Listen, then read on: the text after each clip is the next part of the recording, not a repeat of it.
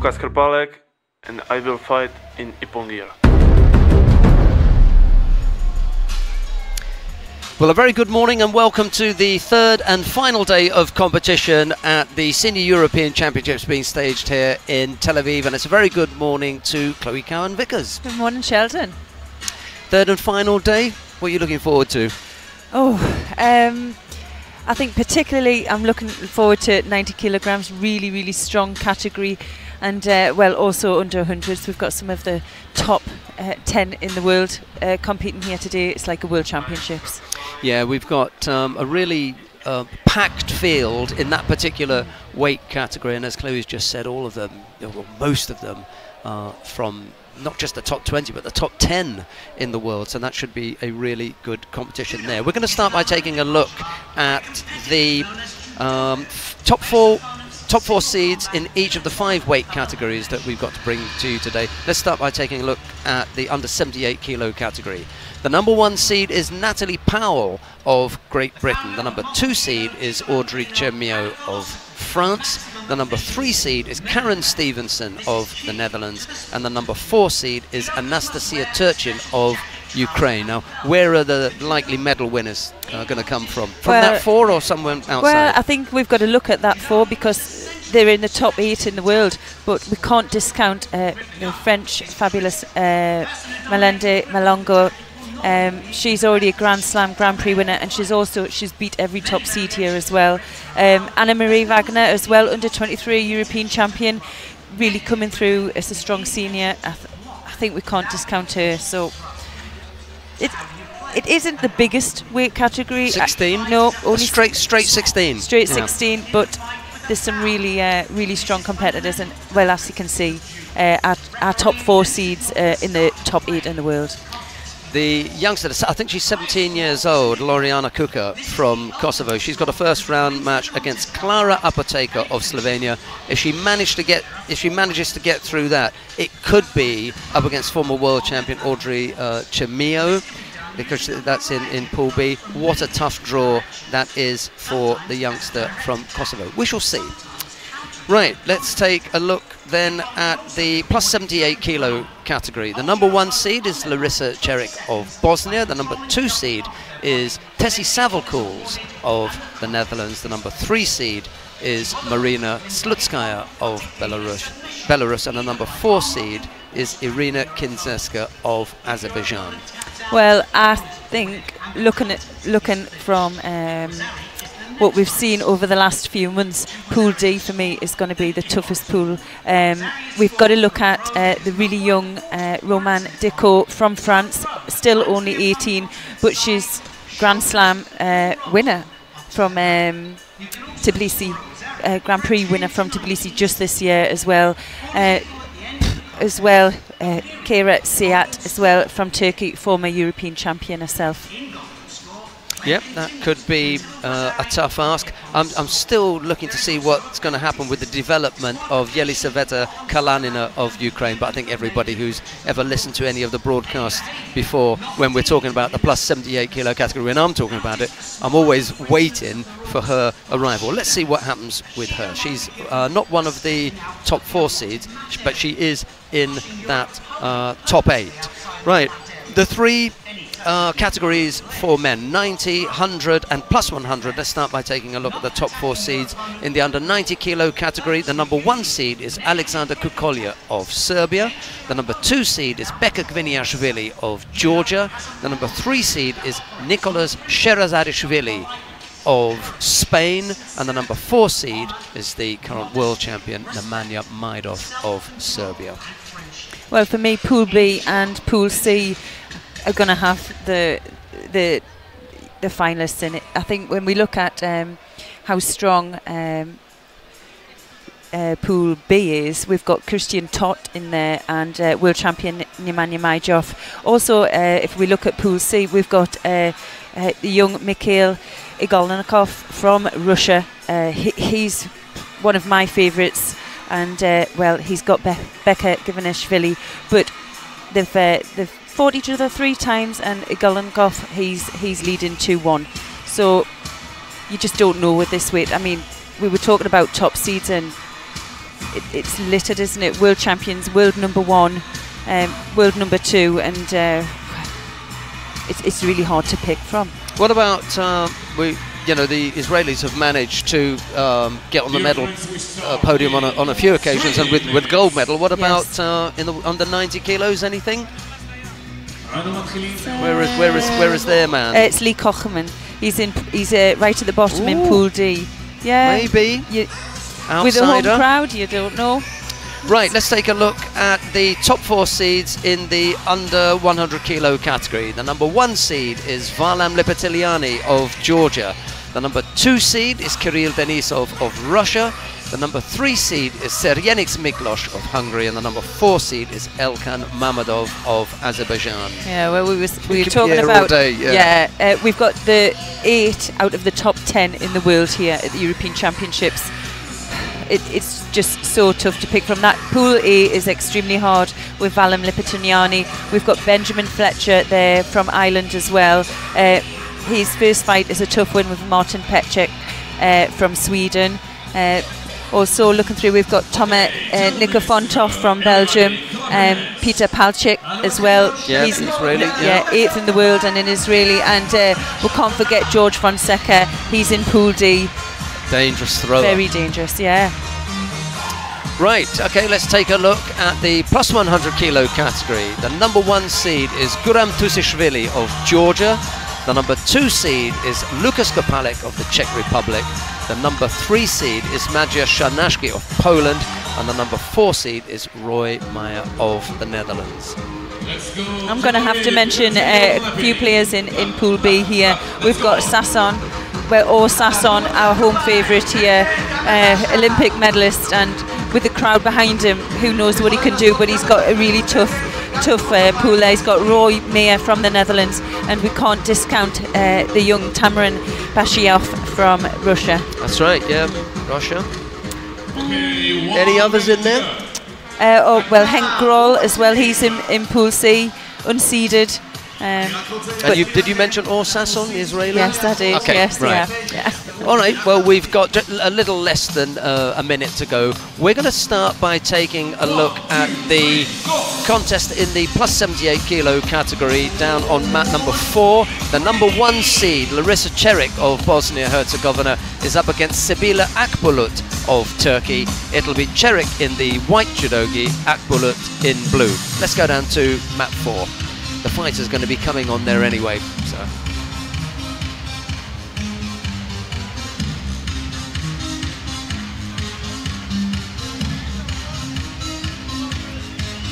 Well, there are a few Georgian flags waving in the crowd, and there are going to be hopes for them to do something today. The odd thing about this is they haven't got the medal table yet, but they could with Beka Gviniashvili, he could medal. Varlam Lipetiliani, he could medal. Guram Tusishvili, he could medal. Yes. They could end up at the top of the, well, at least top as far as the gold medals are concerned. Yes. If they took 3. Heather Lutyens is in the middle for this contest. She's back after having given birth to her first child. Bet she can't wait to rush home to baby. Oh. Well, the players now just making their way through. First fight on, not always the best feeling for players, and when you're number 1 seed, it's not always expected. Normally you can have a bye in that first round, and competition is underway. This time round.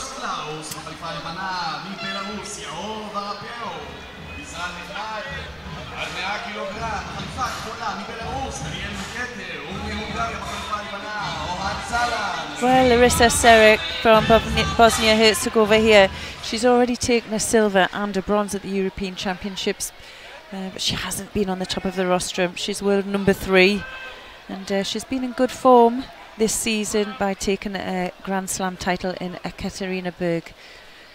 Well, there's no reason why she can't do this, to be honest. Yeah. I'm not being disparaging to the rest of the field, but if you take into consideration who normally wins the top prize in international judo, and I'm talking about at a World Championships or an Olympic Games, in the plus 78 kilo category, you've got Japan, Yeah. China, or Cuba. Those are normally your Yes. plus 78 kilo category Olympic or world champions. We just had one little bit of a difference when Emily Andiol snuck in there at the Olympic Games Yeah, in she Rio. did. She was a surprise. She wasn't was a shocker. surprise, yeah. So Yeah, Europeans that can be open. So here's a chance. There's no Cuban, no Chinese, no Japanese, no South Korean, because Kim, the Korean at the moment, she's the #1, the plus 78 kilo category fighter. So Larissa's got a good chance here. Find a way past whomsoever it is that comes up in front of her today. Shame that she wasn't a little bit more determined with that Kouchi after she gave a little tap. She had a chance to take Akbulut in the opposite direction.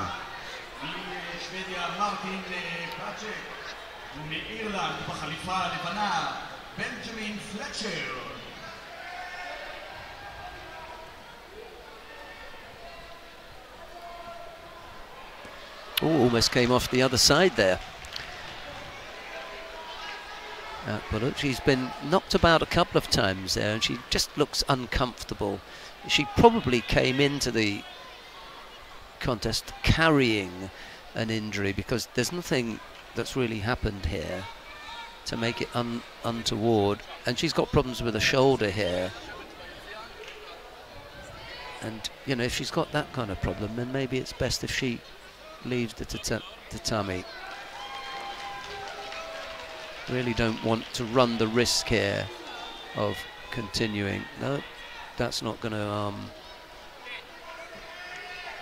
She can't continue. That's what she's saying.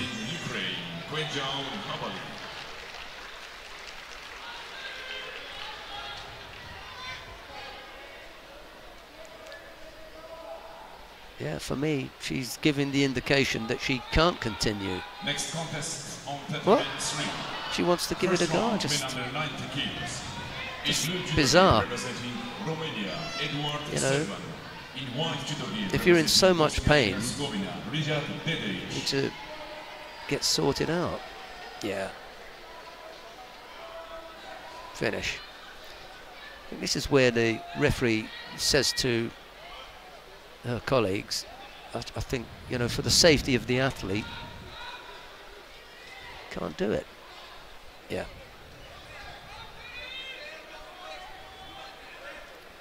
Rather than run the risk of making things worse, better go and get some treatment. Right, so an unfortunate end to Sabila Akbulut's outing at the European Championships. The #1 seed Larissa Cherik, who goes into what effectively is the quarter-final then, because there was one round, quarter-final, semi-final, and then final. So who have we got coming up next? Anna Maria Valencic and Ivana Maranic. That is on map 4. You at home can choose whatever map it is that you want to watch. Who have we got going down? Have we got a top 4 seed on map #1? Let's see. We haven't. Better not then. Right, Anna Maria Valencic in the white judogi faces Ivana Maranic of Croatia. Valencic took a bronze medal at the Olympic Games in the under 78 kilo category.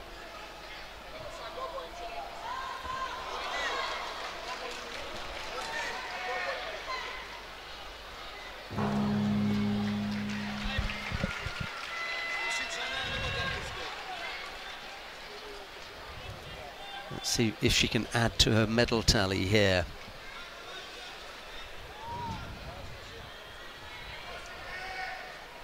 She hasn't gotten used to the weight category. I just have the feeling that it's easy. Yeah, it's easy for her to have not worried about cutting to go under 78, just got a little bit of weight on, and she really hasn't done a great deal. She takes it, you know, kind of, yeah, well, maybe, you know, I'll give it a go. I don't think there's any weight where you can just say, I'll give it a go. No. You've got to work hard, you've got to train, you've got to want it as well. You know, you really got to say to yourself, you know, I want this. Yeah. I'm hungry. Yeah, the difference between weight categories or moving up or moving down, it takes time to get used to that change of styles, the way people react, especially in heavier weights. They don't give you the reaction you expect if you've been in a lighter weight category, so you have to adjust your style. And maybe she just hasn't had the opportunity or the time, or to get she hasn't decided to change anything. Both fighters pick up a second penalty.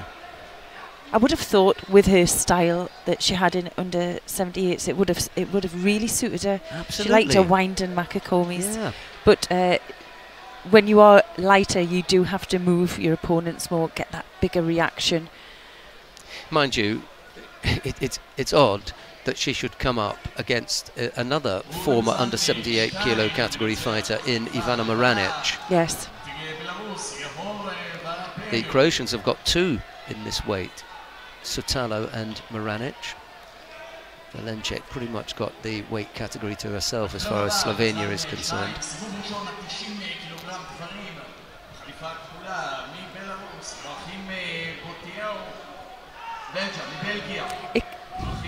As well, I think when you move up, especially in a female weight, it can be really frustrating because your style of judo doesn't work anymore, and you have to be more creative.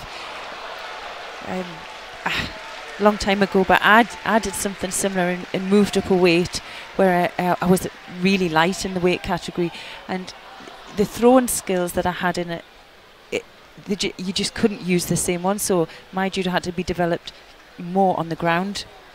So in the new weight category. Yeah, in the new weight category, and that's where you could take more of your wins. Well, here, just trailing a Judo. She might be going out. Yeah. Both of them. Yes.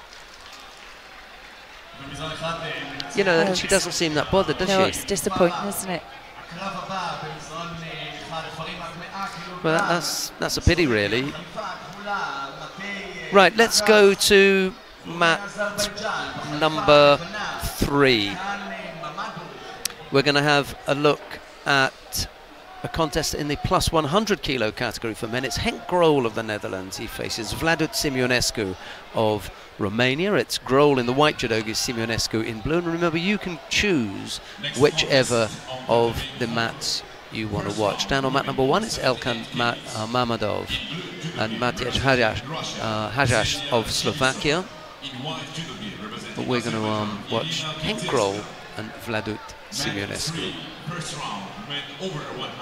Grol is another one of those fighters who's moved up from under 100, and it would be interesting to see, because he hasn't got another, you know, beefed up 100 kilo category fighter in front of him. It's a genuine plus 100 kilo fighter from Romania, and the Romanians have produced some good heavyweights in the past.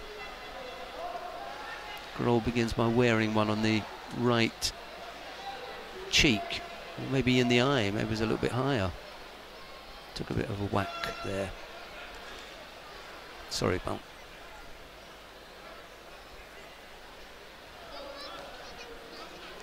Right, after a little bit of a handshake, they're back underway. The dangerous thing for the genuine heavyweights is the speed and throwing skills of the lighter men who come up.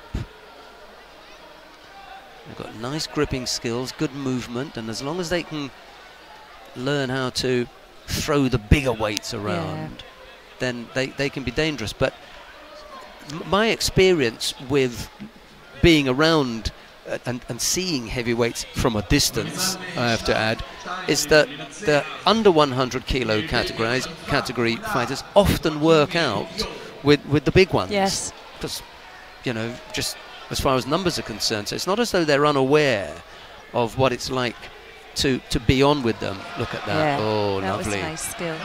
You know, the simplest of foot taps, wasn't it? Little Yeah. Koji bringing Yeah. Simeonescu down. Yeah, if you can get your reaction, if these heavyweights are going to react how you expect them to, as if they would be under hundreds, that's fine. Your techniques are going to work. It's when you try to get that reaction and the reaction just isn't there, and you're hitting a brick wall. Goes again for the Kochi. Well, he might want to try that little Kochi set up, and then maybe Uchimata on the way out, because Simeonescu then really pushes back. That's maybe what Grohl is looking for. Yeah. Grohl there just using the edge to Why get a not? reaction. Yeah. And, well, Simeonescu just wandered out. And picked up a... Yeah. Oh, they gave the penalty to Grohl. Maybe they feel as they pushed him out.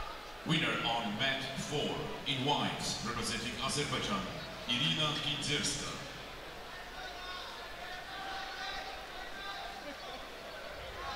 I think the important thing for the under 100 kilo category fighters is to remember not to stay still. Big fellows don't like to move around a lot. So, you know, take them out of the comfort zone and make sure that they move around. Well, Grohl is doing exactly that. He's not allowing Simeonescu to control or take that really high grip and pull him in. He's when he is gripping up, he's moving his opponent, drawing him in, or using the edge to get the reaction. Here we go again. Well, this time it's got to be yes. Simeonescu. It's just walked out. You know, Chloe and I have spoken about this over the last couple of days, about the pushing and the stepping out, the pushing and the stepping out. You know, if you're on the mat edge, that's going to happen. So if you're concerned about that, stay in the middle. Now, Grohl, having scored Wazari and already drawn one penalty against his opponent, is not against the idea of fighting on the edge, because the person likely to make the mistake is Simeonescu now. So it's a tactic that you can't really fault. You know, if you're going to have somebody who makes that kind of mistake, come on. Well, Grohl got caught on the move. Yeah, and we said, don't stay there. Don't give him a chance to set anything up. He's angry with himself. That's why he's taking the time to get back to his feet, because all that hard work was undone there with, what are we talking about, being left on the clock? You know, inside the last minute. Yeah. Well, you saw that time Simeonescu, he was the one who was drawing his opponent on and initiating the movement. Now Grohl needs to come back with something.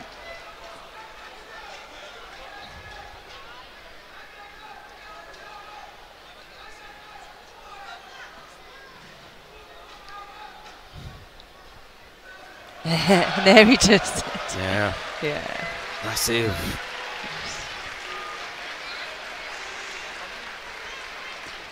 Winner on tatami 4 in white, representing the Ukraine. Not that difficult, is it? No.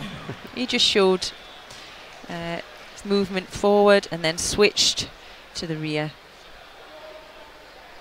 Next contest on tatami 2 good scores, both footwork from Grohl. That sets him up nicely. How many have we got the weight category? 20. So there was one round.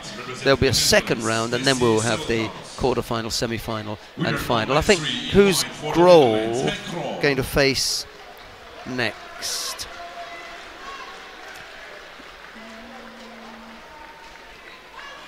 Alexander Vachaviak of Belarus. Well, you know, you can still do that. We could still do that. Right, let's have a look and see who we've got coming up next. Well, I was a little bit disparaging earlier on about Hamza Ushani of France, because I said that given that France had the best heavyweight in the world in Teddy Riner, you know, some of that should be rubbing off against the other heavyweights in the country, and we hadn't seen it. You know, is Zarko Chulum of Serbia going to embarrass Hamza Ushani Ushani, given the company that he should be keeping in France with Teddy Riner, must have learnt something. But we haven't seen it as yet. Right.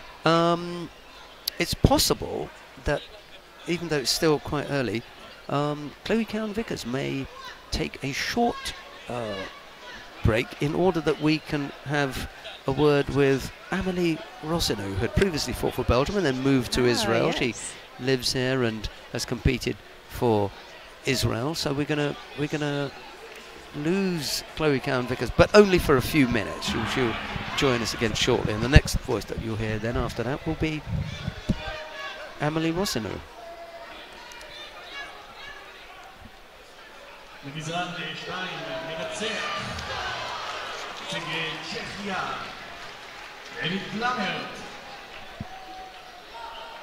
Well, Chulam is on the board with Wazari. Niaz Belalov of Russia in the under 100 kilo category has thrown Anton Savitsky of Ukraine down on mat number 1.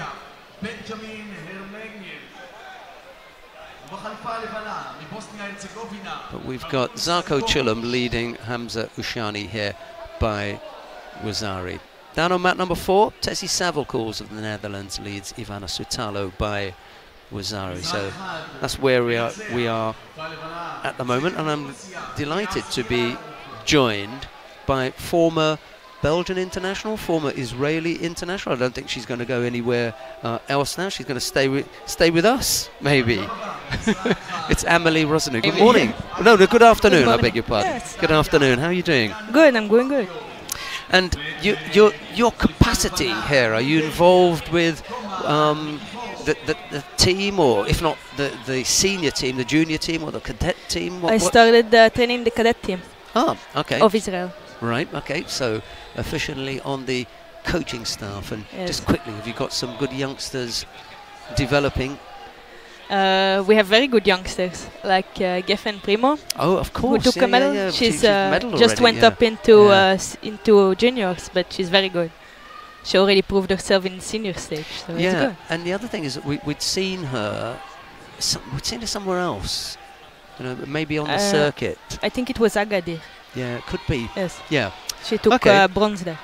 So you've got a nice group of athletes to be working with, and it's nice to be involved in judo again at the highest level, because you competed at the highest level. Yes, so it yes, must be of nice to be course, yes. back in It's the mix. nice to be back home.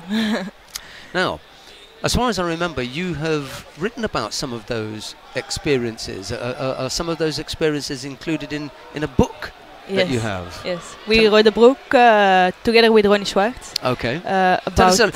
Tell us a little bit about your co-author, and then we can go into the book business, because Well, Ronnie Schwartz was also competing international for Israel, and she's my girlfriend. So we helped each other and wrote this book about nutrition for judo. It's called Making Weight and Everything Else. So is it specifically about nutrition for judo, or is it It's slightly more into it? for nutrition and combat sports. Right, okay, all right.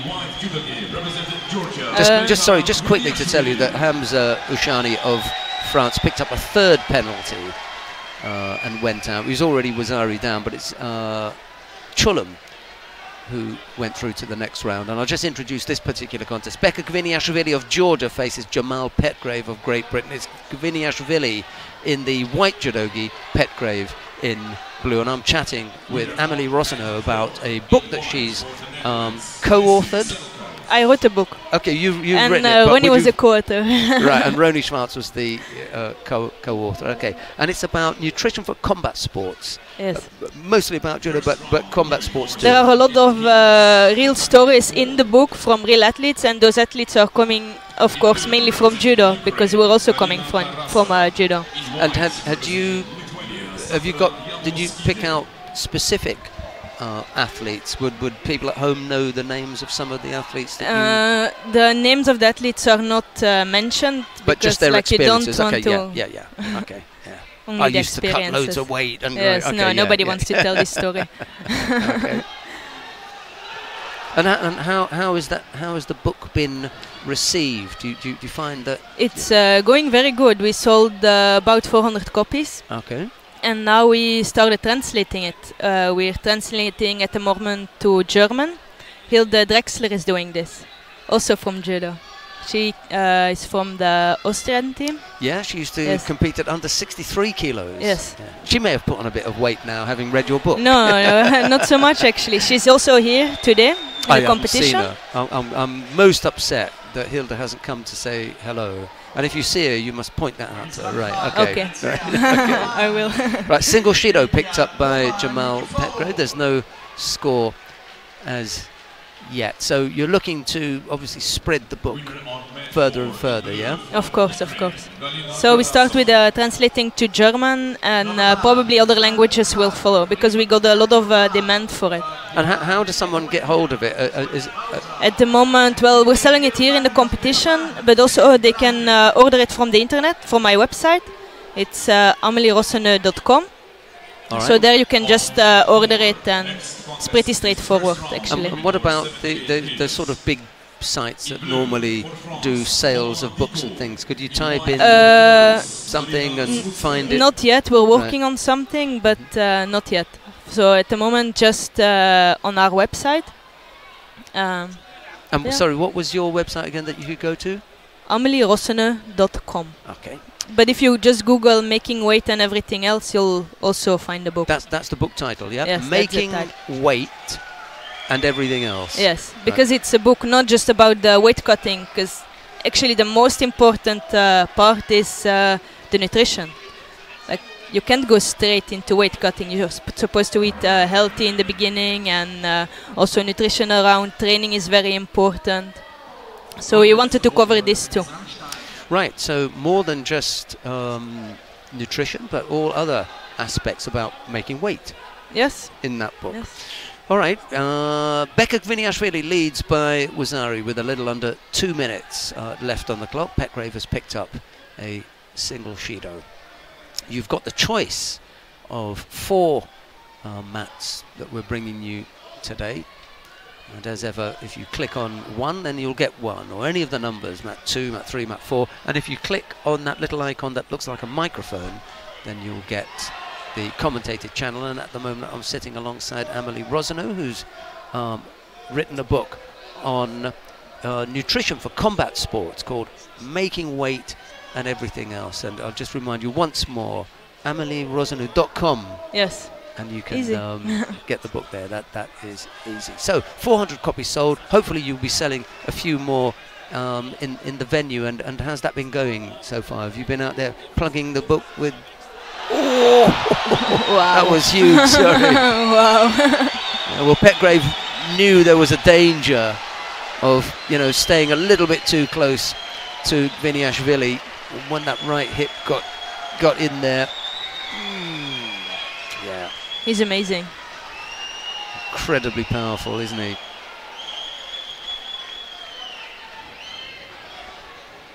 That was huge.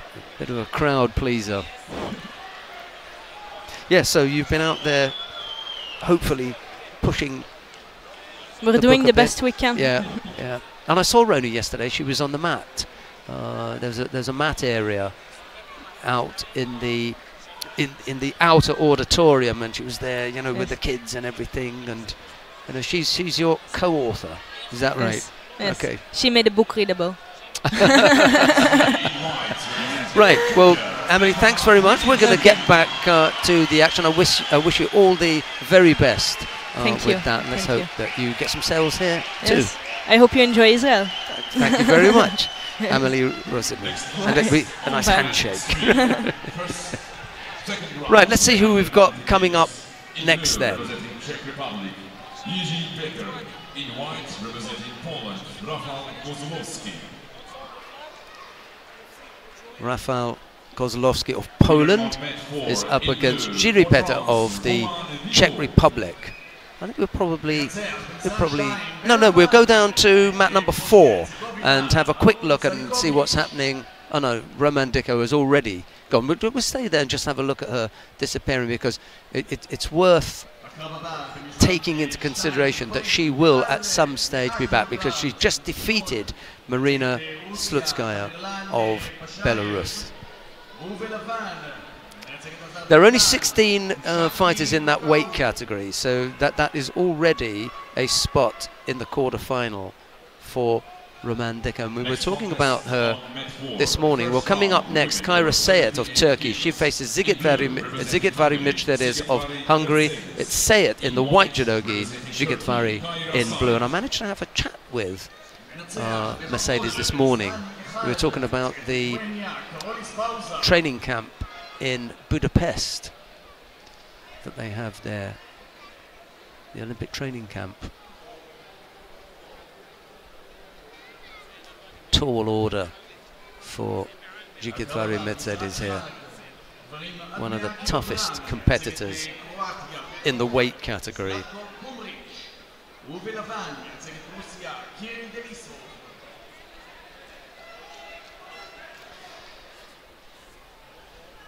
Actually, having said that, if you want to watch Sayet and Zigitvari, then just click on 4 and you'll be able to watch the rest of this. We're going to go down to mat number 1, because on mat number 1 now we've got Kirill Denisov of Russia. He faces Zlatko Kumric of Croatia. It's Denisov in the white judogi, Kumric in blue. We're looking at the number 2 seed in the under 100 kilo category.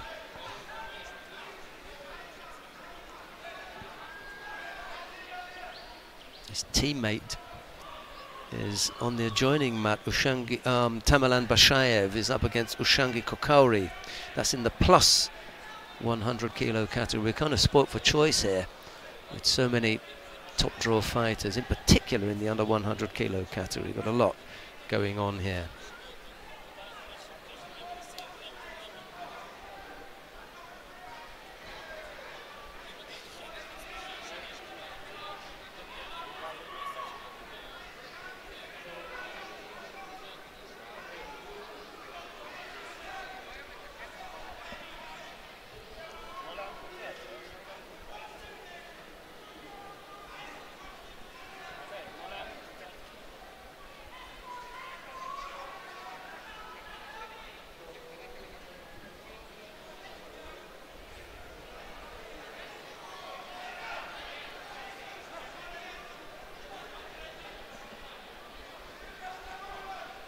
Plenty of time left, no score yet.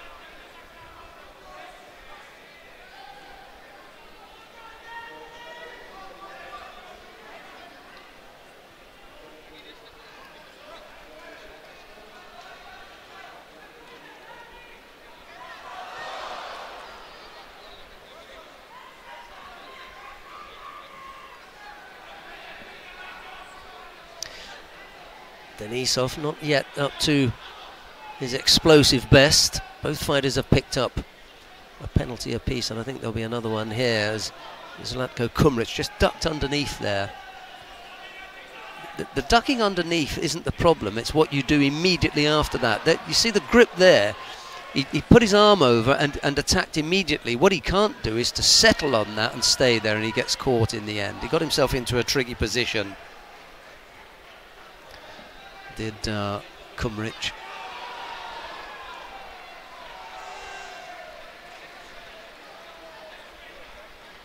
Yeah, Uchigari from Denisov. That kind of woke him up, I suppose. So Denisov leads with a little over a minute to go. Looking slightly more comfortable, and he rolls Kumric over. Again, it's an odd position. that Kumric found himself in, and he was rolled for a second score there. A little ashy was he attempted the Sasai, Tsurikomiyashi did, Kumric, but he was off balance, he was going in the wrong direction, and Denisov was able to take control of that and take him down for a score. Let's go to mat number 2 then and have a look and see what's happening with Ushangi Kokauri and Tamerlan Bashayev. There you go, Bashayev it is, who won out there after a single score. But we can stay here because coming up next will be Alexander Kukolya of Serbia. He faces Vaho Varapev of Belarus. Kukolya in the white judogi, Varapev in the white in blue, beg your pardon.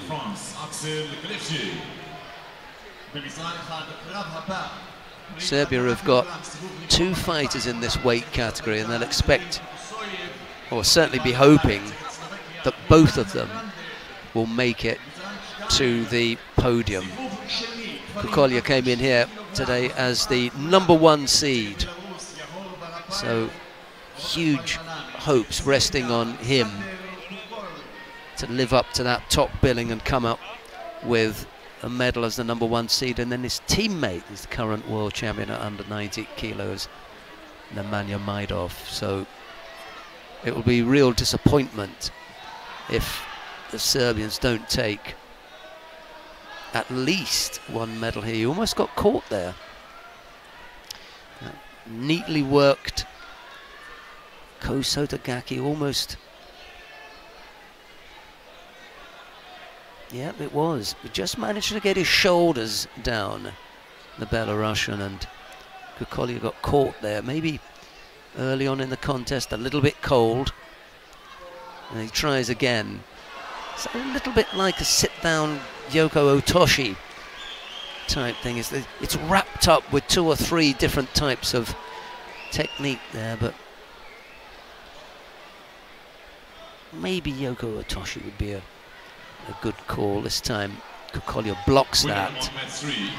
Well, he's seen it a couple of times now. He's not going to get caught there again. Golnikov over Axel Clerget.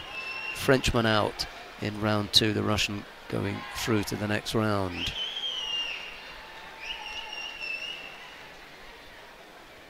Yeah, maybe Kukolya just needs a little bit of time to settle. Got caught cold by Varapev. See, it's not quite as threatening now that Kukolya has seen it. Maybe feels a little bit more comfortable. Here's when he got caught.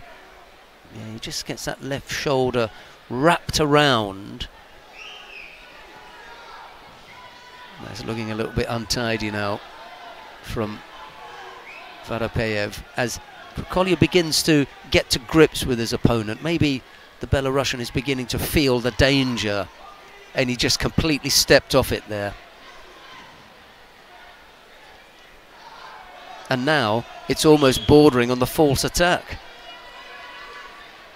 Yeah, and a nod there from the referee Vladimir Nutsubidze to say, hey, you may have caught him the first time with it, but the last 4 or 5 times it hasn't looked anywhere near as attractive, so I'm afraid I'm going to have to give you a penalty for a false attack. Unfortunately for Kukolya, he follows that by picking up a penalty for just having the fingers inside the sleeve. So he picks up a penalty for that gripping infringement. Still the single score of Wazari, the lead for Yaho Varapev of Belarus. Kukolya has been the fighter shaping to come up with the attacks, but the Belarusian is just beating him to the attacks. Not that they've been really threatening ones, and that wasn't either. Slightly annoyed there, the Serbs. Yet another poor effort comes in from Varapev. It hasn't actually looked that good since Kukolia gave up that first score, and that was very, very early on in the contest. However, he still trails. He's got to find a way through here. He'd like to try and work a turnover.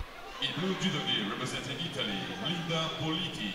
In white, representing Germany, Anna Maria Wagner.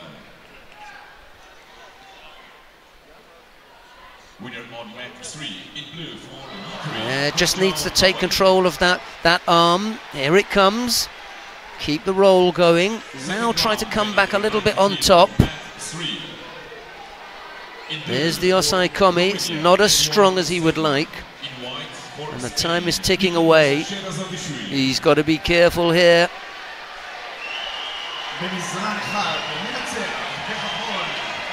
Well, it's an interesting little turnover.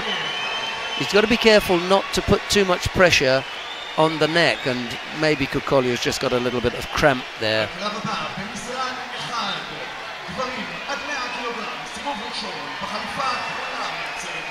A little over half a minute left to go. Desperate measures needed now from Kukolia.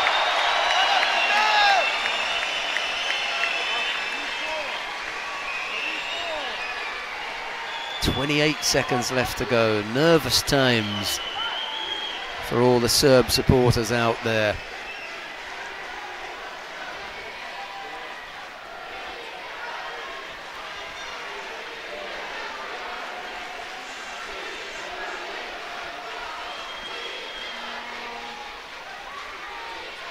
Oh dear, first round, well, second round. Number 1 seed here, Alexander Kukolia must come up with something now. He's just been, it hasn't looked attractive. It's been an untidy effort from Varapeyev, but it's an effective one because he's the one with the score on the board. He can even afford to take another penalty. It's not going to be needed. He did what he had to do. Yahoo Varapeyev. And just on the back of that single score, out goes the number 1 seed. Real disappointment for Kukolia. I'll leave it up to Nemanja Majdov now.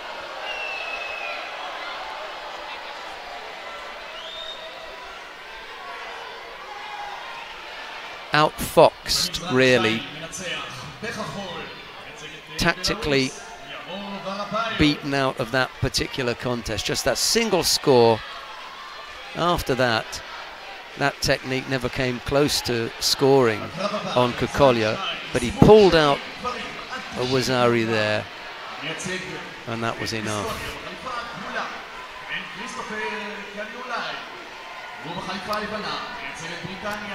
Let's go along to mat number 3 to see what's happening in the under 90 kilo category. And we join that just as Sherazadashvili catches Eduard Serban of Romania for Ripon. I'm sure it'll come up in the replay. It was a big Uchimata, right-sided Uchimata.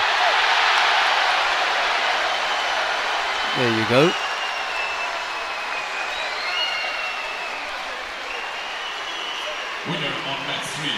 And having seen that, let's go down to mat number 1. I know we're jumping around quite a lot, but we're going to go down to mat number 1 to have a look at Peter Palchik of Israel. He faces Yevgeny Borodavko of Latvia. It's Palchik in the white judogi, Borodavko in blue. We joined the contest with a little over a minute and a half left to go, minute 42 left to go. Palchik leads by a single Wazari. They've both picked up a penalty apiece. It's Palchik in the white judogi, Borodavko in blue.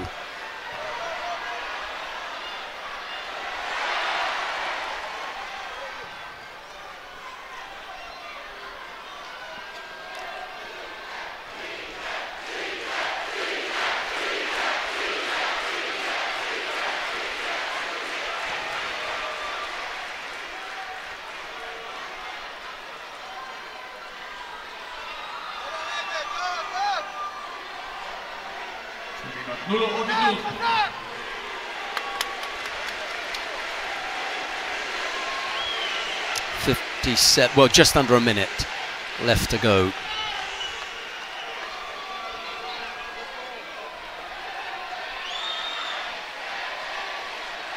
Borodavko thinking about the Ippon Seoinage there, just throwing the right arm underneath at the same time, just having a little tap with the foot to try and unsettle the Israeli. But the time is ticking away.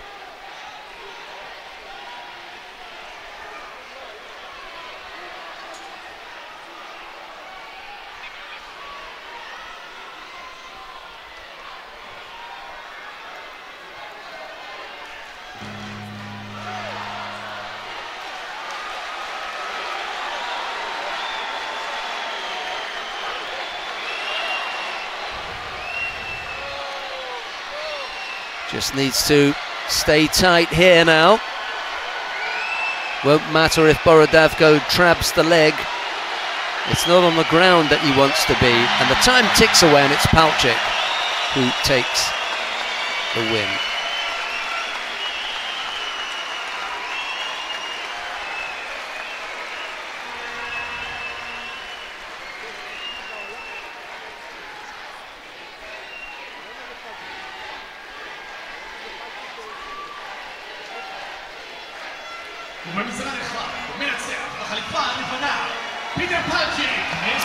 Well, that's got the crowd going first thing this morning. Palchik it is who steps off the tatami. That will settle the nerves.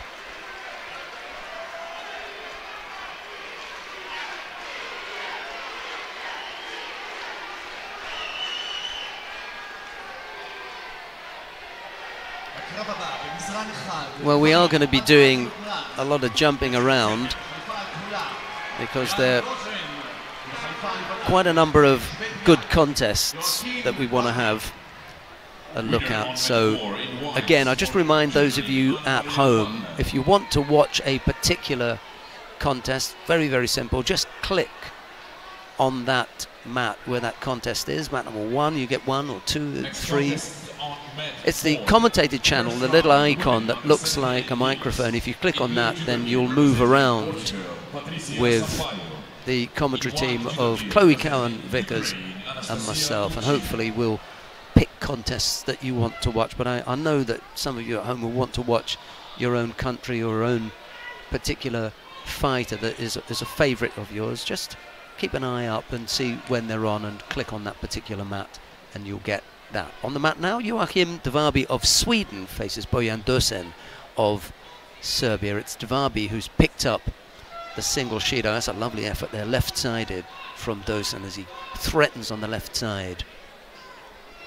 Devabi was up to defending it. There's a chance for the turnover here, and he misses out. Now he's got to defend on the ground, and he's got that snake-like crawl to try and get out of the, or slither, to try and avoid getting caught up on the ground. The referee calls mate. They're back up on their feet now, and we've got a little under 3 minutes, and they give Dosen a penalty for crawling out. I'm going to make a note of this to see if that's the first time that I can ever recollect a fighter being given a penalty for crawling out of the area. Really shouldn't be any difference between whether they're standing up and they walk out or whether they're on the ground and they crawl out. We've said that for a long time. Must make a note of that. It's interesting. No score yet, a penalty apiece.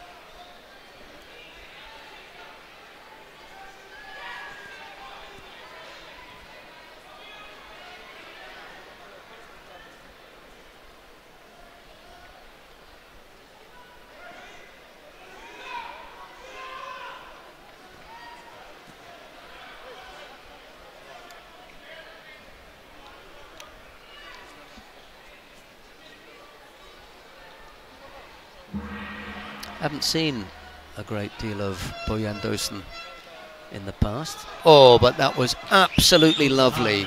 What a finish there. Well, apart from putting the hand underneath The right hand to the leg. That was a beautifully worked shoulder wheel. He just wheels him over his shoulder. Yeah.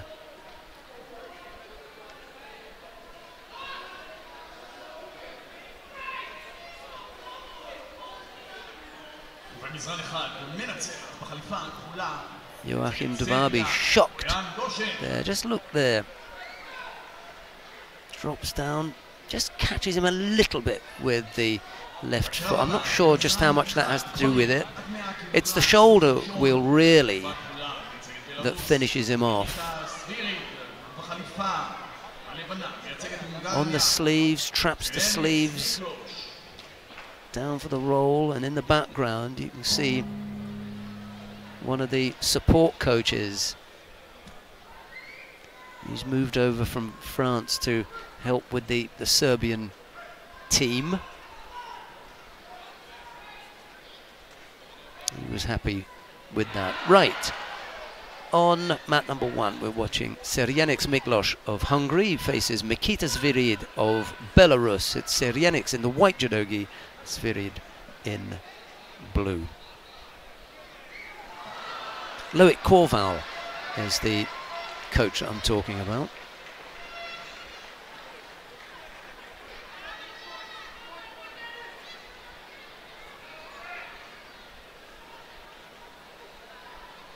Tatami 3, winner in blue for Italy, Nicolas Mungai. Both fighters pick up penalties for passivity.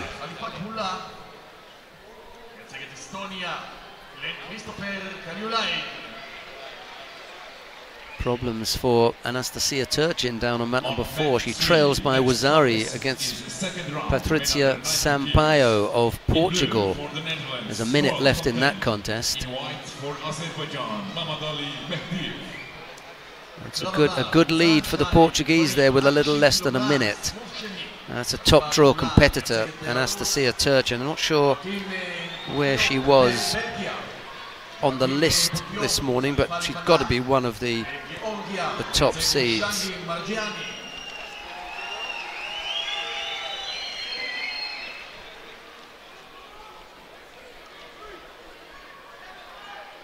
Anastasia Turchin, the number 4 seed.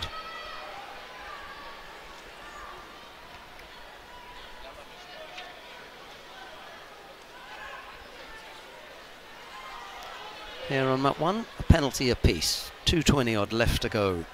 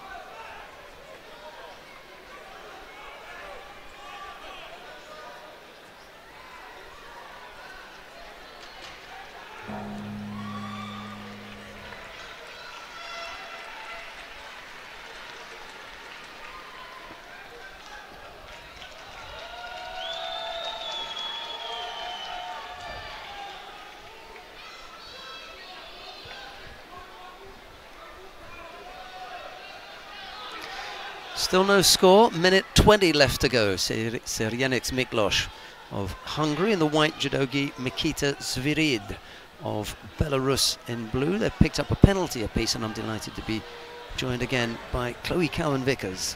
Yeah, well, I've just had the opportunity to wander up and just get the experience of being here. The atmosphere is incredible. Terrific, isn't it? Yeah. Not quite as many as we had in yesterday, but I tell you, we're only a few bodies short. Still early, and they're packed in the... Yeah, in the main seat, and they're packed, yeah. The middle block is absolutely chock-a-block, and then the one on to our left is also are full up. There are just a few seats at the top, right at the back, on the right side, and he's had to tap out. Yeah. In blue judo gi, representing Russia, Alexandra Babintseva. In white judo gi, representing France, Madeleine Malonga. Yeah, we're slightly spoilt for choice, aren't we? Yeah. With the numbers. Let's have a look at how Serienik finishes this one off. Again, that's a little roll. He takes advantage of a slip, really, from Zvirid and puts him on his back.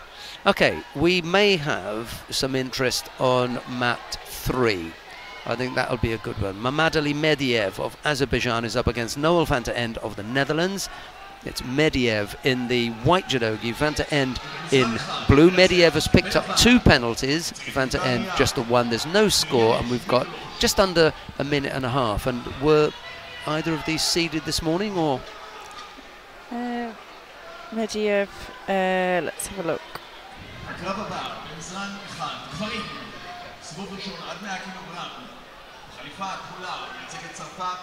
If Mediev was 5th seed.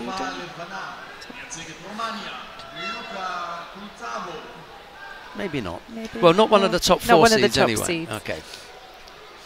We've already lost the number 1 seed in the under 90 kilo category, Alexander Kukolja. Yes. Sorry for those of you who are fans of the Serbian team. Sorry to mention that again, but you know, he's a big guy. He's gone out in the first fight, and I had to mention it. Oh. Madeleine Malonga Yes. has just caught Babintseva of Russia down on mat number 4, through her for Ippon with her Ujigari. In white, representing France, Madeleine Malonga. Maybe Carlos Ferreira can squeeze that Ippon in. I know he's been very good at doing that, and as I speak, there it is. Thank you very much for that, Carlos. On cue, wasn't he? Yeah. What a boy. Last few seconds between Mediev and van der End. Things are proving difficult for Noel. Kind of gone off the boil. He was so hot a couple of years ago, but just become a little bit tricky for him. In the background, taking to mat 4, Audrey Chermio of France faces Yarden Meyerson of Israel. This one is going to go into golden score then. Golden score on mat 2 and on mat 3. I don't know what mats you were following over the last few fights, but on this mat we saw probably one of the biggest throws of the tournament. Did you see that one? Which one was that? Was that Beka Gviniashvili? Yes, it was. We got that one, yeah. Yeah. Carlos got that Yeah. one in for us. Yeah. Against Jamal Petgrave of Great Britain. Yeah, that was huge. That was when Amelie Rosenau was here talking about a book that she co-authored, making weight and everything else. Mediev here just pipping van der End to the post. Could force another Shido, I think, if he wins the next exchange. Whoa. Well, it was Ari scored there by van der End. Just managed to pop his opponent down, but he used both of his hands to avoid any of his back hitting the mat, so he take that score and through into the next round. Right, now some of you at home may think that this is an unattractive end to this contest. Look at what Mediev is attempting to do here when he puts his hands behind him to break his fall. All of the weight that Noel van der End has got goes up and into his shoulders. Just watch his shoulders, how they react to this fall. And that is what we're trying to stop youngsters from doing. Noel's going to throw him here. The only way he can stop it is to put his elbows out, to put his arms down, and take all of that weight on his arms, elbows and shoulders. And what we've decided is that we want to stop that. It is dangerous. Yeah, you can see the real jolt in the shoulders and the neck. And as a result of that, we give a score when a player does that. Right, coming up next, Falk Peter Silke of Germany faces Lee Kochman of Israel.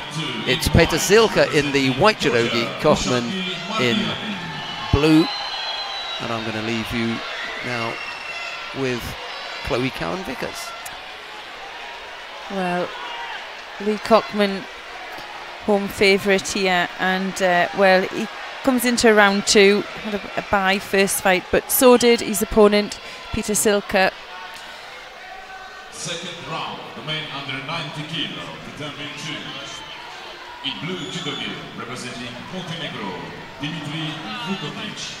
In white judogi, representing Greece, Theodoros Tel-Aviv.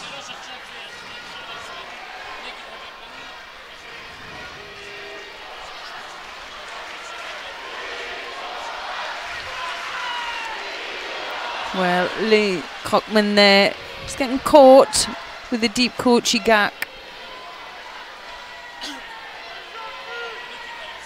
And I'm surprised they didn't score that one.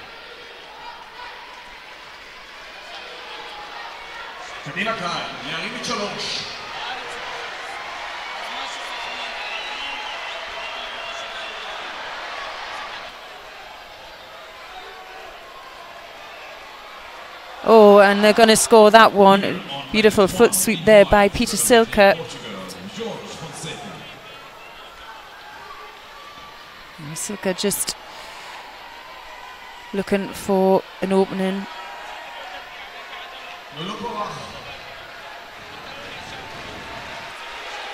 Here we go. Just switches his direction back.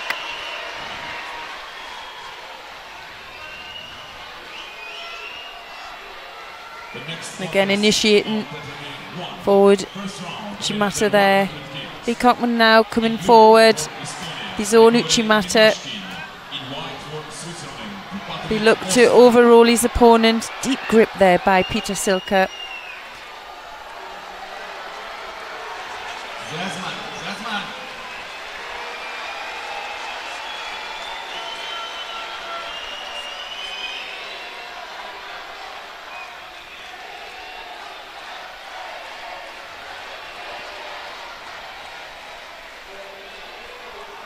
Oh, well, takes Peter Silke down there with the counter and equals the score.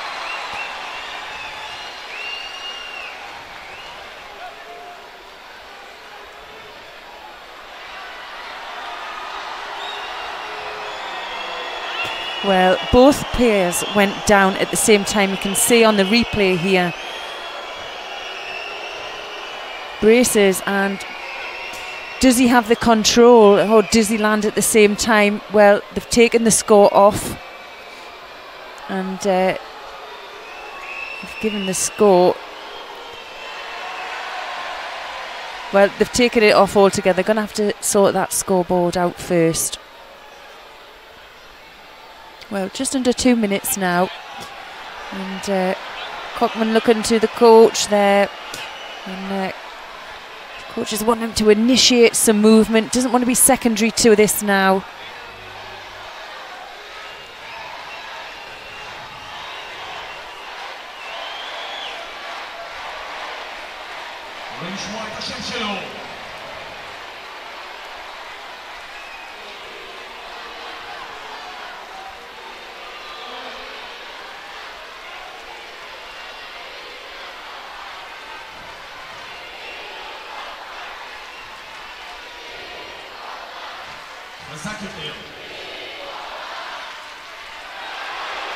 There's a low Sianagi attempt there by Kochman.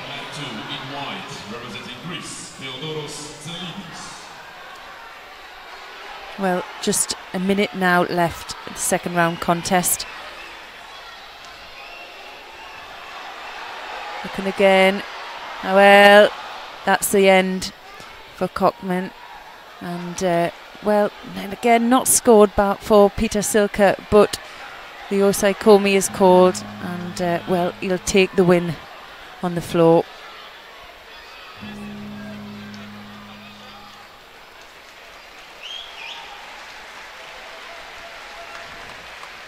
Next contest on Tel-Aviv 2, second round, men under 90 kilos. In blue judo gear representing Czech Republic, David Klamert. In white judo gear representing Serbia, the current world champion, Nemanja Majdov. Well, Cockman there really didn't get into that fight, secondary to the attack, and maybe sometimes can go either way on home soil. You've got the whole crowd behind you, or maybe the nerves just took the better of Cockman. Well, the win goes to Falk Peter Silke from Germany.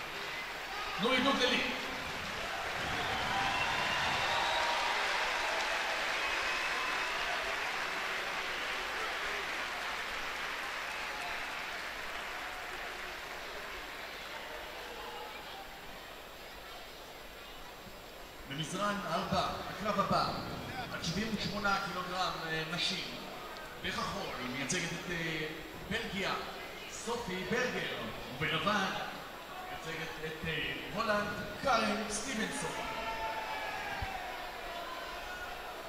במזרן 3.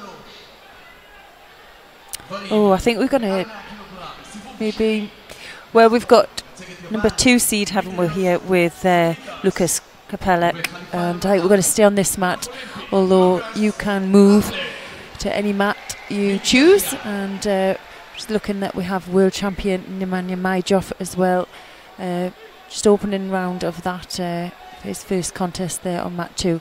Well, Lucas Kapelek here, he's facing Dimitrios Tsoumitas from Greece. So Kapelek in white and Tsoumitas in blue.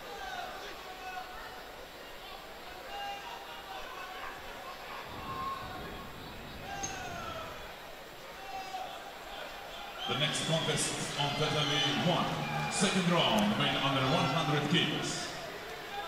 Welcome in blue, representing Belarus, Daniel Mukete. In white, representing Georgia, Varlam Liparteliani. Well, Kapelek here, number 2 seed. And, well, you can see there he's got the gold back patch on of Olympic champion, and Olympic champion in the under 100s. He's made the transition here to the plus, and well, he's started to find form as well quite recently.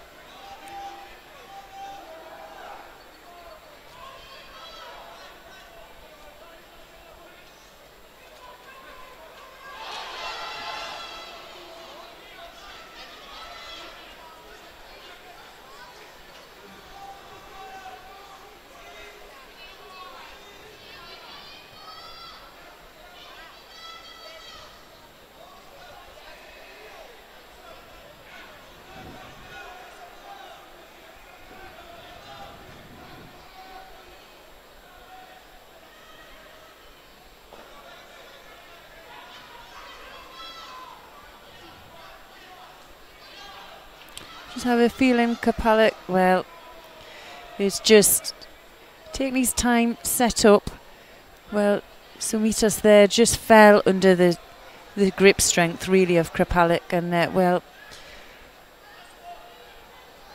he will pick up his first penalty there for that.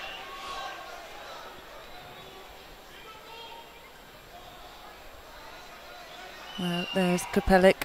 Takes his high lapel, left-handed, just edging towards.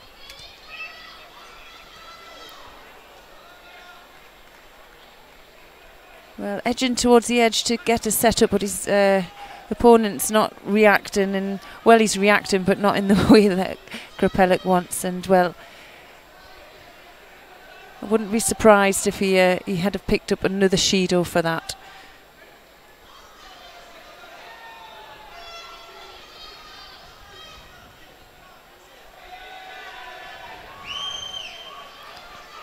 Again, Krapelik there, putting the pressure on his opponent, using the edge to get a reaction as well. As he pushes through, his opponent needs to move out from that edge area, and he's going to use it well.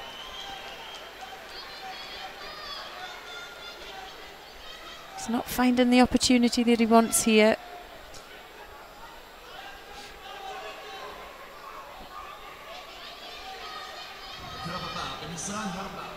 סיבוב ראשון נשים עד 78 קילוגרם, חליפה כחולה מייצגת את פורטוגל, יפנימה רמירס, בחליפה לבנה מייצגת את רוסיה, אנסטסיה. Well, a bit clumsy there, I think, from Tusumitas. Just getting his second penalty there for stepping out of the area. Just to let you know that Nemanja Majdov has won his contest on mat 2, defeating David Klamet of the Czech Republic.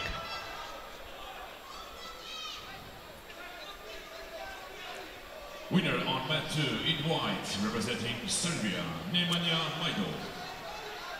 Well, there's the referee just asking them to tidy up the kits, and the usual sign that there will be a third penalty coming through. Second round, the men under 90 kilo, mat 2. In blue for the Netherlands, Jesper Smink. In white for Italy, Domenico Well, Di Guida. Shido a piece there, but 3 Shidos, and well, disqualification there for Tismutis. And Lukas Krapelik there wins his first contest, and that'll put him through into the quarter-final. Not the most attractive No. of contests, admittedly. We're going to go down to mat number 1. Things may pick up down there, because Valam Lepeteliani, the number 1 seed in the under 100 kilo category, faces Daniel Muketa of Belarus. It's Lepeteliani in the white judogi, Muketa in blue. There's no score as yet, and we look as though we're going to need to have a period of golden score in order to sort this one out.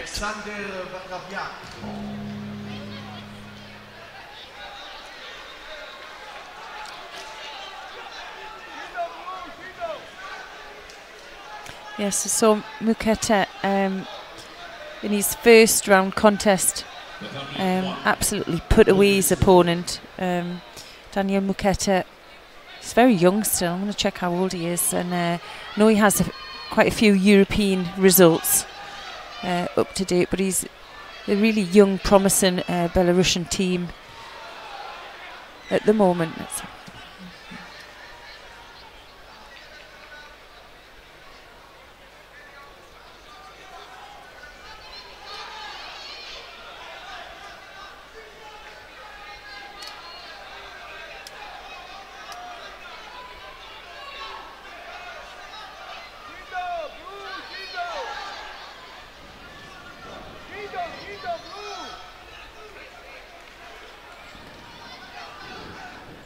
Yeah, only 20 years old is Daniel Muketi, and he's a current under-23 European champion. He's quite a handful. He almost caught Lepeteliani earlier on. Picks up a second penalty here.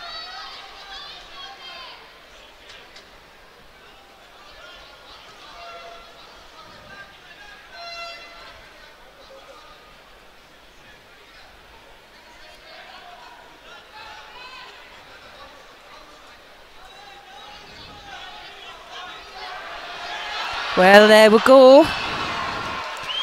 Yeah, pops Lepeteliani there over with his Uchimata and takes the winning golden score.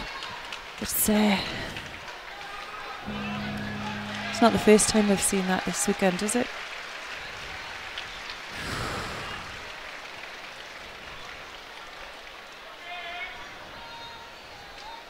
I'm speechless. Yeah. Not at the loss that Lepeteliani has suffered to Muketa. It's what's happened to the Georgian team. Yeah, the whole Georgian team. I think there's just Givnashvili who's come through his first round contest so far. Viniashvili is still in it. Look at this And left-sided Uchimata. yeah. Just hops this through. And over goes Lepeteliani. Oh dear. My favourite son.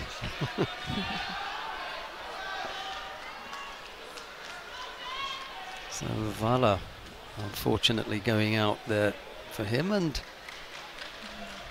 Muketa through to the next round. Let's take a look now at Benjamin Fletcher of Ireland. He faces Aaron Farah of Austria. It's Fletcher in the white judogi, Farah in blue. And coming up after this will be Elkan Mammadov and Niaz Bilalov.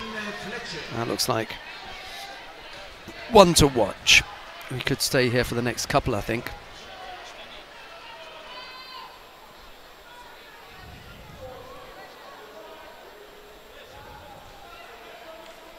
Second round, men over 100 kilo, tatami 3. In blue, representing Slovenia, Viktor Dragic. In white, representing Poland, Maciej Sernacki.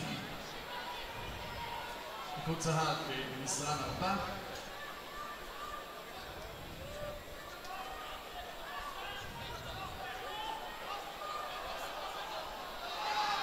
Well, Farah there just taking the first score there and managing to secure the hold on Fletcher. Fletcher looking to roll out. Well, he knows that was a good win. Aaron Farah there.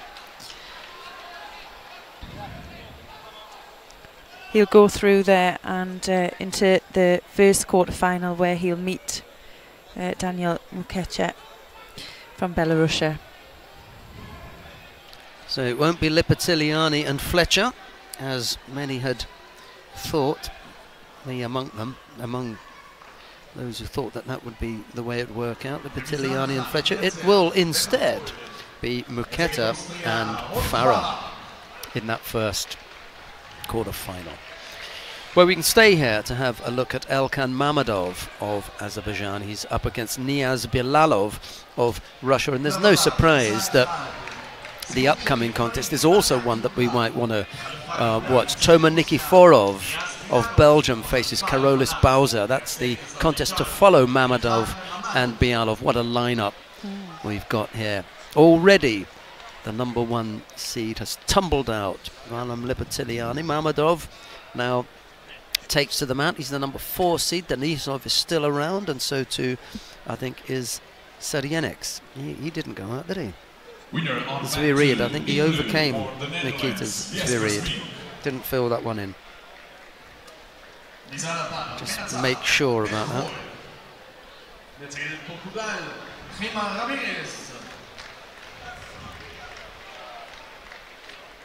Denisov, Kostoyev, Palchik and Dozen, Seryenix and Cyril Marais. That'll be that contest, and then it will be Georges Fonseca and Grigory Menashkin. This is a terrific day in the under 100 kilo category.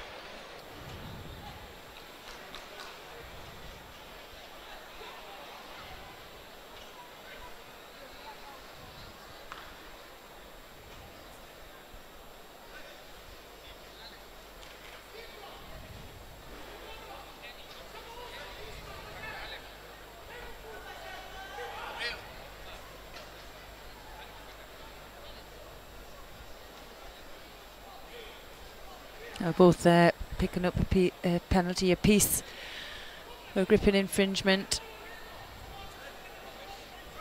Just the referee encouraging them to take hold, and well,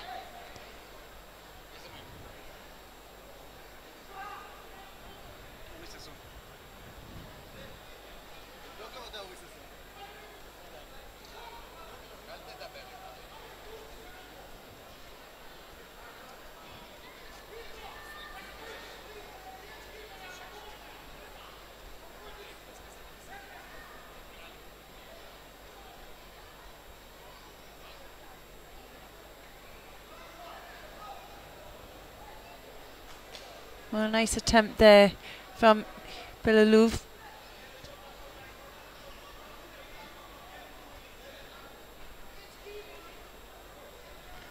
And again, Losianagi catches Mammadov there, and he picks up the first score.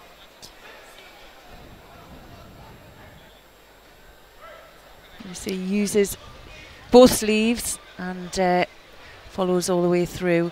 Well, you can see it is a real battle for that sleeve. We've got right versus left, and whoever can get in control of that sleeve will be able to produce something special. Well, we saw that with Tel-Aviv, and there we go. Referee recognises that. He's avoiding to grip up with the sleeve, and Mammadov there picking up his second penalty.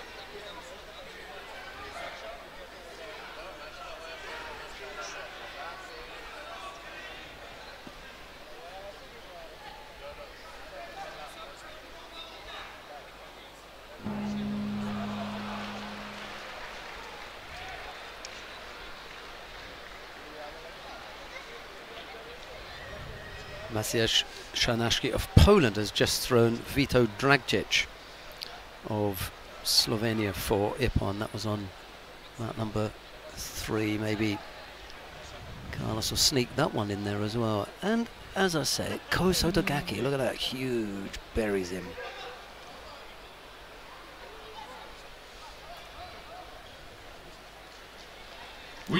Thank you very much, Carlos. That was another timely shot, wasn't it? He's on it. Inside the last minute now, Mammadov searching for a score that will tie things up, or maybe an outright Ippon to just finish the contest.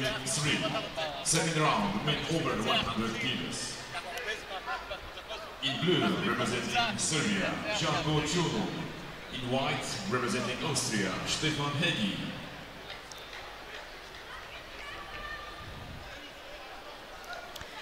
I've got the quarterfinal lineup for the under 78 kilo category for you. I'll give you that quickly as we're watching Mammadov and Bilalov. We've got 20 odd seconds left to go. Natalie Powell of Great Britain will face Anna Maria Wagner of Germany. It'll be Patricia Sampaio of Portugal, who defeated Anastasia Turchin. Oh, nice drive here from Bilalov. Yeah, Patricia Sampaio to face Madeleine Malonga of France. Audrey Chermio of France will face Loriana Kuka of Kosovo, and it'll be Karen Stevenson of the Netherlands to face Yahima Ramirez of Portugal. 2 Portuguese into the last 8. What's going on here? Yeah, well, it's interesting. Bilalov has already fought Mammadov once before, and he came out the winner. So he's beaten him twice. So it's disappointing to see Mammadov go out at such an early round. He obviously was he a surprise winner, do you think, last year? I mean, he's 36. No, not really. Not really. He's been world champion and European champion before. But, well, he's disappointed with that. He catches him beautifully here. Yeah, you can see the annoyance on Mammadov's face. He knows that was a possibility. And the second that he got the sleeves controlled underneath and over.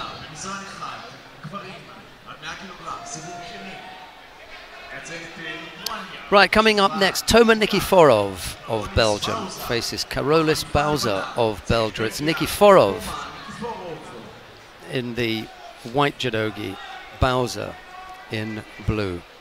The Belgian and the Lithuanian going head to head here.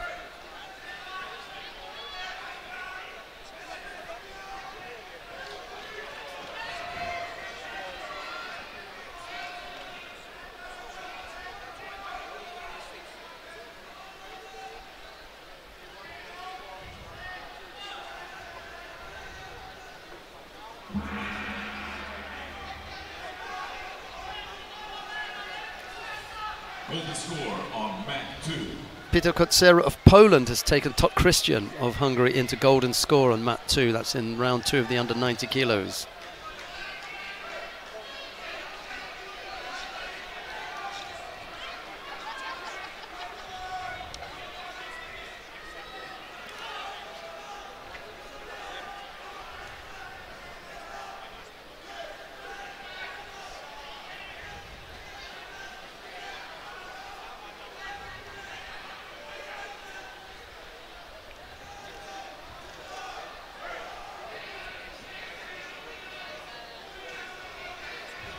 Had a really nice message from Marko Malinen of Finland. He said so many nice things. I begin to wonder if someone paid him to say those nice things about us, but maybe he's just a nice chap. And thanks very much for your email, Marco. Glad to know that you and a lot of people up in Finland are enjoying the broadcast. Maybe there'll be someone from Finland in the final. Veli-Matti Karinkanta, the referee. Oh. Sorry about that, Marco, but oh. you know, this time round, that's as close as you're going to get to someone in the final. Could be. He's one of the best in the world, so.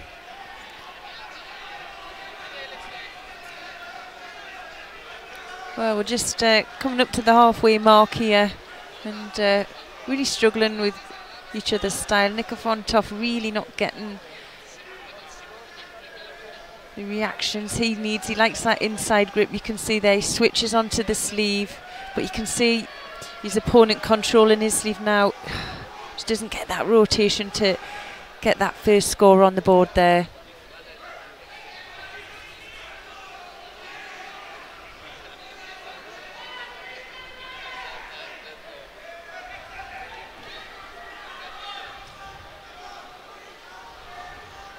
You can see the concentration on Bowser's face there, really looking to control his opponent's sleeve. In fact, they both are, and I think you see this more and more in judo now. You can cancel out your opponent's sleeve, and if you can use that to throw from, you're obviously in the advantage, but it comes to a point where you're so concentrating in disabling your opponent's judo that you struggle in the application of your own. Well, just over a minute now, and Bowser picked up that first penalty.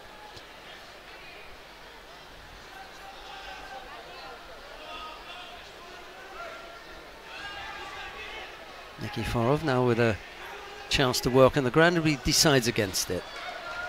Winner on mat 3. In white, representing Austria, Stefan Hegi.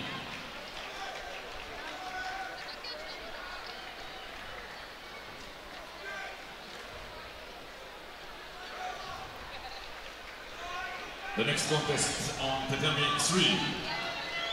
It's third round, men under 90 kilos. In blue judo gear, representing Czech Republic, Jiří Peter.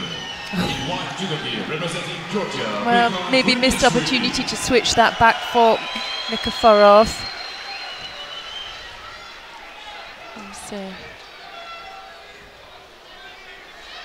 Yeah, we're going to see a second penalty for passivity this time to Bowser. And just under the 30-second mark now.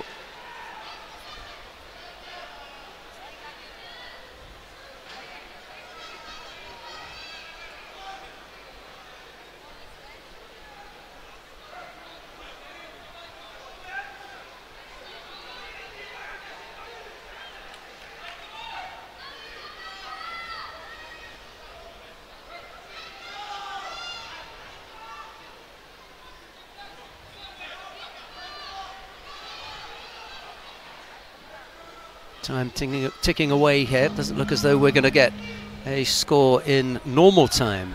Nikiforov and Bowser need golden score.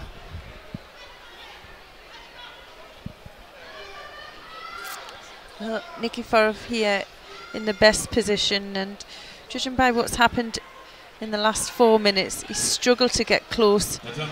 And move Bowser really into a thrown position, and I think tactically, well, he manages it that time. Just needed Bowser to come forward, and well, he managed it in golden score. Here you see using the movement with that grip to create a reaction. Here we go, pulls his opponent's arm in, Bowser does, and then Nikiforov there just manages to rotate him over for the Wazari. Right, let's go quickly down to mat number 3 to have a look and see what's happening with Beka Gviniashvili of Georgia.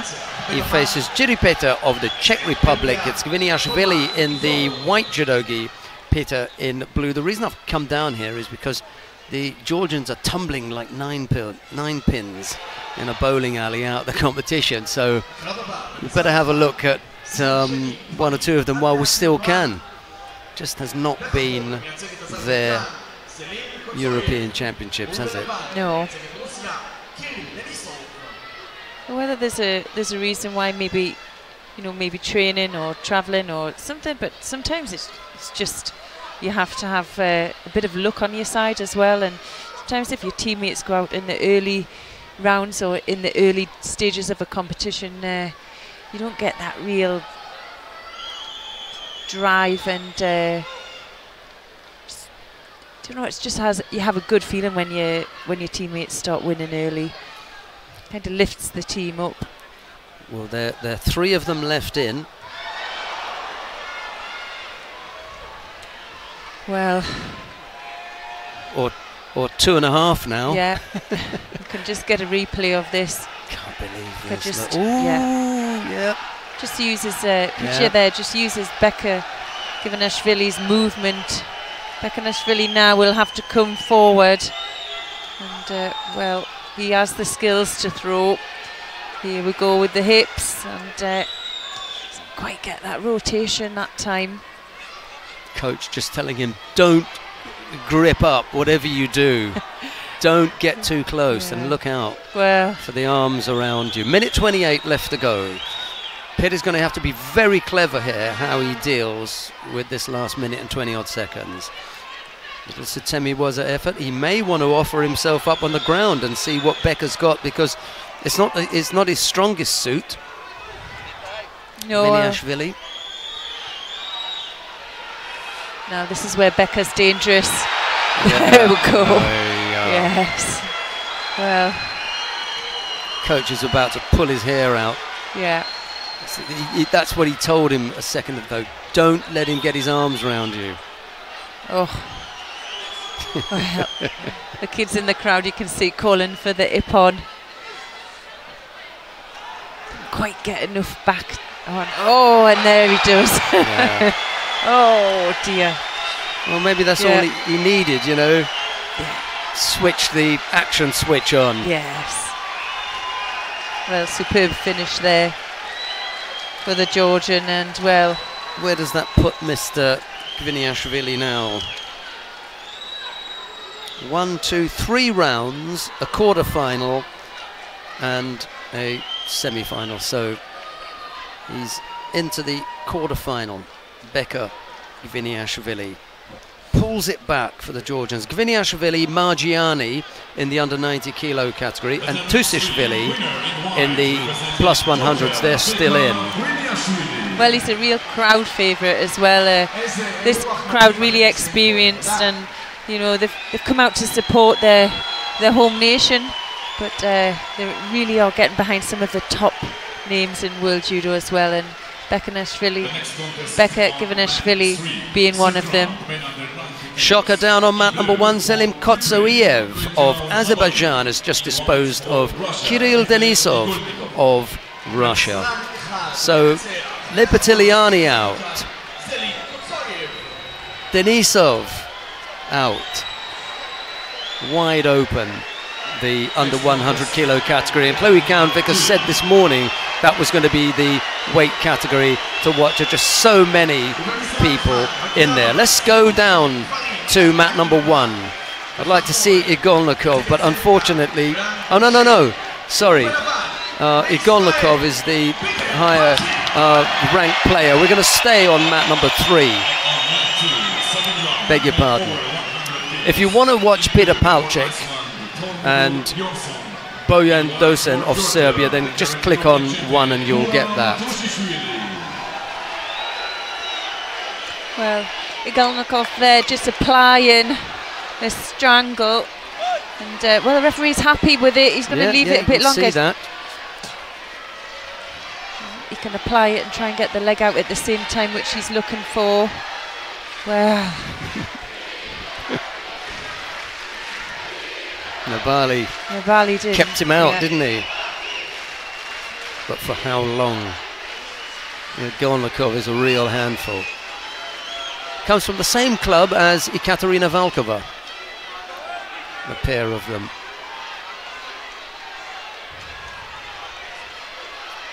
And now Guram Tusishvili goes behind on mat number 2. He's just been thrown by Tomodor Johnson of Iceland. Wow. What? And Johnson leads by Wazari over Tusishvili. What's happening to the Georgians? Is Guram Tusishvili the number 1 seed? Yes. Okay, well in that case we can go to mat number 2. Oh, he gets caught again now. Is that enough? Was that the last one? Was that the first one? Yeah, that was the throw. Oh, he comes back. Yeah. We missed that one then. That's okay. We won't miss anything because we'll have Carlos Ferreira will show us. Here it is. Oh, right. Okay, that's done. Yeah. Right, let's jump back. Thanks very much for that, Carlos. Let's jump back to mat number 3 then. And we will see Igolnikov and Nabali. Thanks again to Carlos Ferreira. You're not missing anything.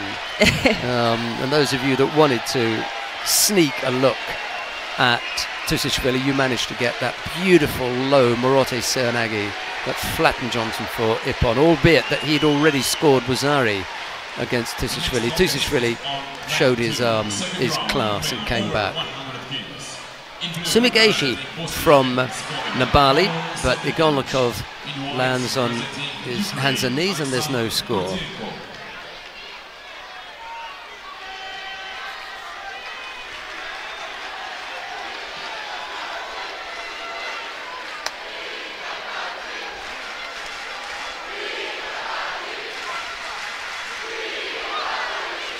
Well, Igolnikov just looks so relaxed, and we know from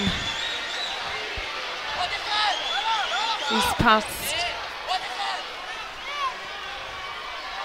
record, there he goes with the lovely Uchimata, and well, it takes the Ippon. Referee was in the perfect position. 2 tired looking efforts from Nabali, weren't they? Yeah. And then Igolnikov comes up with the score. Yeah. That was Grohl scoring on Simionescu. Yeah, Igolnikov just seems to be able to get his body into the position, and it doesn't matter where his opponent moves to, he readjusts to the best area. That was just perfectly executed there. Nice Uchimata to finish off.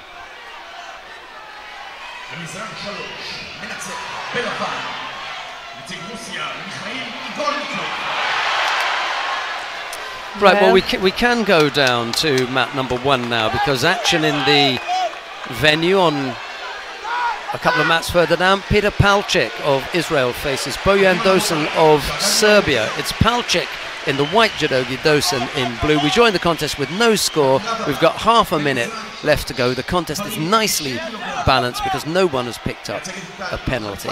It's Palchik in the white judogi, Dosen in blue.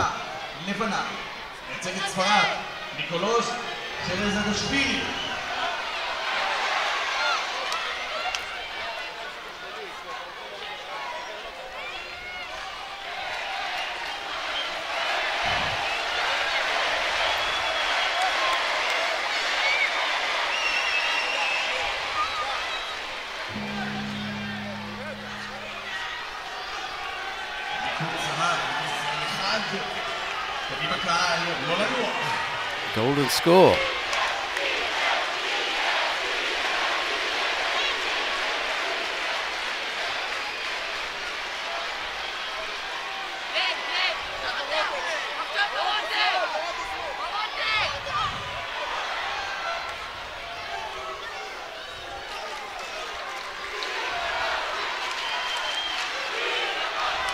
Well, Peter Palchik had a really strong win in his first round contest, and I think what could win it for Palchik is just he just looks fitter, and he's really focused here.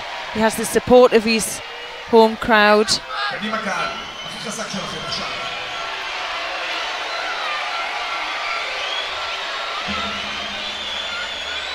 There he is with the low Sianagi. Nice effort there.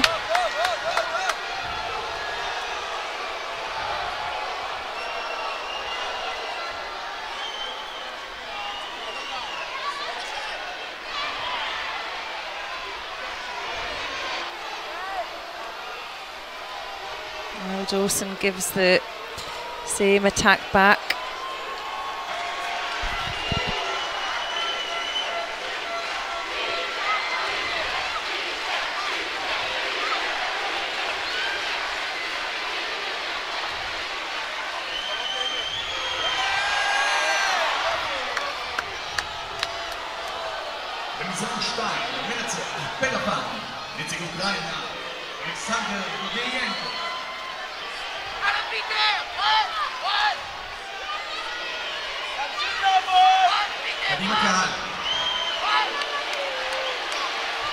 Trying to settle on a grip that he's comfortable with. Oh, there he is again with that lovely low CO. Doesn't get the rotation, but well, he's doing the majority of the work, and well, Dawson now. Yes.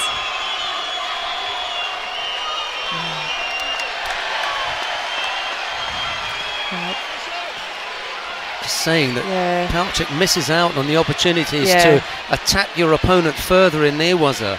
Once they're down there, make sure they pay. Yeah. Go on. Well, nearly slipped up there. Didn't quite get all the. over him. Yeah, didn't quite unbalance his opponent first and overstretched for the Osoto. But yeah, like Sheldon, you say the amount of opportunities, because the reaction when they do go onto the ground, there's no defence there, is there? And the opponents are wide open. Yes, a great attack as well. Just again, he'll draw the penalty here, but to be honest, it could have been over hard work, before this.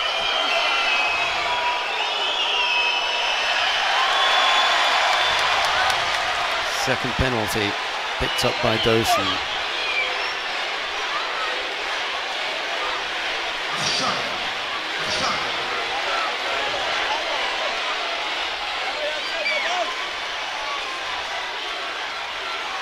Well, we have to see Dawson now coming forward. And could be a force attack. Yes. Just struggling there to get onto his feet. He's lucky to get away with that, Chloe. Yeah.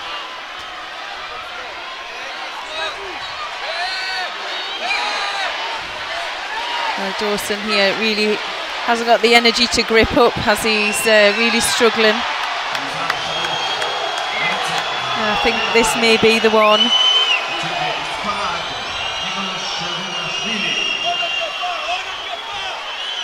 He'll throw him there now.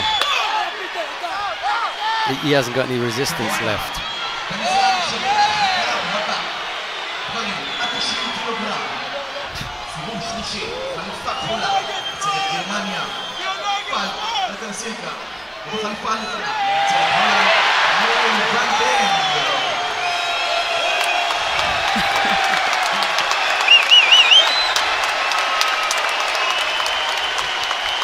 You've got to see what a great crowd here. Well, I'll tell you what, Dawson is brave enough, isn't he? Because he kept getting back up. He just knows that he doesn't have anything left. He's really running on empty well, here. his coach has got out of his chair as well. So that's if there's any sign of...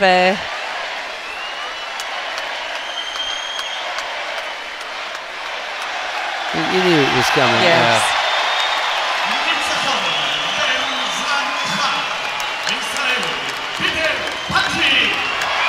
He was finished, wasn't he? Poor old Bojan Dawson really gave everything that he had.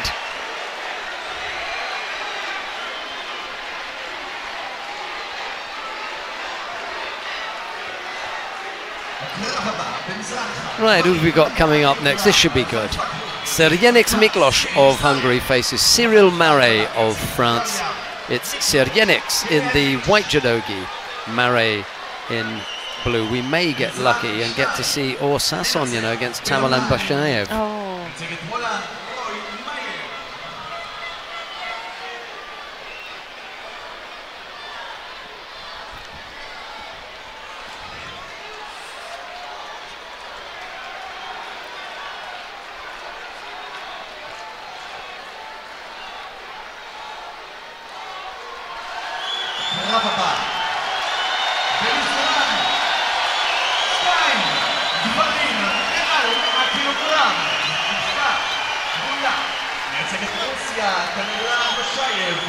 ובחליפה הלבנה, מייצג את ישראל, אורי ששון!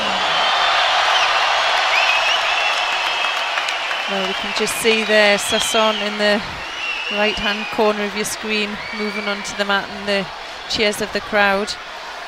Where's he seated then? Oh, he's in the top 8. Servienix is our number 3 seed. We just better stick with him and the Olympic bronze medalist, Cyril Mare. And Duke Sasson is an Olympic bronze medalist as well, isn't he? Yeah, the height difference between Sasson and Bashiev is quite incredible, but you can't discount Bashiev because he's had some fantastic results and he can throw. He almost yes. did. We better keep an eye on what we've got here anyway. Well, Chloe Cowan-Vickers is going to keep us informed as to what's happening on the adjoining mat. Oh, I think Mare may have thrown Servienix. Yes, he did. Ippon. Yes, lovely low Sionagi there. Not sure if it was off the 2 sleeves. Yep, we'll rolled him over. Here's the replay of that. Bang, over goes Servienix Miklos, and thanks very much for that again. And over we go to mat number 2 then. That gives us the opportunity to jump next door to see Or Sasson of Israel in the white judo gi against Tamerlan Bashayev of Russia in blue. There's no score yet, but Bashayev is about to pick up a penalty for a false attack there. We've got 2 minutes and 50 seconds left to go. Here's Chloe. Where's Sasson? Well, he, for me, probably be one of the favourites for Israel to step onto that rostrum today, and he's just towering above Bashiev here.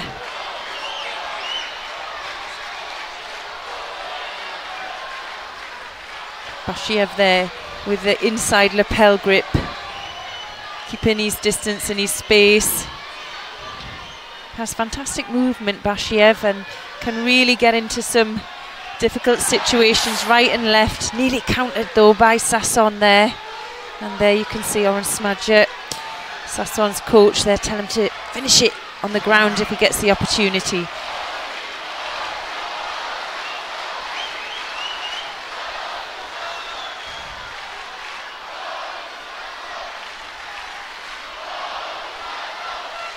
Well, there he is with a high grip. He'll pull Bashiev in, won't give him the opportunity for space. And now just using his feet there to set up for a big attack.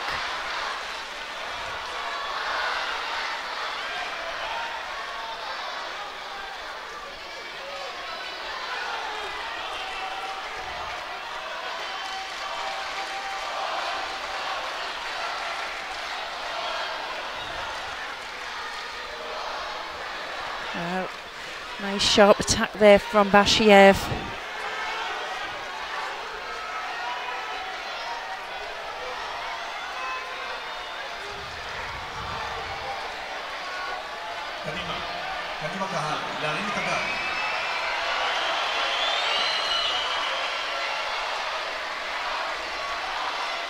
And again, another good attack from Bashiev. Now Sasson, he has to come back with something now, and he picks up his first penalty for passivity.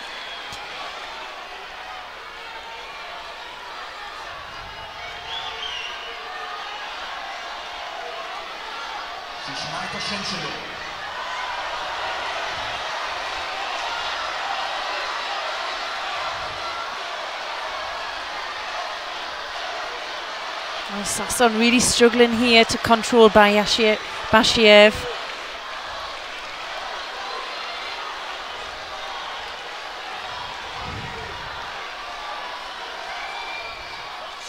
And again, Bashiev in again for the same attack, followed by Sasson.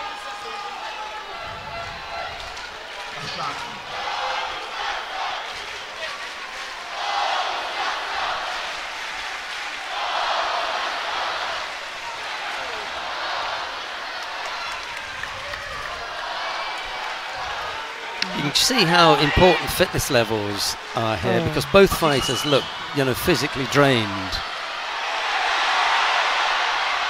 Well, there was a, you know, yes, yes. There was the picture there. Yes. The difference is, though,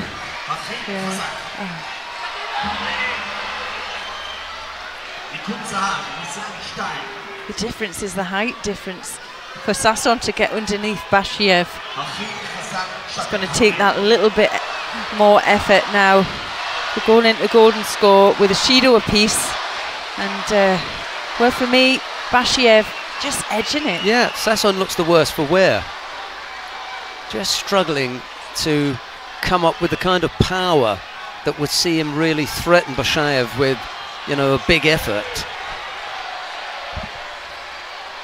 Jorge Fonseca of Portugal has won his contest on mat number 1 over Grigory Menashkin of Estonia.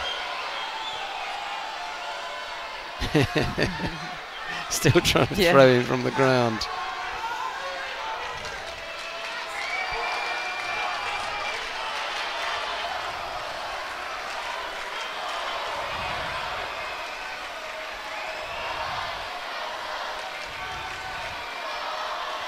Bashiev just avoiding that high grip from Sasson. Sasson missing there.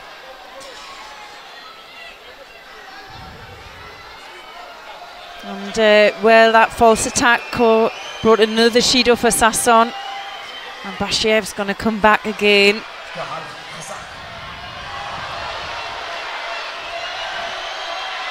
Well, not the tidiest of attacks. He moves Sasson. He really needs to throw him, the Sasson, give up the penalty business. He's just spent, you know, just physically there's nothing left there. He's got to get past Bashaev's defence, and he's going to need some power, and there just isn't anything left in the tank. Well, I think if Bashaev comes back with something now, well, that was a better effort. Yeah, at least he needed that was, yeah, that was strong. You need, just to give him another 20 seconds. Zero efforts on the ground from either of these. Any of these had any near-wazza, they could have taken this contest ages ago. So many openings.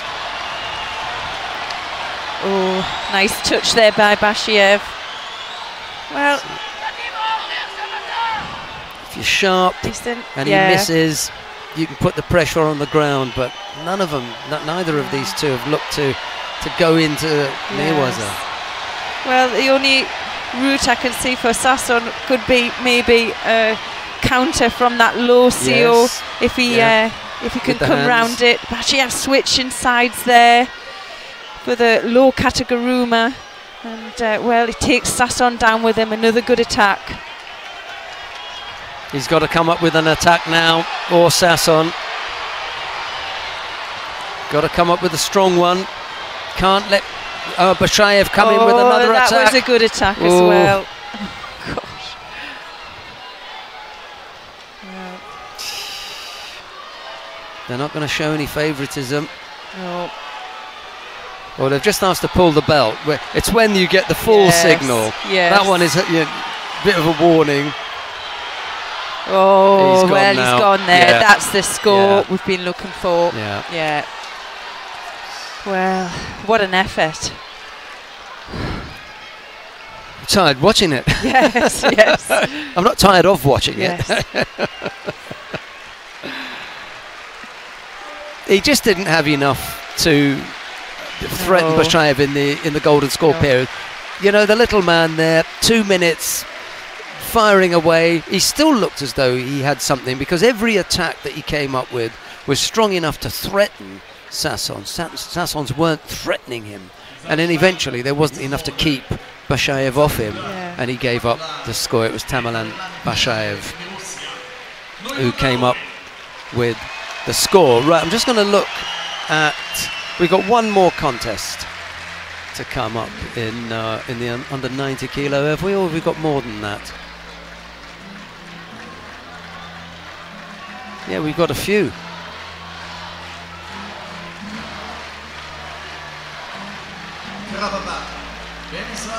Well, the first of the contests now in the under 90 kilo category, round 3.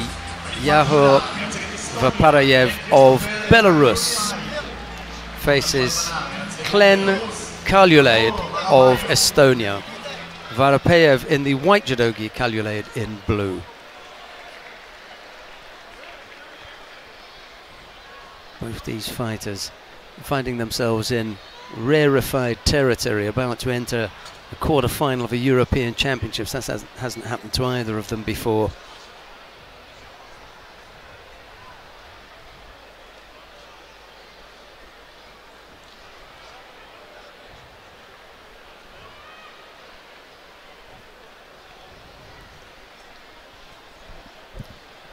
There's a little place that you can go to on, there's a page that you can go to on our website that tells you how many competitors are still left in for a particular country. So you go to nations and then you click on the nation that you want. I particularly want to look at Georgia. They sent 9 fighters here, and then when that number comes up,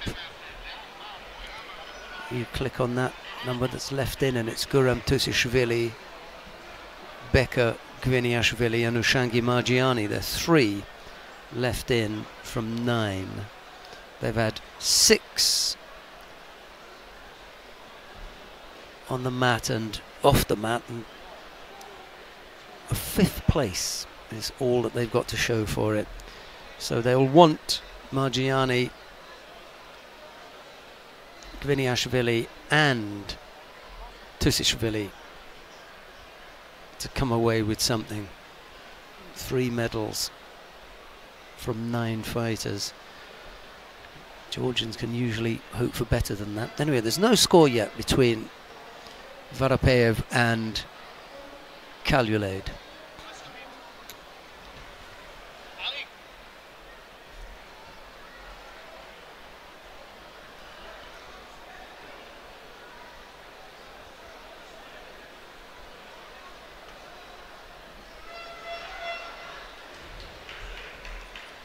Yeah, we've got 3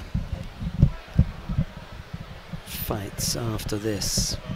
We'll have Ushangi Margiani and Theodoros Selidis, and then it'll be Nemanja Maedov up against Jasper Smink, and then we'll close things out with Todd Christian and Batuan Efemgil. So 3 fights after this one, and it's Varapeyev who leads by Wazari with a little over a minute and a half left to go.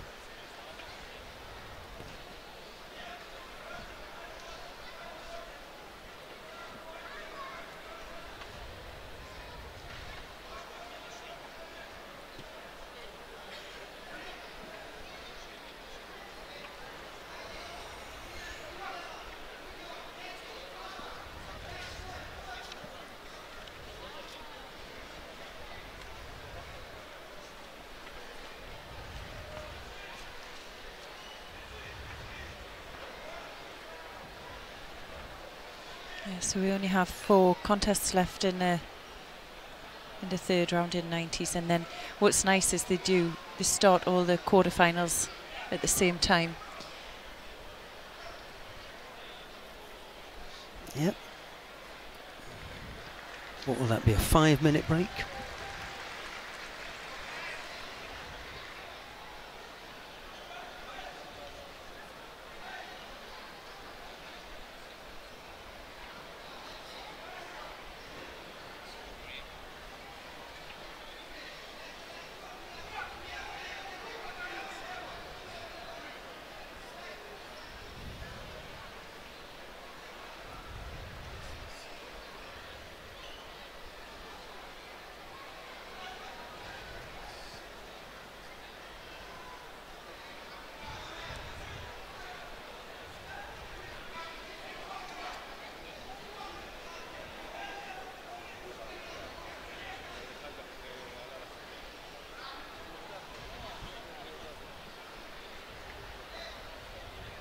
Well, Kaljulaid there just looked desperate, moving forward, and well, Varapie can take a couple of penalties. Just looks up at the clock, realises there's just seconds to go, and looks to continue on the ground. Well, the referee's not having any of that, and well, 3 seconds. Could it be enough? No. Desperate attempt, but the quarter-final place goes to Varapie from Belarus.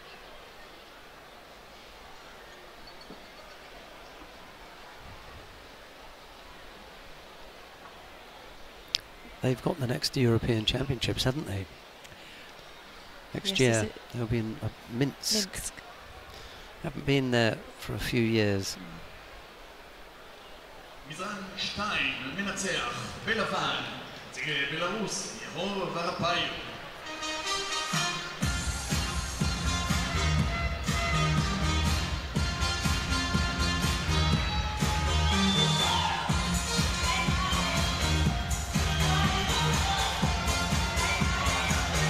Next up on mat number two, Ushangi Margiani of Georgia faces Theodoros Tselidis of Greece.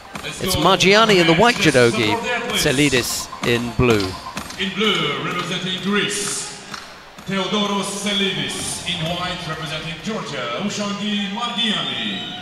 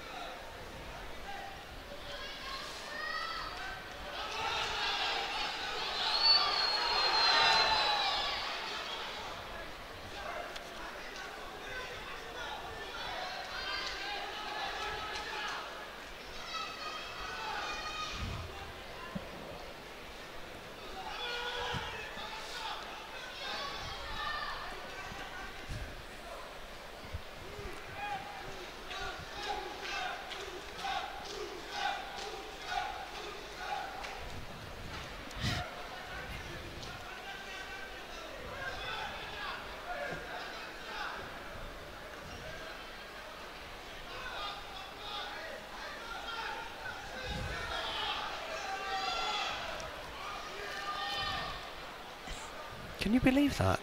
Yes. Sandra Zaghedi has just delivered coffee to us.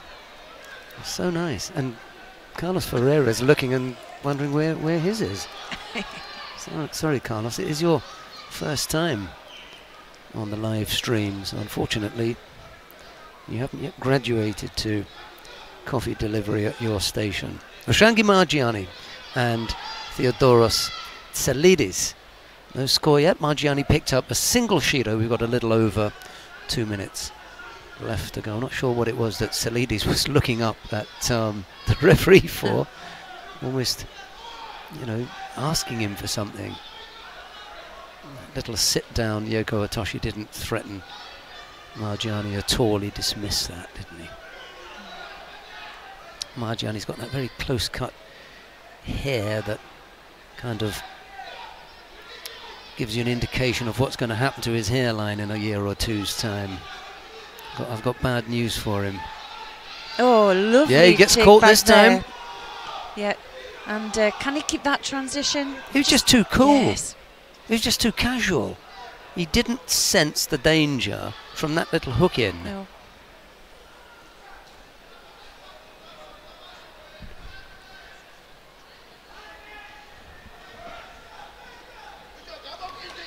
Yeah, well, just over a minute and a half now left. We're going to see the action again. Just comes behind and uses that reaction from his opponent to take him back. I think he could have kept the hold on and transitioned and looked after that well. Interesting, isn't it? Yeah. When you see that in the background, and yeah. you get an idea of where the where the allegiances are, where the connections are, and how it all works out.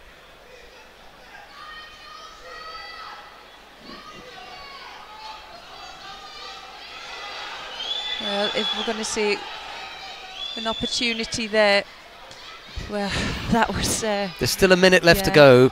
I don't see Salidis hanging on for that long. He's beginning to struggle here.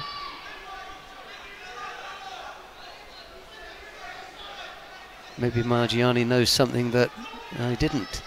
Well, he was a little bit calm about the whole thing. Salidis now looking for his opportunity. He wants to keep his opponent down a little bit longer, but he needs it to be progressive, and he needs it to look. There's real intention there. Well, he needs to get out of there. 40 seconds left to go. I've still got the feeling that there is a little bit more in the tank for Margiani than there is for Salidis, but whether that can translate into a score or not, I don't know. Picked up a second penalty there for passivity. And another lovely sear, and then switched it to the Kosoto Kouchigak. 27 seconds left to go. Salidis slow to his feet.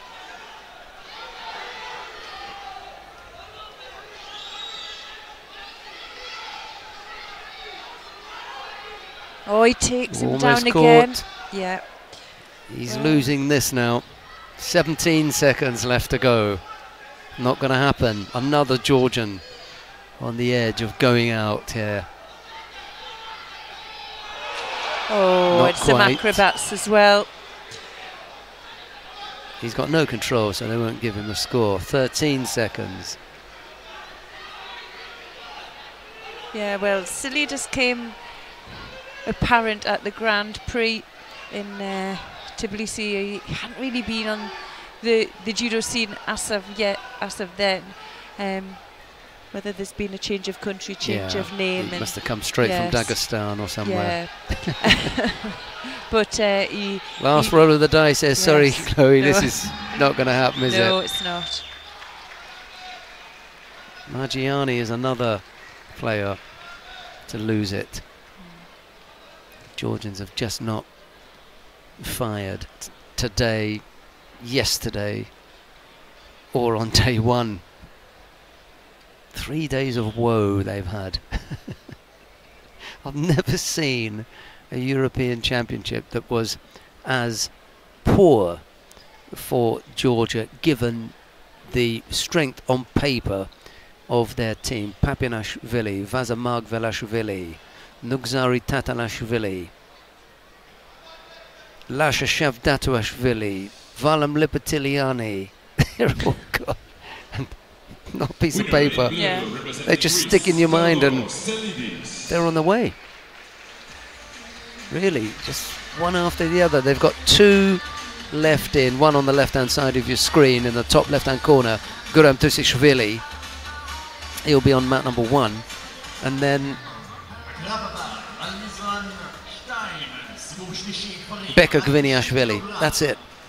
Those are the two left. And speaking of Georgians, there's one in the middle of the mat now. Vladimir Nutsubidze is the referee in the middle for this contest between Nemanja Majdov of Serbia. He faces Jesper Smink of the Netherlands. It's Majdov, the current world champion, number 5 in the world, up against Smink in blue.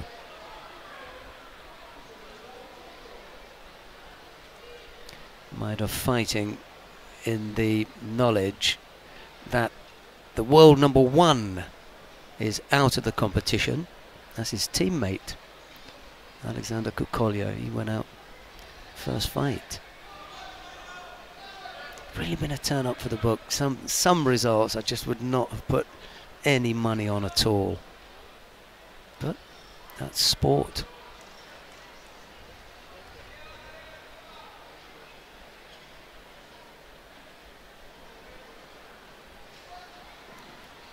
when we come to the quarterfinals, we're going to start with the plus 100 kilo category. Four quarterfinals, that's nice. We've got 4 matches, we've got 4 quarterfinals. And as ever, you at home can choose which one of those you watch. Just click on the mat that you want, 1, 2, 3 or 4. And if you're not sure, then you can click on the little icon that looks like a microphone, and you'll get Chloe Cowan-Vickers and myself, wherever it is that we decide to go. Yoko Tomonagi from Maedov, he just had the direction wrong there. And if he'd misjudged where Smink was going to go, thought that he would be going off to his left, but he kind of came a little bit straight over the top, and then he lost whatever momentum there was. A little over 2.5 minutes left to go. Single Shido against Smink. And that was such a poor effort that Nutsubidze decided to dish out a penalty. Don't care if you're world champion or not, he said. I'm going to give you a penalty for that false attack. Strong enough to avoid the Osodogari effort from right-sided from Smink. Maedov stood up nice and strong there. Takes the long way round back to the start point, and then with a little over 2 minutes left to go, comes to grips with the Dutchman, looking to get the right hand over the top, but Smink pushed that down, and now Maedov has to search for a different grip. Now he manages to get the right hand up around the collar. Little foot tap from Smink brought Maedov down to his knees, but just for a moment, and he's back up on his feet now, having not lost contact with the collar at all. Almost got caught there. Yeah, he did. Yeah, what's nice about Smink is he's on the front foot all the time. He looks confident, and he looks like he's trying to throw. He's not just surviving out there.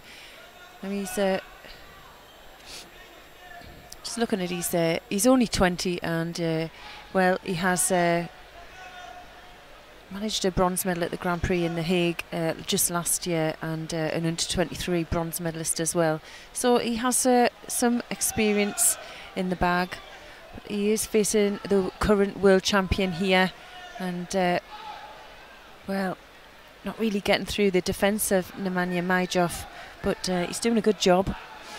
He's the number 2 in his country. The number 1 is Noel van der End.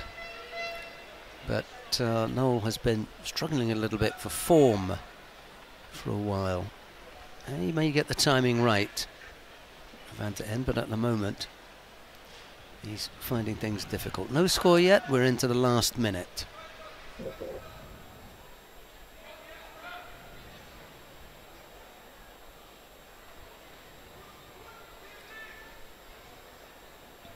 Oh, well, that was nicely done from Maedov. Uchimata attack looks to switch it, but Nemanja Maedov had a fantastic grip underneath, and well, you can see from this angle, just rotates his opponent right over the top. Look at Maedov's right arm in this, watch.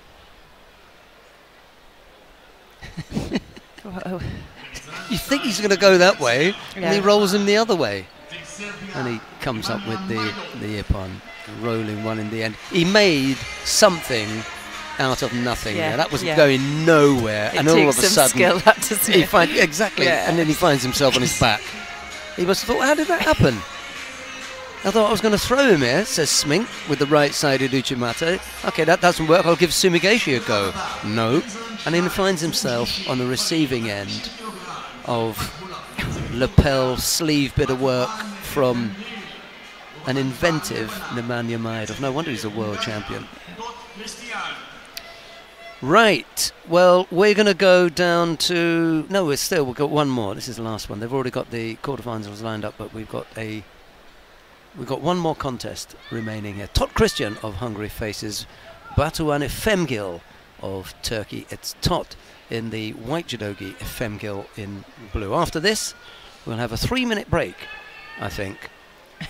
No, we won't have a 3-minute break. We'll just go straight into it, will we? I stand corrected. Oh. Carlos tells me that we're not going to have a 3-minute break. What are you talking about, Sheldon? So, no, we are going to have a 3-minute break. Matthias is nodding his head. Work it out, guys. No, no. He was just nodding his head about something else. Whether he wanted lunch or not. Okay. So. He could do with giving lunch a break anyway, so. Right. Back to the action. Tot came up with a couple of attacks. Couldn't put anything on the board. He's not moving solidly, is he? He looks as though he's being careful, stepping forward.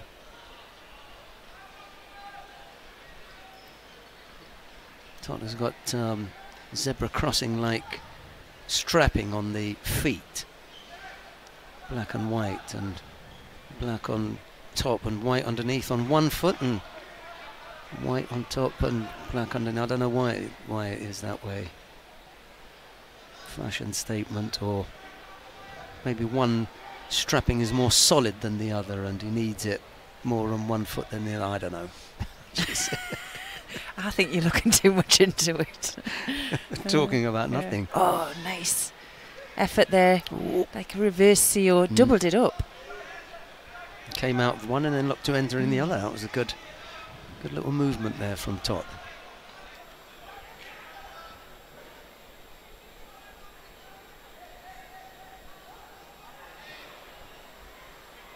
Oh.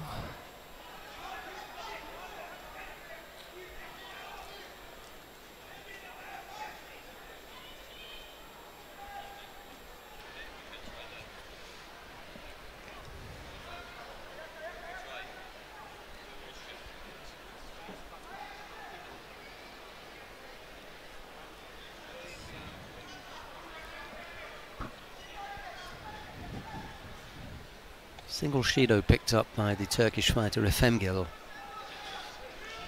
Just struggling under the grips there.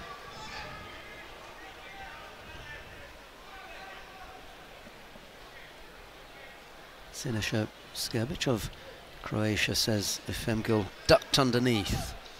And as a result, he picks up a second Shido with a little under 2 minutes left to go.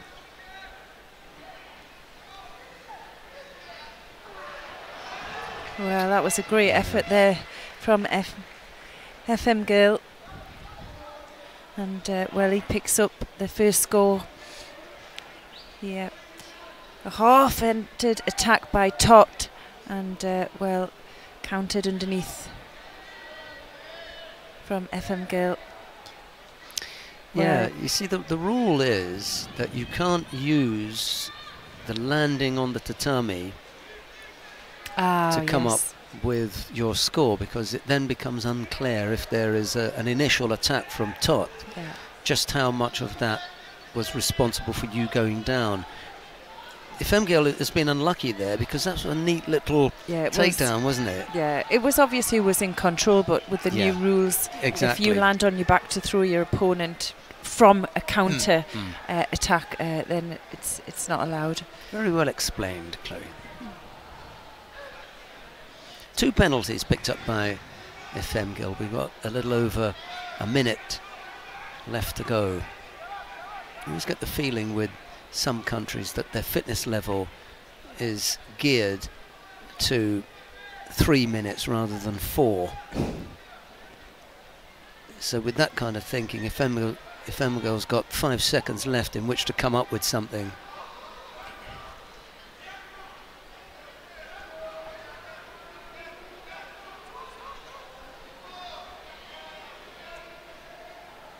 Tot never looked in any real trouble. No, it took a bit of a time to stop that action when it was across the jaw there.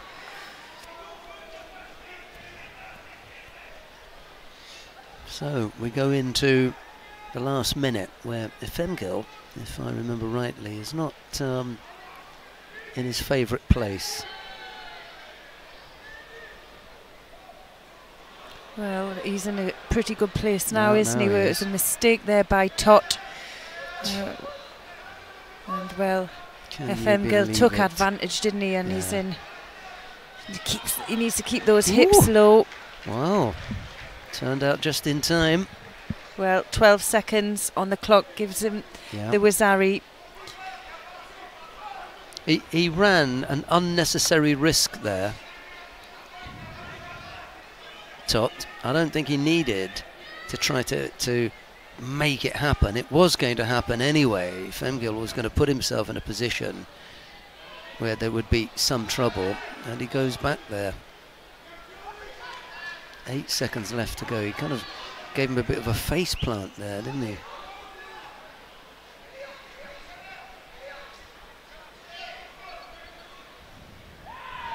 Again, well, he really thinks that he can con him into that Sutemi Waza, but he couldn't. Yeah, shake of the head. Well, it was a... Yeah, he was ready for that. We'd seen it twice before. Couldn't fake him, you see. Should have gone through with that.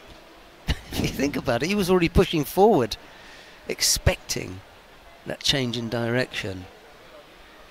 Look at his reaction. Normally, you're going away from this. He's going to resist back. No, he doesn't. He resists forward. He pushes forward because he knows that Totti's going to change direction. Yeah, he just lowered the hips down, yeah, didn't he, exactly. and drove down. Yeah. You know, if you when you're attacking me, I'm pushing back here because I know you're going to try and drag me forward. Yeah. But he's expecting the Sutemi Waza, and he's trying to collapse him. If he'd gone through with the Uchimata, imagine you were going for a Uchimata and I'm climbing all over you, I'd be thrown. Oh well. Right, that was show me on the warm-up map properly. Oh yeah, then you would demonstrate the Uchimata. Yeah, I can see that coming. That's not going to happen. I've seen you throwing people around. So are you ready? Oh, right. Well, don't want to be on the receiving end of that. Right, here we go then. The quarterfinals in the plus 100 kilo category. Gurem Tusishvili is the #1 seed. We're going to go down to mat #1 to have a look at the Georgian. He's up against Alexander Gordienko of Ukraine. It's Tusishvili in the white judogi, Gordienko in blue. I'll just give you the rundown of the other quarterfinals. Roy Mayer of the Netherlands faces Tamerlan Bashaev of Russia on mat #2. It'll be Lukas Kapalik of the Czech Republic to face Henk Grol of the Netherlands on mat #3. What a battle that's going to be. And then Maciej Szanaszki of Poland to face Stefan Hedzi of Austria down on mat #4. The choice is yours. You can click on any one of those mats and you'll get that action. If you click on the commentated channel, then you're going to get Chloe Cowan-Vickers and myself. We're going to see the contest between Gurem Tusishvili and Alexander Gordienko. The referee in the middle for this one is Ioana Babiuk of Ukraine. In blue, representing Ukraine, Alexander Gordienko. And in white, representing Georgia, the current European champion, Gurem Tusishvili. Gura! That was the shout in Tbilisi a few weeks ago.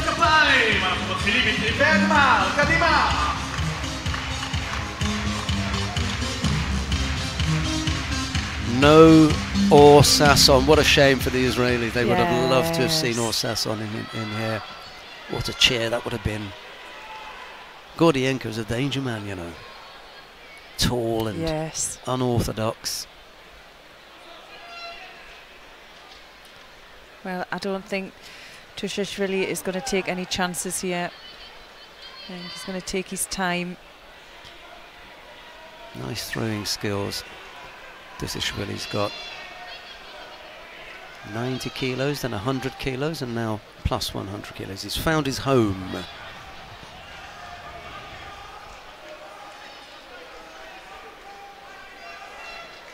I wonder what height Gordienko is, do you know? I don't know. He's taller. Yeah. Don't run that risk.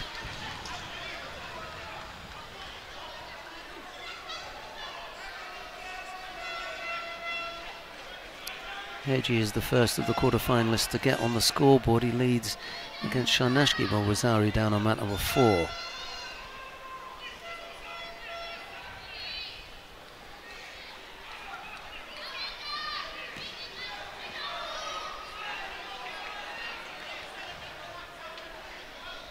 Dusishvili and Kopalek, I think, are the most attractive to watch in the weight category of at the moment. Meyer and Bashayev, Grohl, Gordienko, you know, they're all around there, but I don't like looking at Dusishvili and Kopalek. Oh, that's a nasty whack there.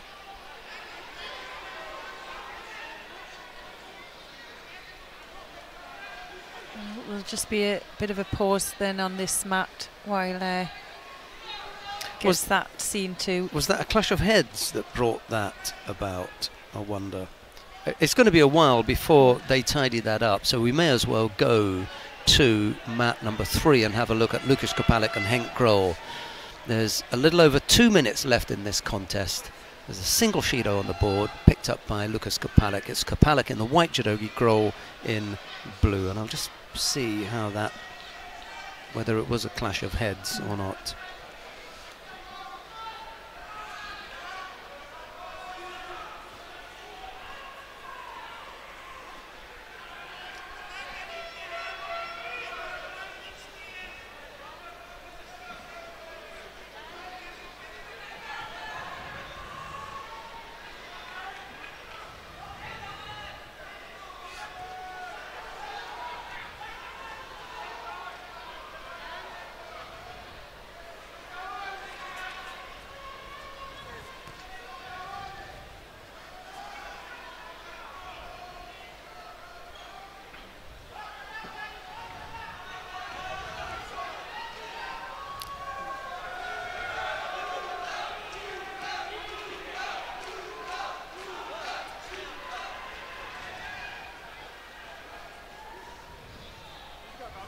Yeah, it's difficult to say what that was that brought about the head injury that Gordienko suffered. It looks like a knee, maybe, okay, or you know, the back of the ankle when he was trying to hook in for the Sangaku Gatami entry. Anyway, Gordienko has had his head strapped up. Kopalek has picked up 2 penalties. We're going to go back to mat number 1. Let's see what's happening down there.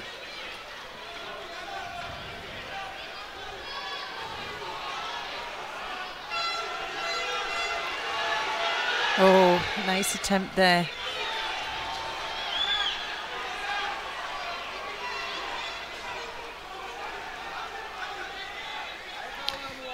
Just out of interest, in that contest with Kopalek and Grohl, was it Grohl that led the head-to-head? Yes, it was, yeah, Goodness me. by 5-1. Wasn't even close. Kopalek has got a bogeyman, and it could be Henk Grohl. No wonder Grohl moved up to plus 100. He thought, if Kopalek can do it, I'll just follow him, because I've got a winner. It's my bunny.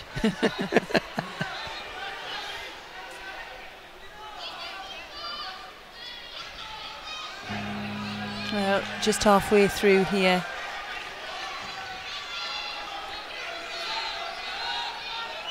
Hedgie has won his contest against Sharnashki.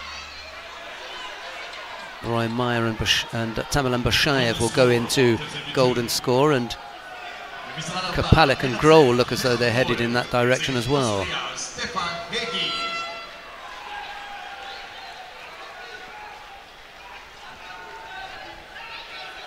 Anytime you're ready.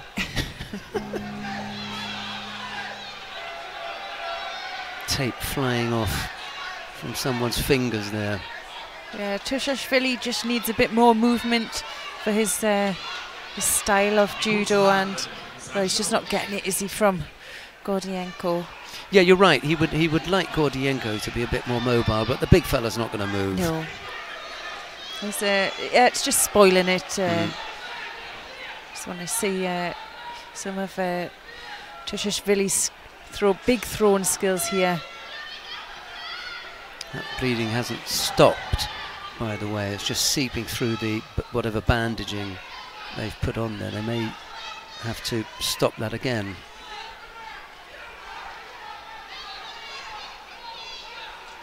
So they're going to mess up Tusishvili's kit.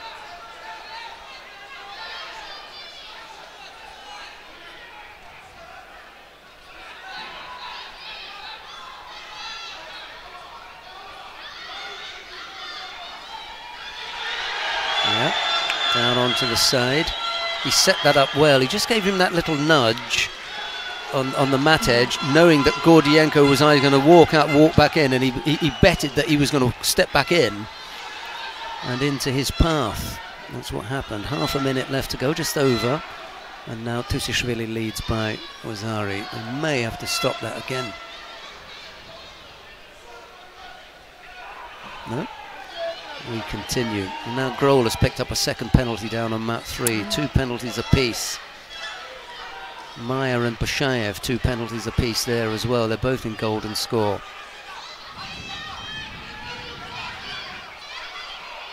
Yeah, this is a good position for which Tusishvili can work from. I'd have had a little bit more work there if I was the Georgian, but he decided against it.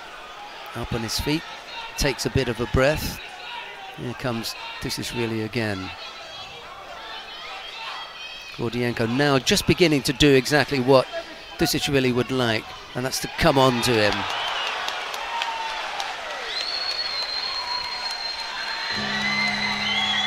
Bashayev throws Roy Meyer, and it's Tusishvili who, with a single score, takes it from Gordienko. Gordienko wasn't at his best there. I'm not sure whether he was affected by that cut to the head, but in any case, and that was a nice finish. We'll see the Bashayev throw on Roy Meyer. Marote Sianagi it was, when we get to have a look at it.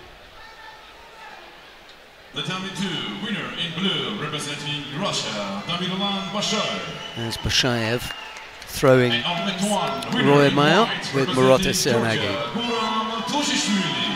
Guram Tusishvili of Georgia wins out over Alexander Gordienko, and we can go quickly to mat number 3 then to have a look and see what's happening with Lukas Kapalik and Henk Grohl. He's got a terrific record, has Henk Grohl, against the current Olympic champion at under 100 kilos, but now they're fighting at plus 100.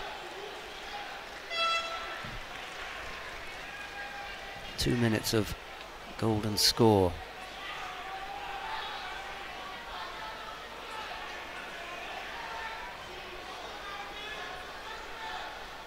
Interesting to see Henk Grohl has been in 3 finals at World Championships, and well, he gets taken over there by Kapalik. There we go, switches over, he's got him on off the grip.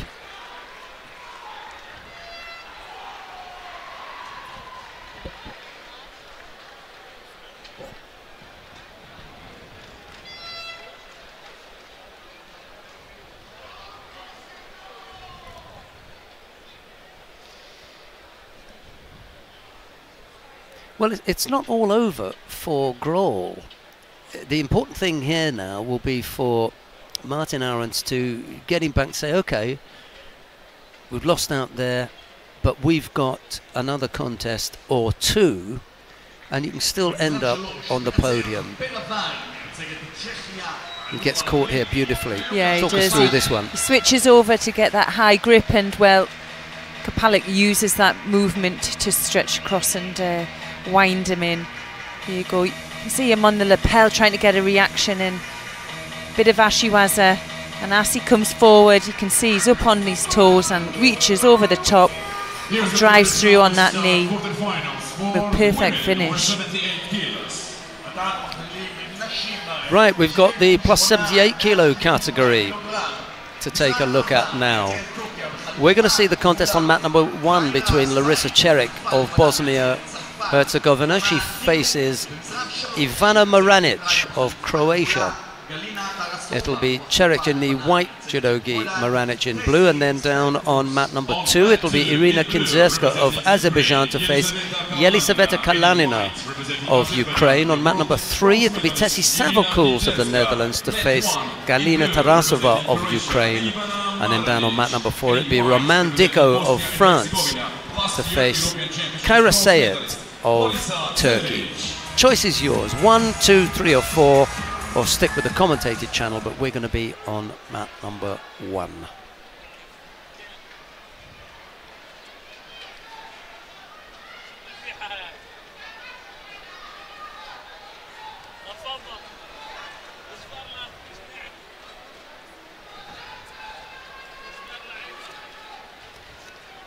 We've already mentioned that Ivana Maranic had previously fought at under 78 kilos. Maybe she was always around kind of 82 kilos and had that 4 kilos to lose and decided, I'm not going to bother. Well, she's quite tall in frame, isn't she? And I mean, that 78 kilogram category was put in quite a while ago. I would say maybe 20 years ago, because it just seemed that there was a lot of female athletes that were really, really tall, and there was an opportunity to switch the weight categories around and accommodate for that. But as you see here, the stature and the movement they can manage in this heavyweight division as well. Yeah, I think from around 2008, from 2008 onward, that under 78 kilo category was really interesting. You had some good fighters in there, under 78 kilos, and everyone had a go at the World Championships. Everyone had a turn at winning it. Yeah. Kayla Harrison. Yes. Had a go. Myra Aguiar had a go. Sol Kyung had a turn. Meki Mami had a bash. You know, Audrey Chiomio had a go. They were all world title holders at under 78 kilos. Yeah. All from different places. No one owned it. The only one that you could say really owned it was, because you know, it's the Olympics that really count. Yes.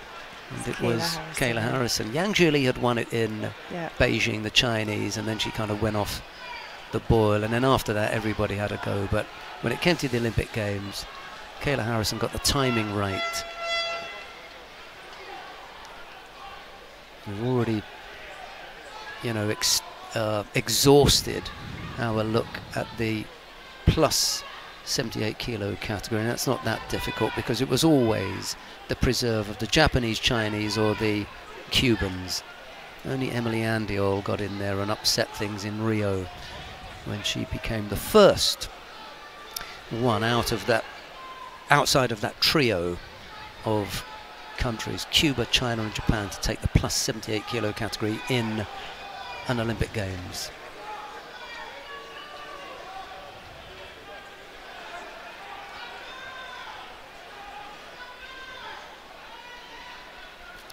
I wonder where it's going to go this Olympics, this coming Olympics in Tokyo. The Japanese must fancy their chances. Maybe with their youngster Asahina. That's their go-to girl at the moment, Asahina Sara. The French, maybe they'll roll out Roman Dicko. Well, there was an error. She did. Oh dear. Yeah, she did. For me, she was coming back into that contest as well. Maranic put a lot of work into that last 2 minutes, and she just, maybe it is that transition of moving up, and you just don't have that weight and power behind you. She couldn't quite get through the defences of Seric, but she'll get to fight again in the repechage and try and move through for a bronze medal. Larissa Teric of Bosnia-Herzegovina goes into the semi-final.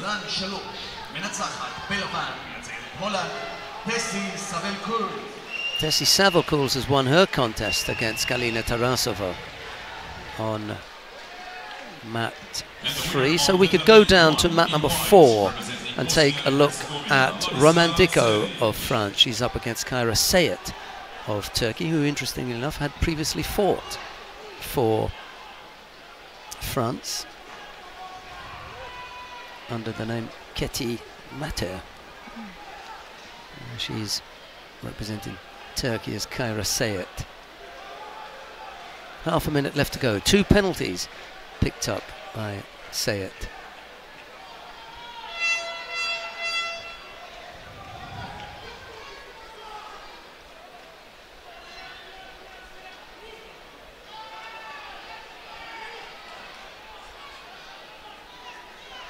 Looking to go over on that right side for Maki Komi. She's got the hand over there for far too long though. Yes.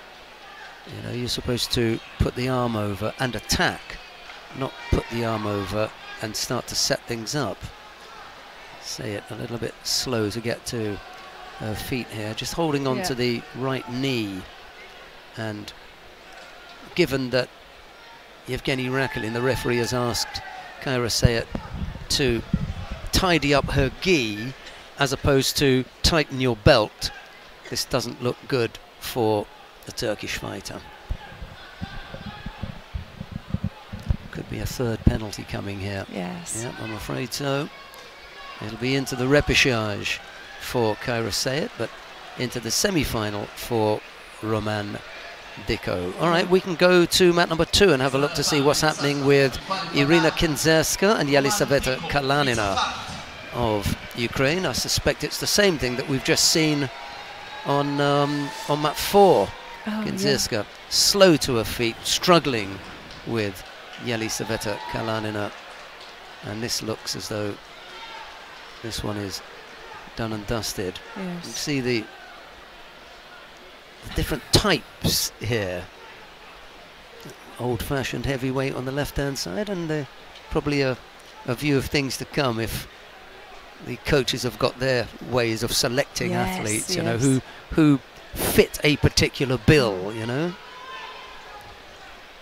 Kalanina looks as though she may just have stepped off the basketball court. Yeah, she's tall. Oh well, 30 seconds left. Referees decided to let whatever it was go. Yeah. Maybe it was just a really tired athlete there and struggled to get to her feet, but it's not a bad effort. Yeah. Right-sided. Oh, it's interesting to look at Roman Dicko from France, who we just saw, who's still only 18 and winning the Cadet Europeans in 2016, Juniors in 2017, and she's a serious challenger here, winning the Tbilisi Grand Prix this year, and who knows, she could make the Senior European Championship title this year. So Kalanina looks keen, doesn't she? Yeah, she does. She's going to want to take advantage of Kinzerska.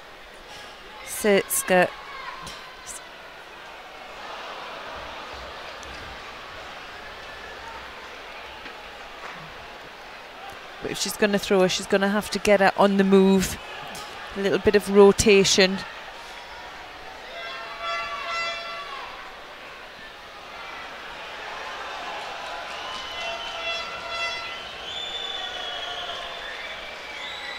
I'm not sure that the referee's got much choice there, is he? No, she's really struggling there.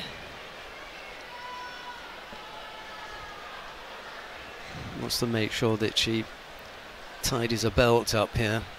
It's an odd little session that we've had here, because on mat number 4 we had the head-to-head between Kaira Sayet and Roman Dicko, and you know, everybody knows that Sayet had previously fought for France, and it's an odd one here because everyone knows that Kinzerska had fought for Ukraine before. Yes. So we had France and Ukraine here. Yeah.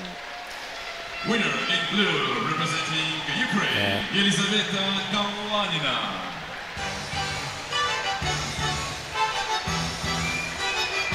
Kalanina it is, who wins out there. We'll see her in the semi-final. Just very, very slowly beginning to show the signs of becoming a heavyweight to take account of. It's taken a long time for Kalanina. It's just, some people take a long time to develop.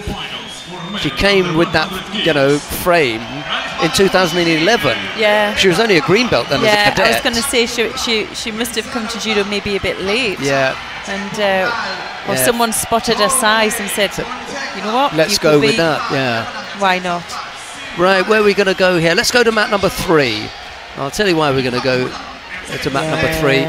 Zelim Kotsouiev, the conqueror of Kirill Denisov earlier on today. The Azeri defeated the number 2 seed, and he's up against the home favourite, Peter Palchik of Israel. I think this roof will come off the stadium if Palchik wins here.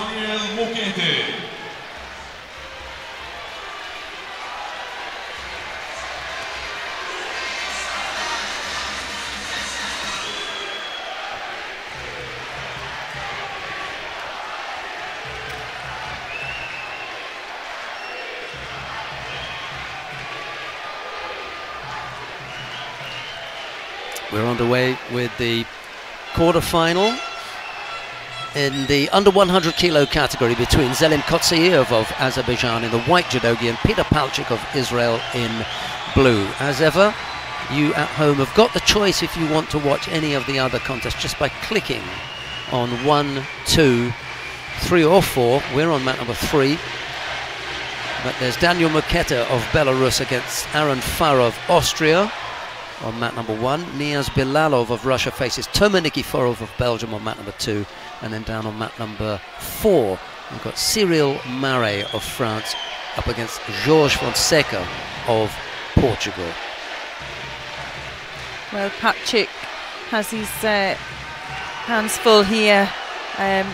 Nice attempt there by Kotsouiev. Kotsouiev in his previous contest disposed of Denisov, who was a number 2 seed, and well, he's current junior world champion, and he has a few tricks as well up his sleeve. Here he is, looking for that high grip. The Tamil 2 winner in blue, representing Belgium, Toma Nikiforov. Toma Nikiforov has already disposed of Niaz Bilalov of Russia. Wow. A turn up with a book there. Well, maybe not. You know, Toma has been around for a while. Nikiforov.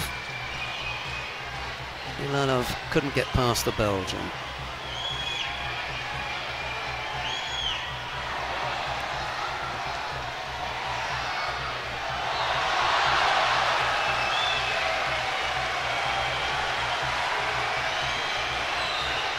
I think Palchik is going to struggle to catch Kotsouiev. I think, if anything, he needs to be a tactical battle. We'll be looking just to do that a little bit more, and there we go with the first penalty.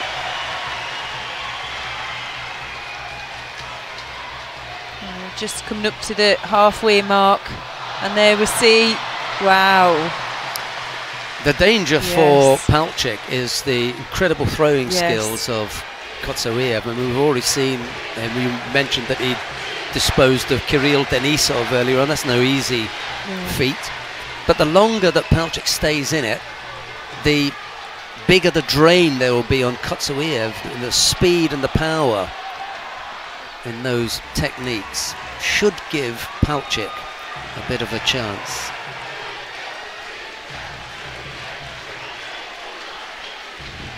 See what I mean? He's just in too quickly, isn't he? Look, you can't keep him out.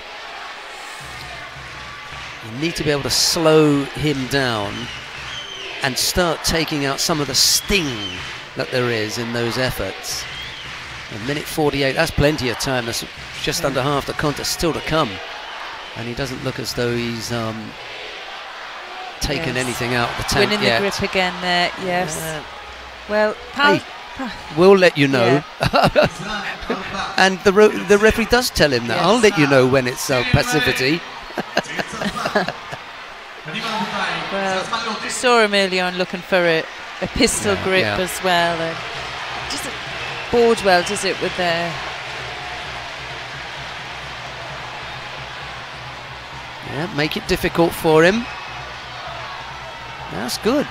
He's got... Great effort. He really made him pay. He suckered him into that. That was amazing. Could it be a nip-on? He drew him into that. You know, he's showing you that shoulder. He wants you to put that arm over. Why would you give it to him? You offer up the opportunity for him to come and finish you off. Could be. He was lucky not to go for a full hip-on. Yeah.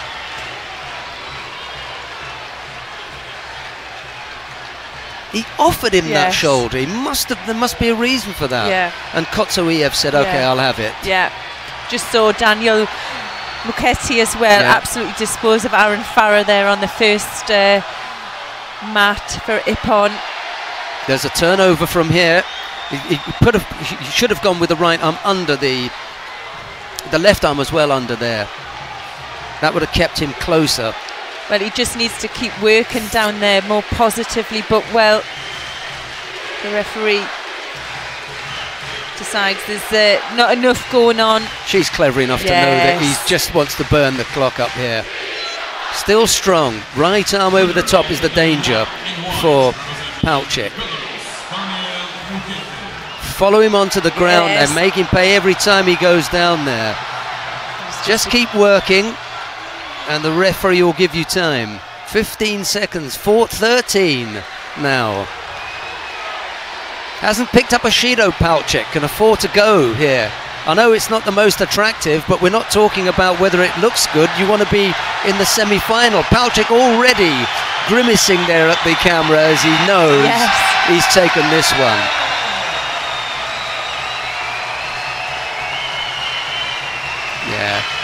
But it's good. You know, you don't want him sitting on the back. At the same time, the second that he realises that he stayed there a little bit too long, he helps him up. And immediately Kotsoiev said, okay.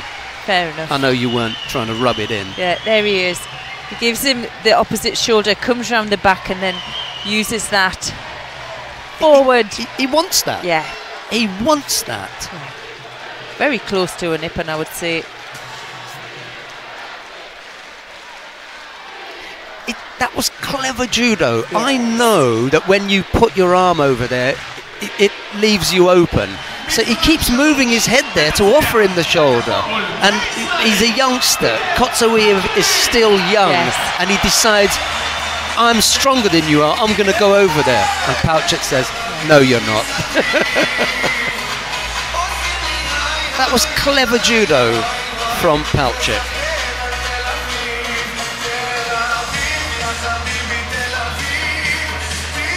And the thing is, Kotsoiev had threatened him on that side a few times and nearly caught him. So he was aware of the shape that would be there if he let him get the arm over. He said, okay, go on. Well, you take your chances, don't you? Kotsoiev, it didn't come off on that occasion. Right, down on mat number one. Who is the number one seed in the under 78 kilo category? Is it not Natalie Powell? It is Natalie Powell. It is indeed. So that's where we're going to go. Mat number one, Natalie Powell of Great Britain faces Anna Maria Wagner of Germany. It'll be Powell in the white judogi, Wagner in blue. Now your other options are on mat number two, Patricia Sampaio of Portugal faces Madeleine Malonga of France. On mat number three, it's Audrey Chermio of France to face the 17-year-old wonderkid from Kosovo, Loriana Kuka. And on mat number four, it's Karen Stevenson of the Netherlands to go up against Yahima Ramirez, can you believe it, of Portugal. What's she doing in the quarter-final? Amazing. The Shido Queen down on mat four. Sorry, it's no secret.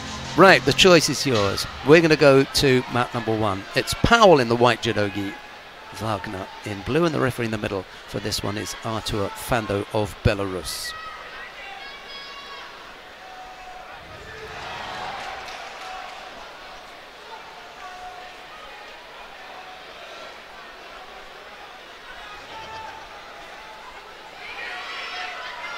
Well, Powell there just caught with the counter.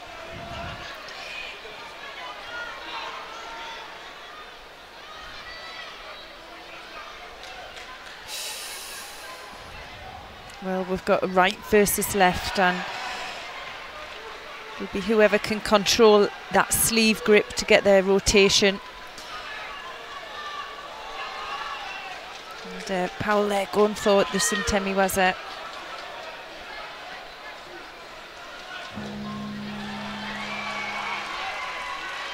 Audrey Chermio of France has proved too strong for the youngster Loriana Cook. A caught her with an Ashiwaza and then the Osaikomi to finish off. You'd expect that from someone who won the World Championships back in 2011, so lots of experience, and an Olympic bronze medal winner as well, so, you know, tough ask for the youngster from Kosovo to take on Audrey Chermio, but she'll be back in the repechage. Here, Anna Maria Wagner leads after this little effort here, bringing Natalie Powell down onto her side.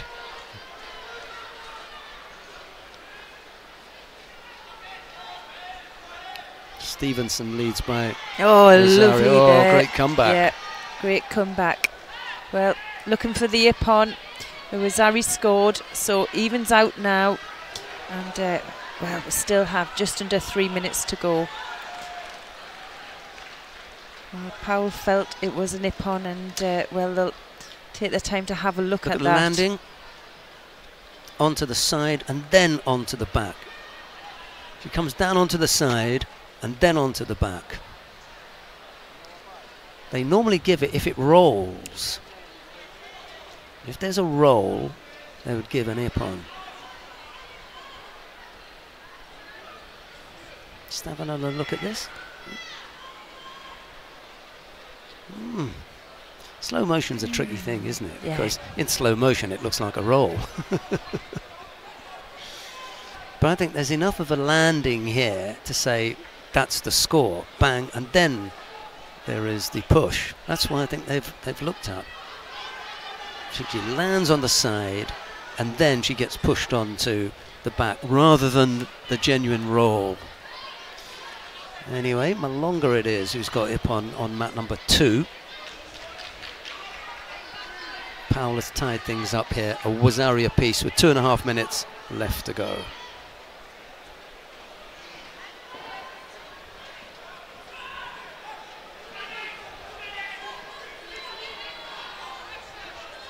Well, both players looking for their preferred grip, and they just can't take a chance of putting in an attack when they haven't got that, because both have got strong counters.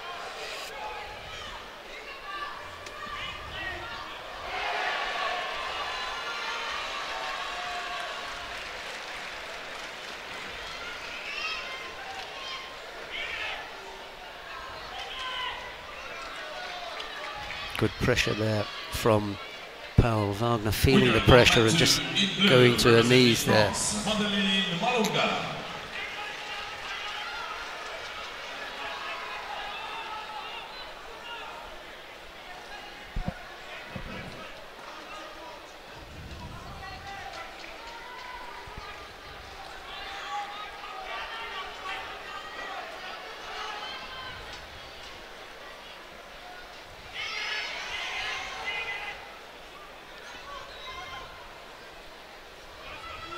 Powell first to her feet, 1.5 minutes left to go. Wagner just taking a little bit of time to get back to hers. Breathing heavily now, you'd expect that, coming under pressure from the number 1 seed. They're back over on that far side of the tatami, and Powell sets up again. First the hip technique and then looking for the Osodagari. This is a good performance from Powell here, looking really aggressive. Yeah, she's forward all the time here. Now looking for the counter. Now takes the Osaikomi. Yeah, I'll have that. Yeah, it was a wise decision. She looked up for the score and then realised, yeah, I've made a mistake here. I've got to finish this down here. A strong finish there from Natalie Powell and a place in the semi-final. Well, what happened there was there wasn't really a score from Wagner going to ground, but as Powell looked up, so too did Wagner. The idea was to get out of there as quickly as you could, but she didn't. And Powell then said, all right, I haven't got the score, I'll take advantage of the possible Tati Shiogatami, which is what she used to finish off her opponent with. Okay. Natalie Powell going great guns. Winner in white, representing Great Britain, Natalie Powell. We'll see Anna Maria Wagner again, but it'll be in the repechage contest. Powell will be in the semi-final. Let's go, Tel-Aviv, clap your hands.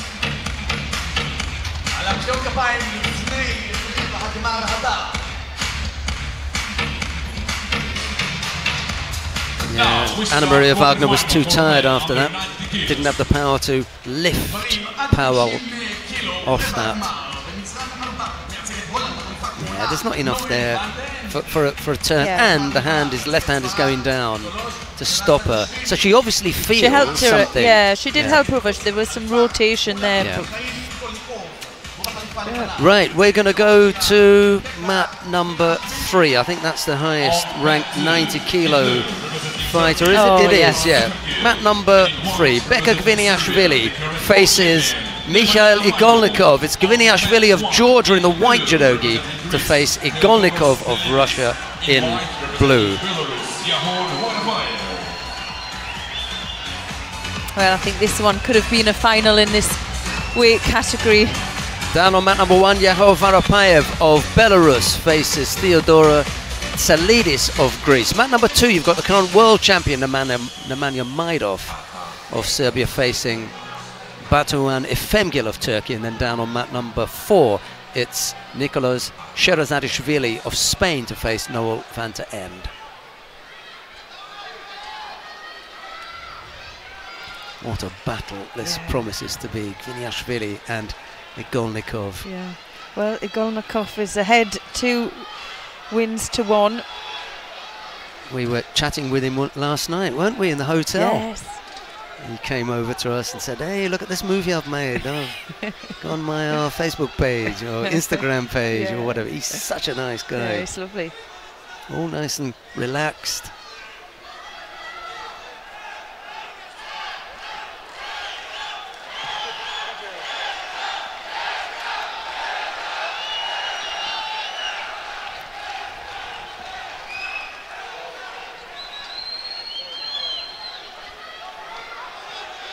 Oh, well. This is going to be a harder nut to crack than the others that Gviniashvili has buried earlier on. 2-1 down, did you say, in the head-to-head? Yes, yeah.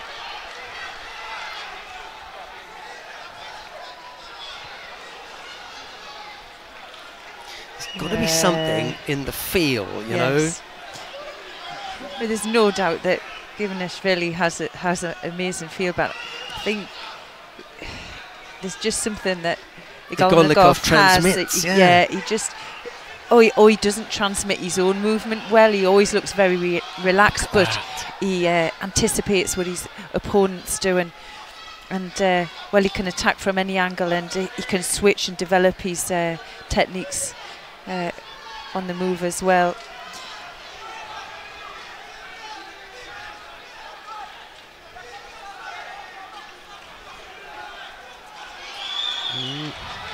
A little bit harsh to give Igolnikov a Shido.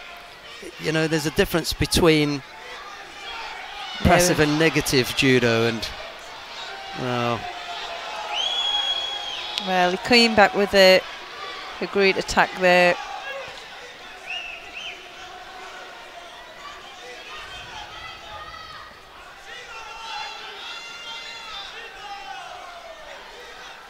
Non-combativity, that's the thing. He wasn't combative, Igolnikov.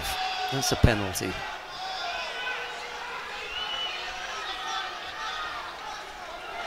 Single Shido. Half the contest gone. No real harm done. Golnikov's got his tempo, and he's not changing.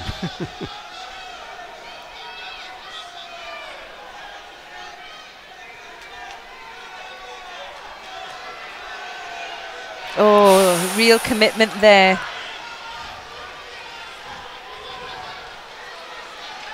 Well, does he get the score? Did he have enough rotation?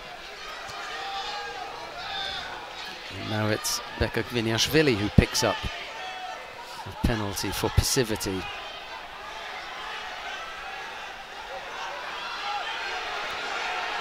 Beka looking for the counter.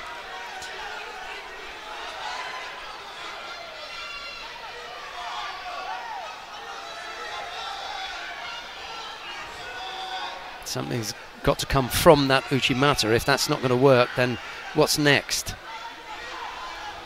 Needs to follow it up with something.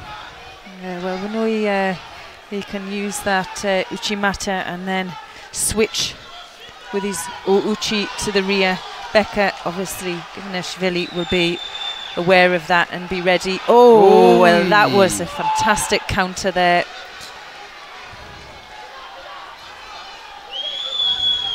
And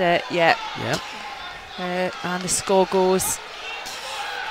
Definitely took control and brought him down on his side. Yeah, and that's that awareness that we were talking about earlier on. It's such a high level from Igolnikov. Determining one winner in blue, representing Greece, Theodoros.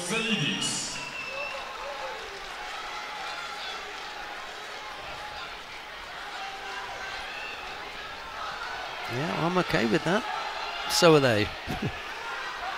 Tried to change directions there, did Gviniashvili. And Igolnikov leads with 20-odd seconds left to go. It's down now to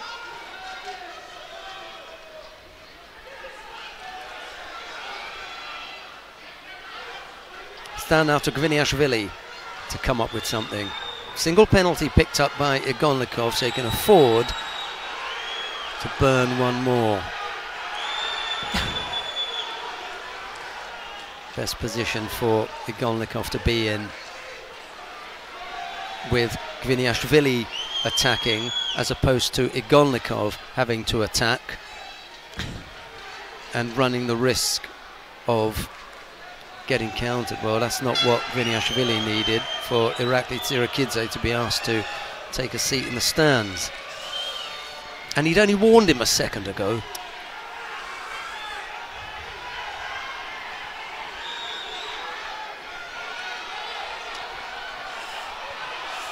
Well, strong finish from Gviniashvili. But the win and the semi-final place goes to Mikhail Igolnikov of Russia. Oh, I'm a bit premature on that. I thought it was. That's okay. There was a gong from the other match at almost the time when it should have been, but 3 seconds was not long enough for Gviniashvili to get his hands on Igolnikov and to come up with an attack. There's the score. Little sit down, pull down onto his side. And Igolnikov takes it.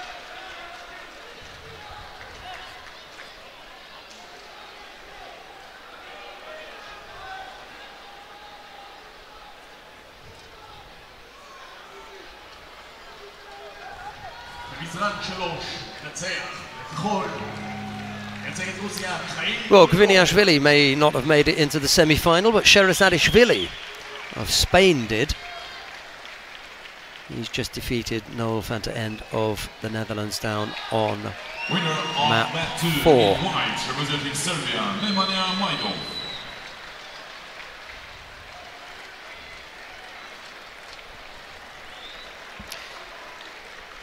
Right, so Nemanja Majdov won his contest against Batuhan Efemgil of Turkey. We've got our sheets here. Let's have a look and see how they've turned out. 78 plus 78, 90, 100 plus 100. we haven't been filling them out, but I think we'll probably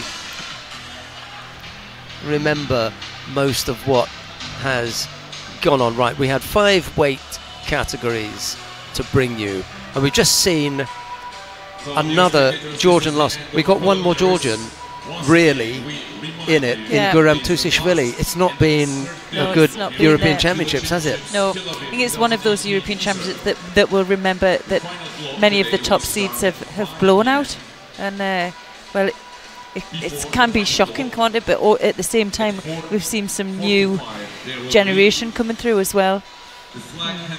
Well, we lost Alexander Kukolya, didn't we? Yes. He went out earlier. The hopes then went for the Serbs to their current world champion, and he's in the semi-final, Nemanja Majdov, so we'll see him. Sherazadishvili, he won through. We lost Beka Viniashvili there, but the hopes for Israel, are they still in with a hope?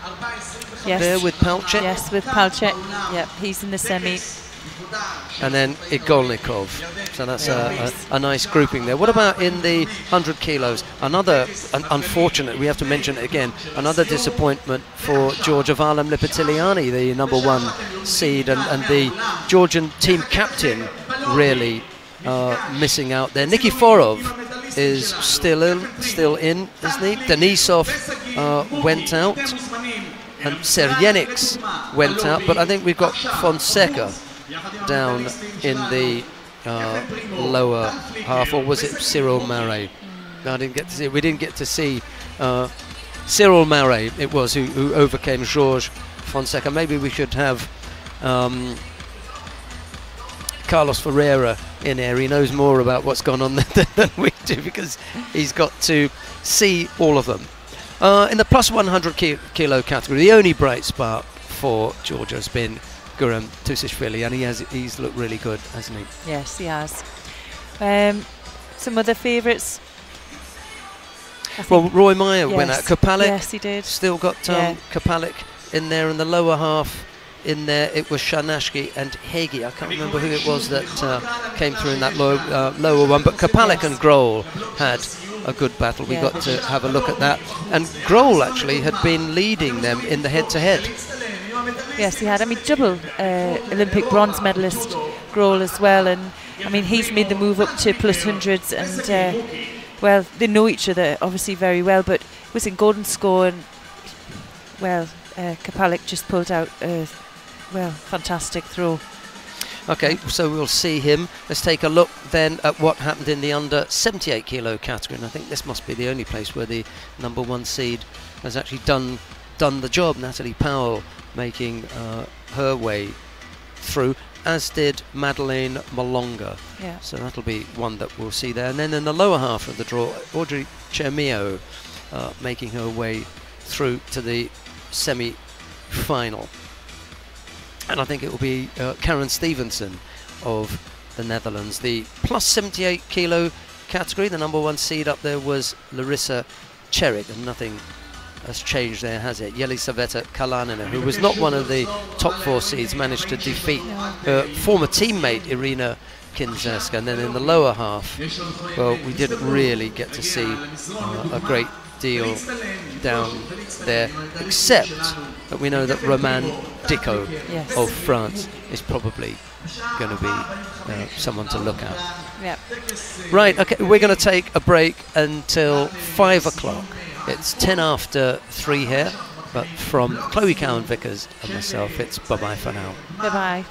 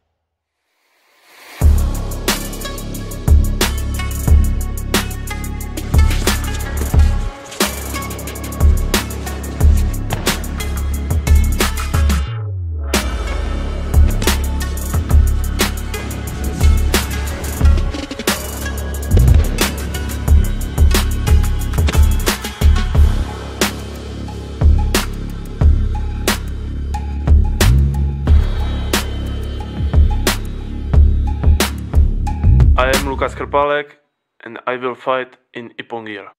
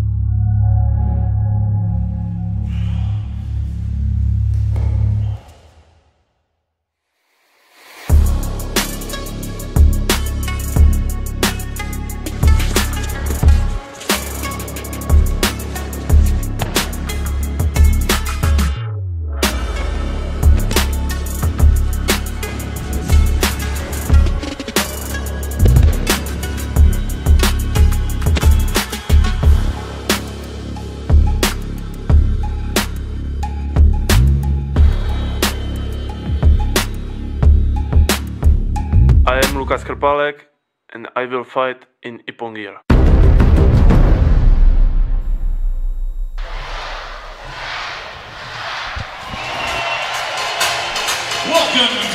Well, a very good afternoon and welcome back to Tel Aviv on the third and final day of competition at the European Championships. We're about to get underway with all the medal matches, the repechage contest, the semi-finals, and it's a very good afternoon to Chloe Cowan-Vickers. Good afternoon, Chloe. Good afternoon, Sheldon.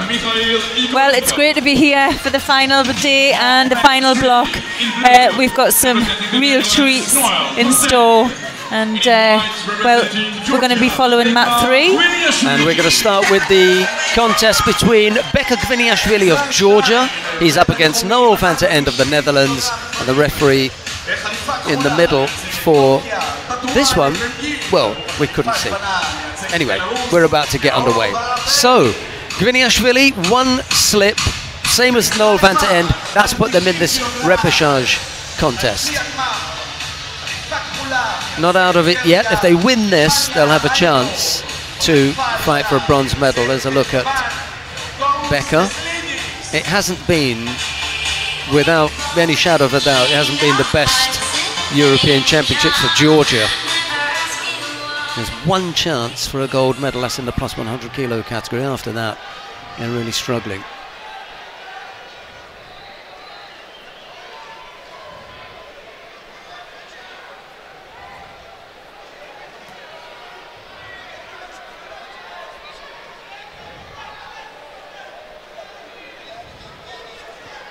Well, Beka Gviniashvili started his day off with a bang, with one of the most spectacular throws of the tournament, but he slipped to Mikhail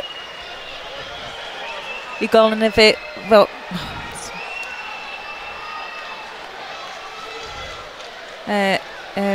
earlier on, and put him into the repechage contest here. Well, winner on mat 4 in white, representing Russia, Mikhail Igolnikov. Yeah, I don't know what it is that really got in under the skin of the Georgian team, you know, but as though it, you know, they all caught the same ailment. As I say, of the 9 fighters they sent, only one is still in there with a chance of the gold medal. Their talisman, team captain Valim Lipatiliani, he went out early, second round exit, his opening contest. He went out. Lasha Shavdatuashvili, former Olympic champion, he went out. They were all tumbling. Well, Gviniashvili there just picks up his first score with that Soto Makakomi.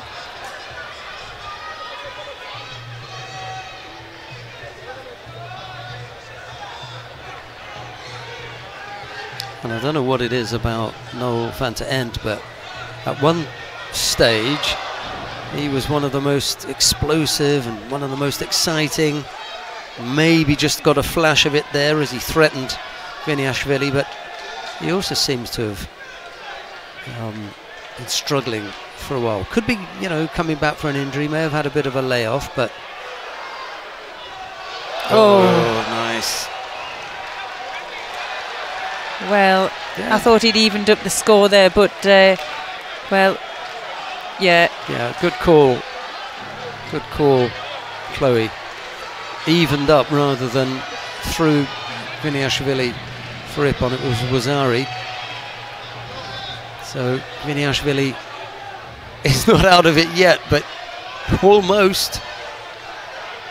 And we've just mentioned about, you know, the throwing skills of Noel van der End. Yes. Mat 4 in blue, representing France, Madeleine Malonga.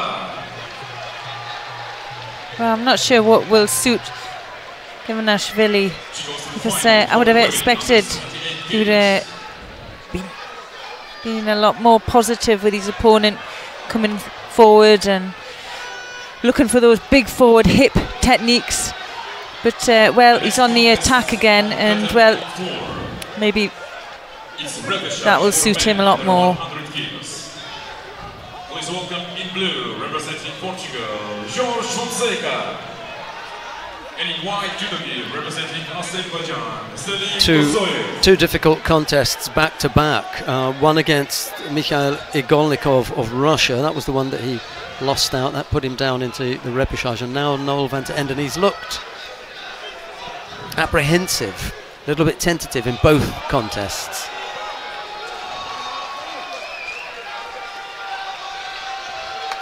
Just looking for the double sleeve again for the Makakomi, and, well, van der Ende was ready for that one.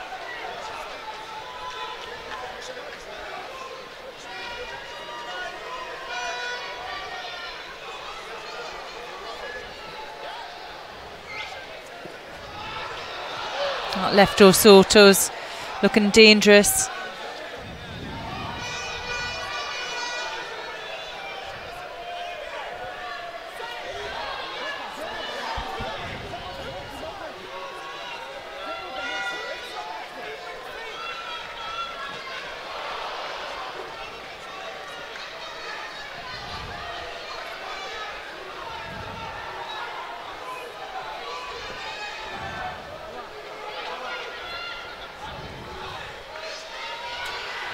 Tatami 1, winner in blue, representing Serbia, Nemanja Majdov.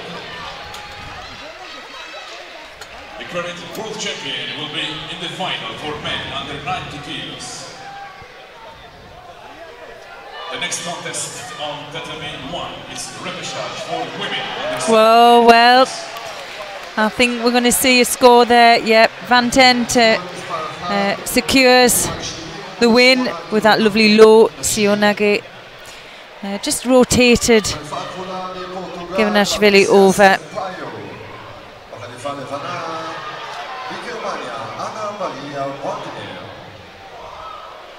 Well, I think in the end van der Ende just showed a bigger range of skill out there today, and, well, he'll be seen later on for the bronze medal contest.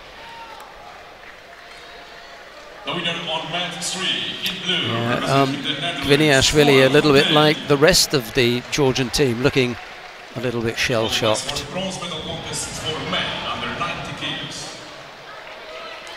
A single chance left for Georgia.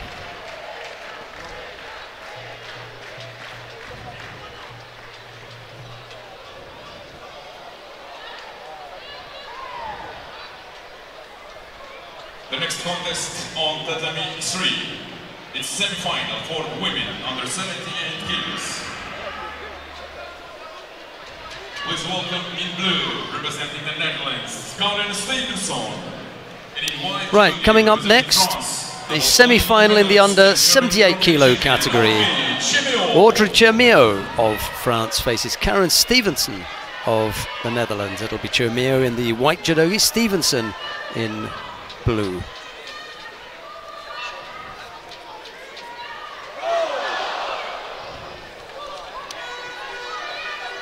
The referee in the middle for this one is Roberta Curlia of Italy.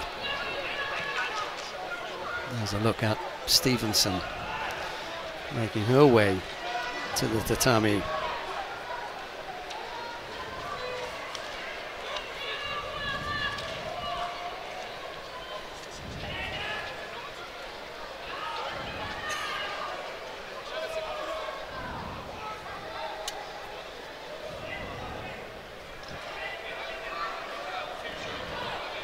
Well, Chermio, world number 4 here against Stevenson, world number 6. I'm afraid to say that I get the feeling that that is a slightly overinflated rating for Karen Stevenson. I don't mean to take anything away from her, but just, you know, look at that. Yeah, she gets turned over there. And, well, good chance there for the Juji Gatami, but, well, maybe didn't take the opportunity at the time. I know that's harsh, possibly an unnecessary comment on her, but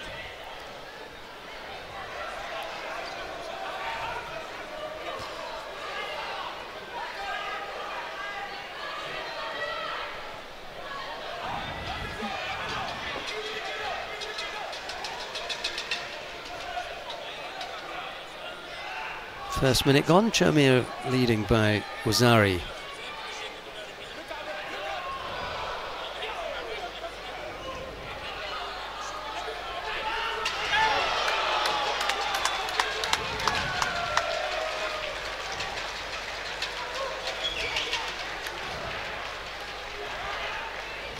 Well, nice touch we've seen with some Ashiwaza, and then finished off with the Ouchigari for the second score, which was a nippon. Yeah, well, Chimio there just made like work of Stevenson, and well, she'll get tested, I would expect, in the final. She'll see who won the other final, semi-final. Did you see who won the other? Her teammate, Madeline Malonga. Okay.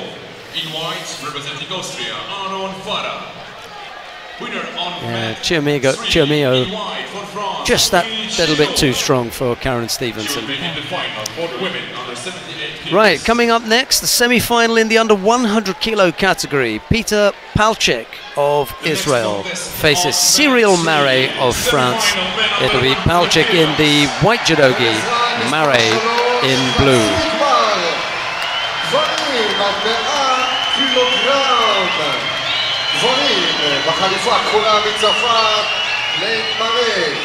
Referee in the middle for this one is Vasily Smolin of Russia.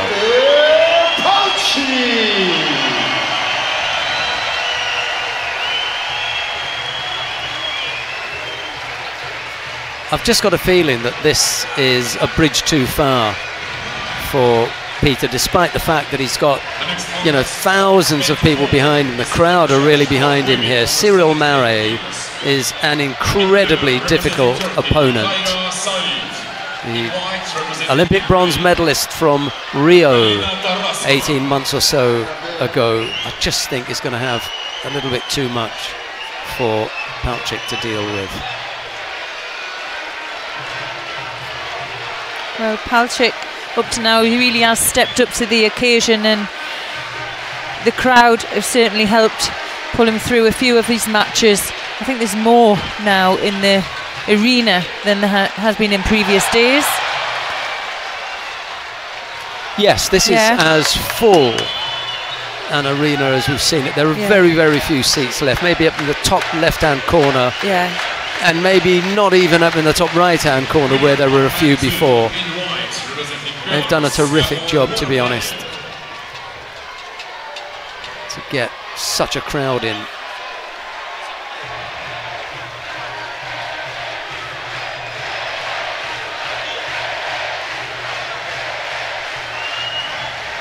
Next contest on mat 2 is repechage for the women under 78 kilos.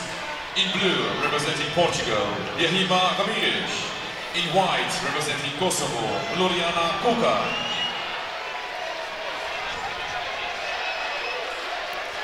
Well, Marais, they're just struggling to get onto that sleeve. It's been held back by Palchik, and, well, he picks up his first penalty for not engaging with the grip.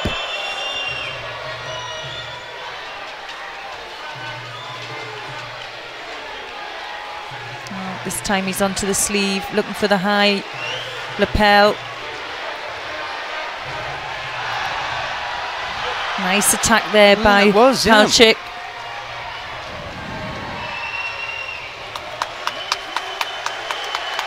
And I think, well, the plan will be not to let Marais settle with his grip. As soon as he gets the sleeve, he'll start moving. And, well, Palchik knows that. And, well, has he put himself under some danger there? Marais looking for the strangle. Oh, looks that's to be on. Yep, yeah. Yep. It was on very, very quickly. Yeah. Doctor on mat 3, please. Yeah. Not any other thought in Mare's mind except to look after Palchik. Yes.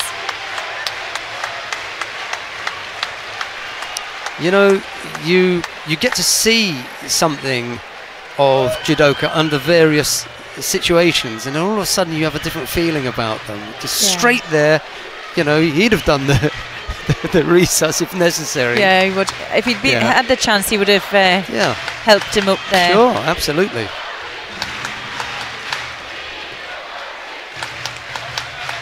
Winner on mat 3 in blue, representing France, Cyril Marais.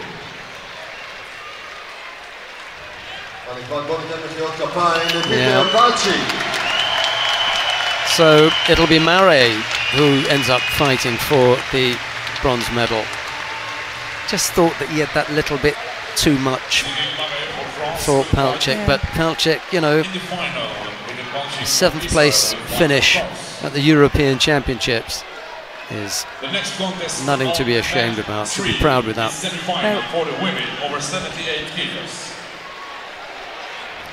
Oh well, I'm not quite sure how it is that Ramirez ended up catching Kuka on the adjoining mat, but she did. It was on very quickly, wasn't it? Yeah. Put him out very quickly. It's unusual. Normally takes a while, but no, he wasn't hanging around. We've got another semi-final on mat 3 now. Tessie Savelkoos of the Netherlands faces Roman Dicko of France. It'll be Savelkoos in the white judogi, Dicko in blue, and the referee in the middle for this one is Frank Wolf of Germany.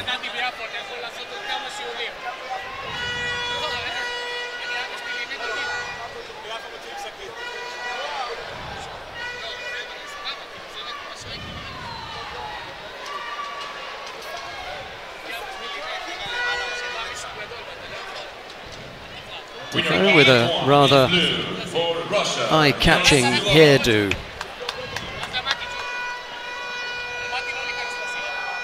Savelkoos picked up a Shido there.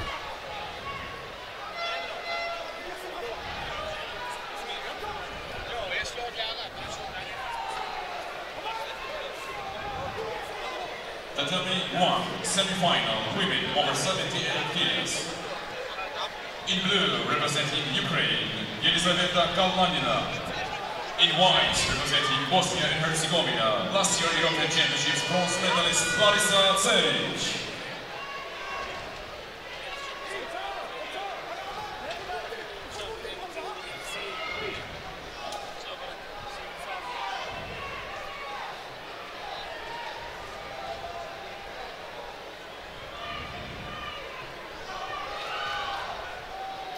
Well, Savelkoos just beaten Dicko to the attack.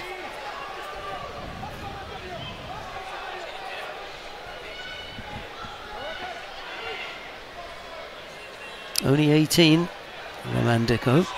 Yeah, as soon as she has a grip there, she needs to be a little bit quicker to initiate the movement for her attack. Savelkoos there, just beating her to it, and there she picks up her first penalty for passivity. Be a nice little triple if Roman Dicko could do this, because she was the cadet European champion in 2016. She was the junior European champion in 2017, and at 18 she could win the senior Europeans. That would be quite something. 16, 17, 18, 1, 2, 3. Yeah. Well, Savelkoos there just picks up a second penalty, and that was for attempted low drop, but she was quite far away, and it was what we would say a false attack. There's just too much time on the clock for Savelkoos to avoid picking up. Yeah. The third. Well, I think the first was Zari there for Dicko, and she's looking to try and rotate her opponent over onto her back to secure the hold, but she rotated fully over, lost control. Well, Diko looks comfortable out there. Now she can take her time. Tatami 4, winner in white, representing Ukraine. It's full control of her opponent there. She qualifies for bronze medal contest for women over 78 kilos.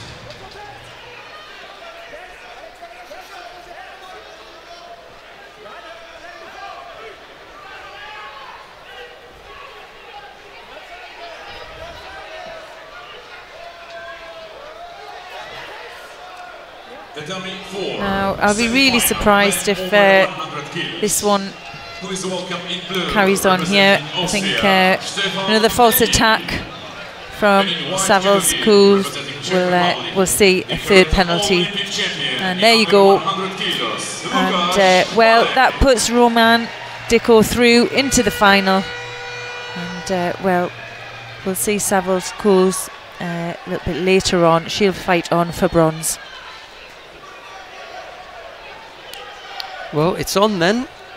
The third European title. She's got the cadet, got the junior. Can she take the senior European title?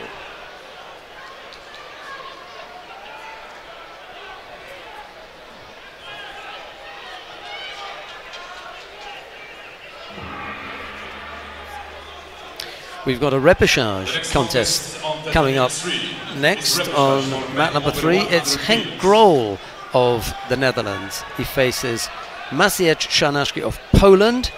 It'll be Grol in the white judogi, Szarnacki in blue, and the referee in the middle for this one is Roland Poiger of Austria. In white judogi, representing the Netherlands, the double European champion, Henk Grol.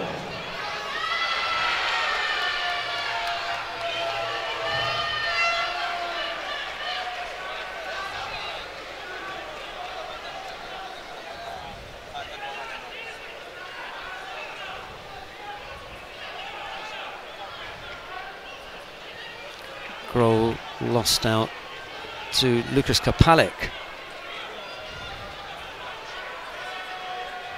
in their quarter-final. That put him in this position here. Szarnacki has best been manhandled off the mat there. He knows it. The size of him. Grol just manoeuvred him to the edge of the contest there, and he couldn't get back in.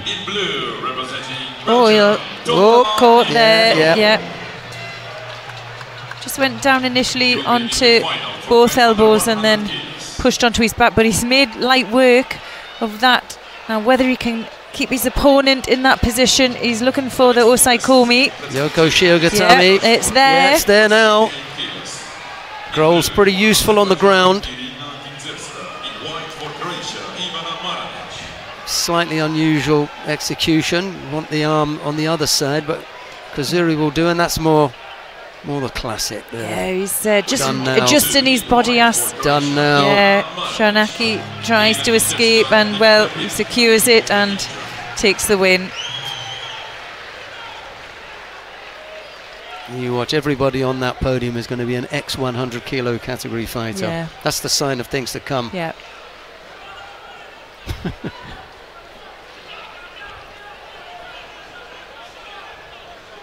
Winner on match 3 in white for the Netherlands, Henk Grol. Henk Grol.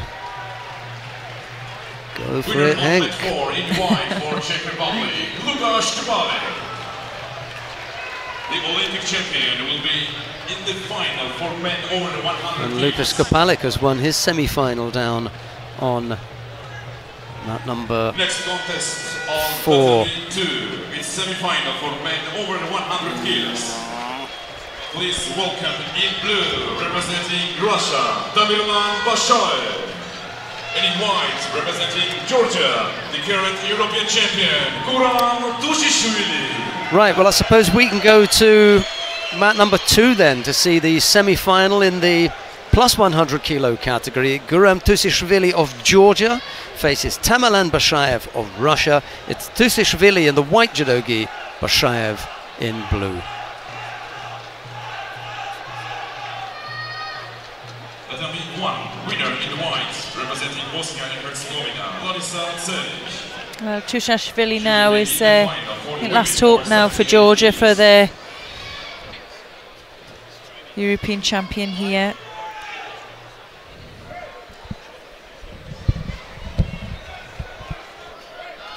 The last repechage contest on tatami 1 is for men over 100 kilos. In blue, representing the Netherlands, Roy Meyer.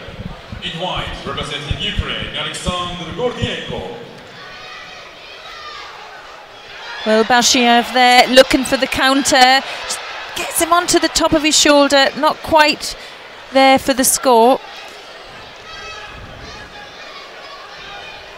Bashiev has had a fantastic run throughout today. Beaten Kukuru from Azerbaijan, then home favourite Sasson, then Roy Meyer from the Netherlands, and well, he may be small in stature, but he can't be underestimated. He has amazing throwing skills.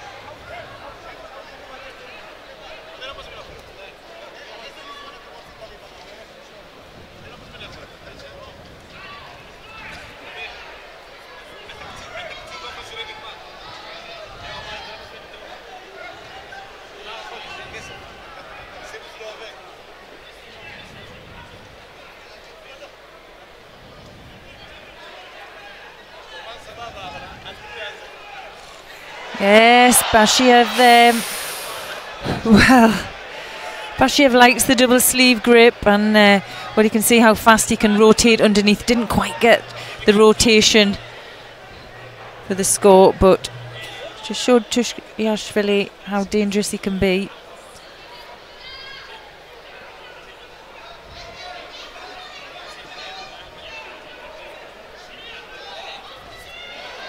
Nice movement there. Yeah. Again, as soon as he's got the sleeves, that time it looked more like a Seotoshi. Just in and out very quickly. Tushashvili has got to be really careful here.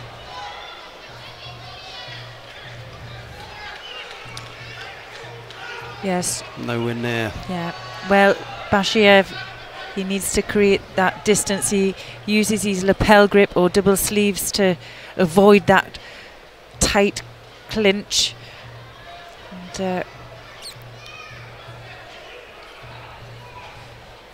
it's quite hard and difficult when someone is smaller in stature to throw them forward, because you need to create space underneath. And sometimes it's easier to adjust to throw backwards. Well, we're just over a minute now left.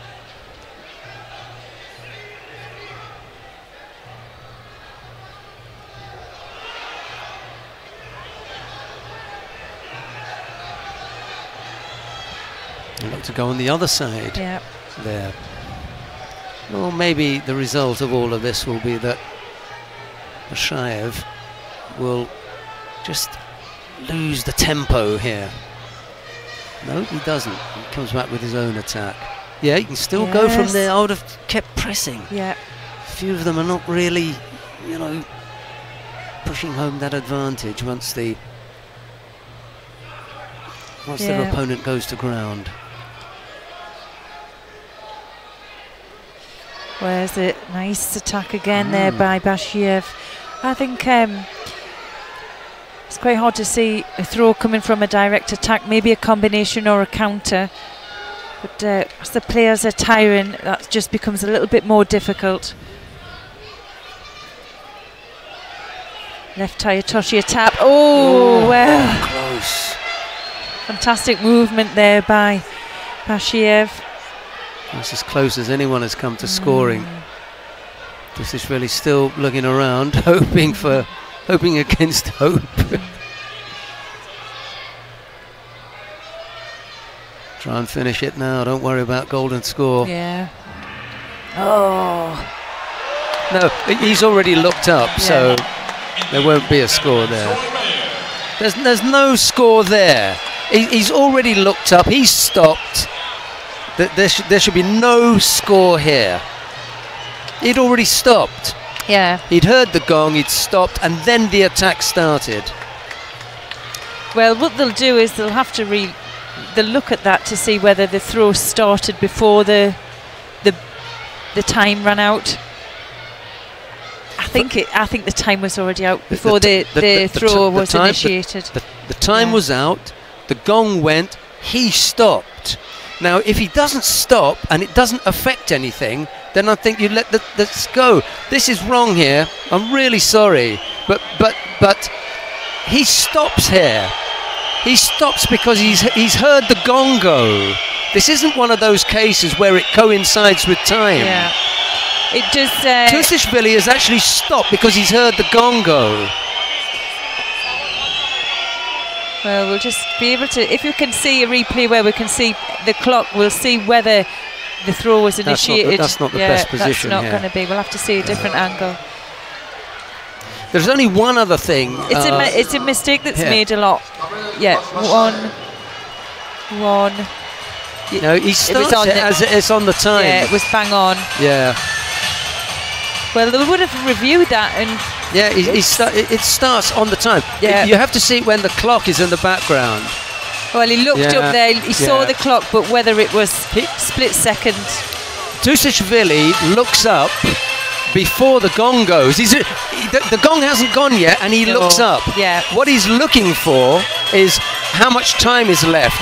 And as he looks up, Bashayev attacks him. Puts it in, yeah. But Bashayev attacks him as there's that split second left on there. Yeah. So, sorry, Guram, you're out. Yeah. It's a mistake that you see made, but you can't argue with that. It's a hard one to take, but it was bang on the time, wasn't it? The throw was initiated just before the zero hit. The first time I saw it, I thought that they'd got that wrong. Yeah. One replay tells you that they've made the right decision here. Guram Tusishvili looks up before the gong goes. He's looking up as the gong is going, but at the same time, Bashayev is attacking him, quite rightly. And then he goes over. Oh, he's 7 there.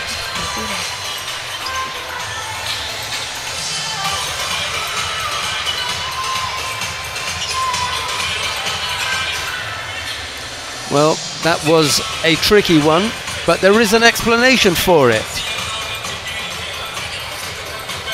Tusishvili looked up before the gong went. And in any case, there's always the thing about you don't stop until you hear Soramade. Yes. There was no Soramade there. Yeah. Right, we're going to have the stadium prepared for what appears to be a closing ceremony, I think.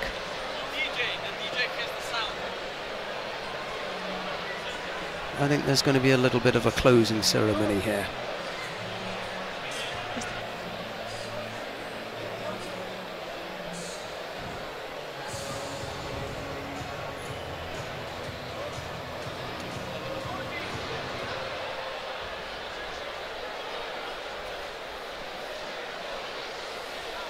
Yeah, that was slightly unfortunate, but you only needed one replay to get the view that the refereeing commission had when they looked at it.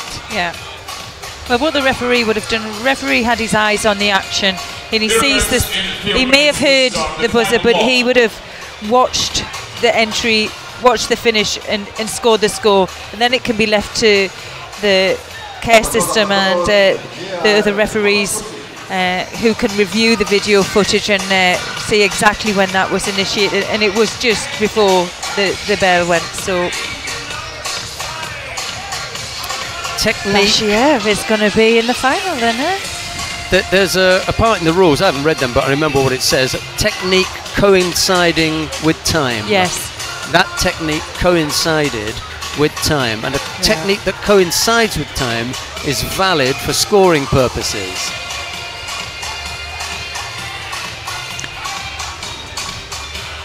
And poor old Guram Tusishvili had looked up. When you see him looking up, there's a second on the clock.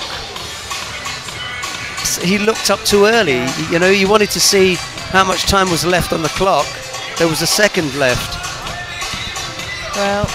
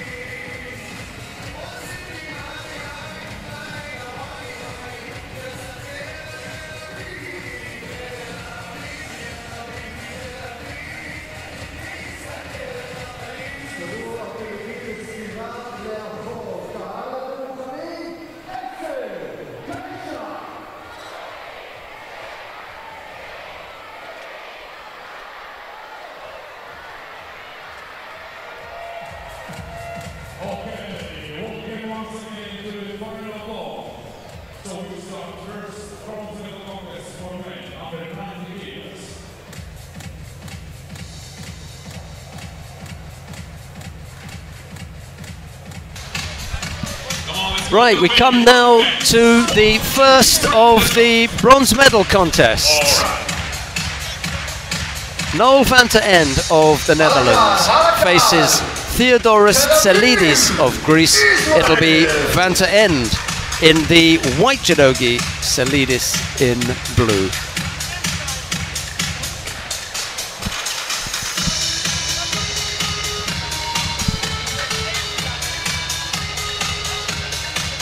There are the two fighters. Van ter End will feel a lot better if he's able to medal here. He'll be back in the mix, won't he? A bronze medal at the European Championships. yeah. So please welcome on mat 3, in blue judogi representing Greece, Theodoros Tselidis. The referee in the middle for this one is Vitaly Sulima of Ukraine.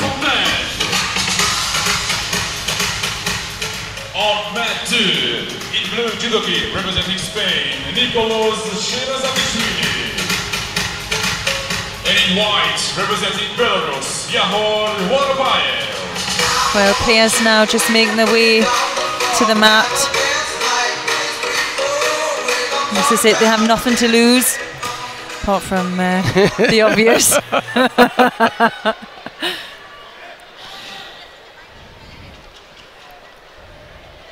Well, it is. They fought throughout today, made one slip up, and well, just the bronze medal contest to go.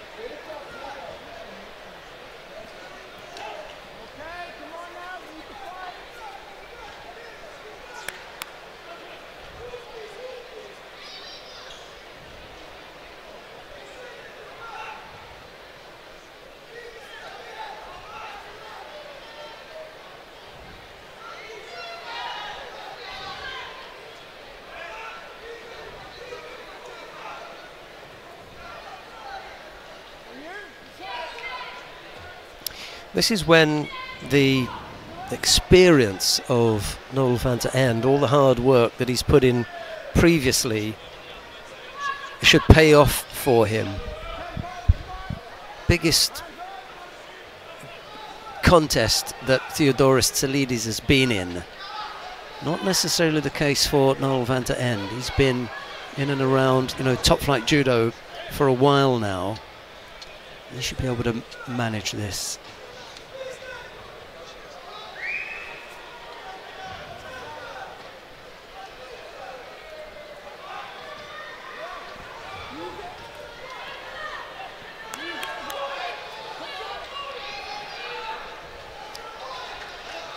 Just picked up the penalty for passivity, maybe just taking a little bit long to settle for the referee's liking. Yeah, Van der End wouldn't have expected has met Tzilidis before as well, and probably just want to weigh up and get a feel of his opponent as well. Good point. New opponent at the end of your hands. Have a look and see what he's about. Yeah, I'm sure with his coach there, he would have done some video analysis of what they found on Tzilidis, maybe throughout the competition today, and from one of his previous competitions they've seen him in on a world-class stage. What he does have a really handy little foot take back, but that's from an Uchimata attack, so Van der End hasn't attacked in that manner yet, and maybe he's aware of that. He's got that little sit-down modified Yes. Kataguruma as well. Yeah. There's the Murata Well, Senagi that yes. takes him over. Again, the second that the arms get wrapped up, these players are in there.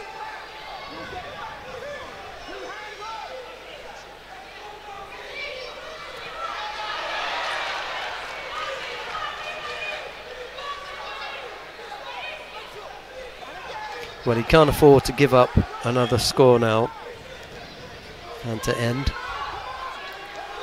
Still got time. There's a minute 20 odd, and energy can drain very, very quickly.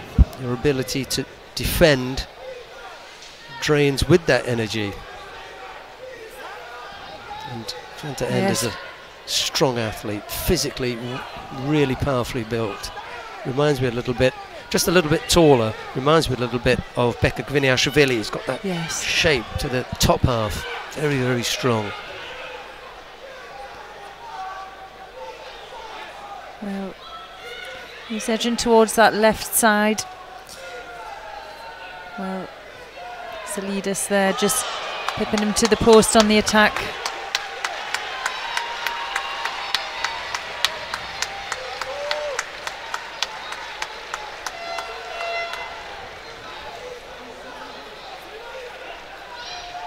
And again, well, I think the mate had been already called.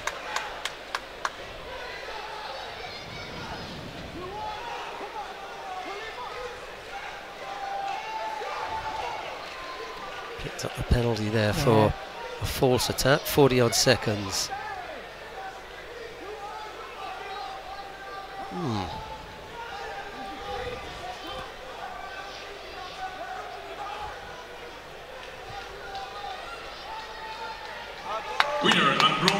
Noel van der End is the hunter now, chasing his man down. 30 seconds.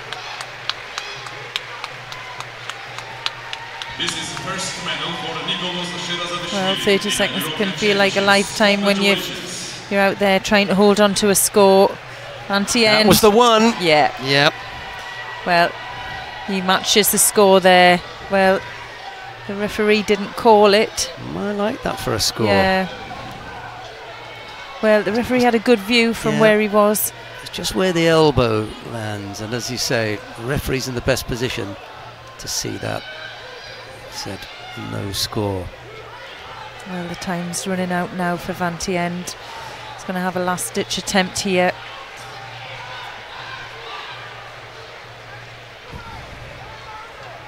Yeah. Won't be enough. Second penalty picked up by Tel-Aviv.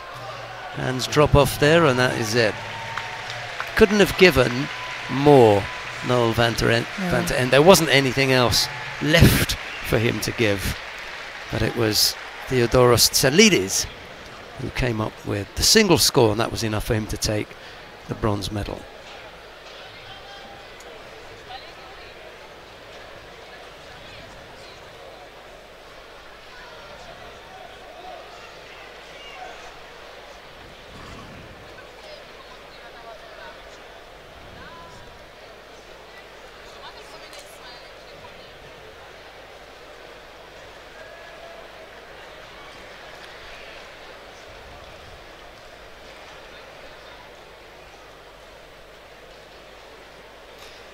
Well, it says he's 21. That's the information that we've got on him. He appeared at the Grand Prix in Tbilisi, picked up a 5th place, and now a bronze medal at the European Championships. I would challenge anyone to tell me that this is his second judo competition ever.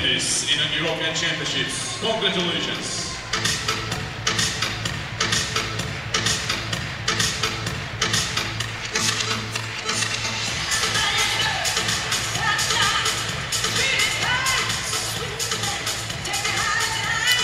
But you'll find out at the interviews after. Yeah, we'll find out some information on him, and if we can get a little bit of information, we'll get it wrote up as well, and you'll be able to find that on the EGU website.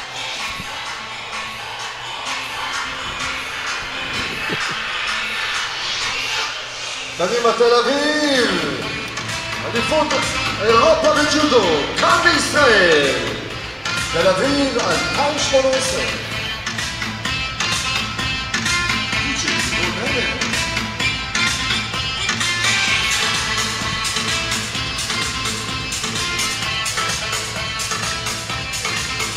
We come now to the final of the under 90 kilo category. Nemanja Majdov of Serbia faces Mikhail Igolnikov of Russia. It'll be Majdov in the white judogi, Igolnikov in blue.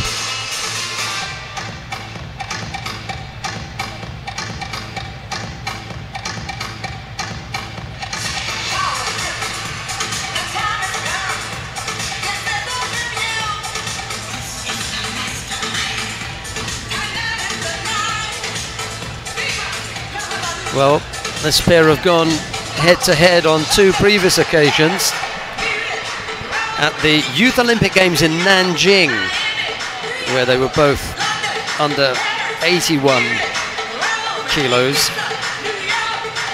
Igolnikov came out the winner on that occasion. And at the Junior World Championships back in 2014, in Fort Lauderdale in Florida, again at under 81 kilos, and Igolnikov came out on top there. The referee in the middle for this one is Heather Lutyens of Belgium. Clarissa Begnin, who's sitting in the 2nd or 3rd row watching on.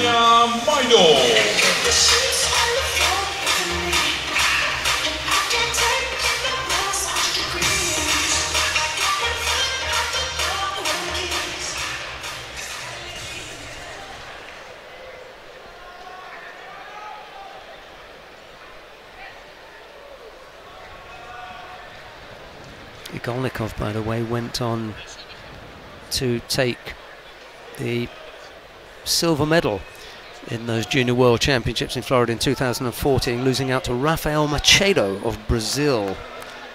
And Majdov finished back in 7th place. However, he's since gone on to win the Senior World Championship, so good luck with that one, juniors.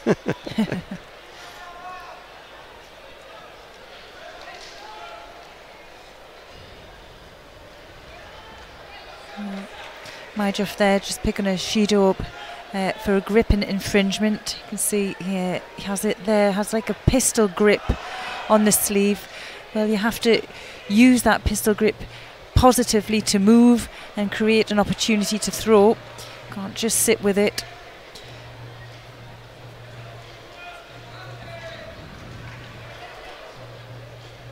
Uchimata attempt there by Igolnikov.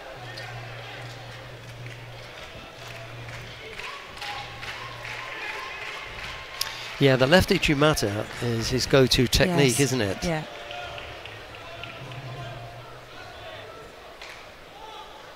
He looks so comfortable. He even had a look at the clock there. Oh, well, he wasn't messing around there.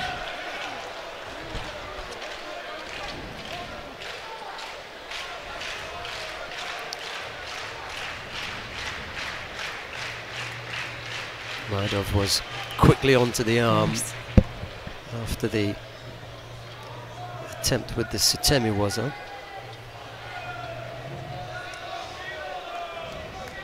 Unfazed Igolnikov.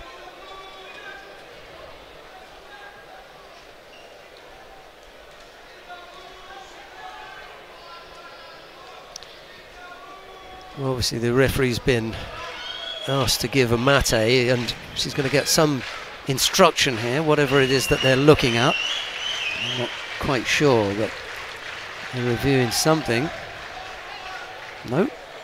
I think maybe the Shido had been taken off for the hand infringement, and then it's been put back on again.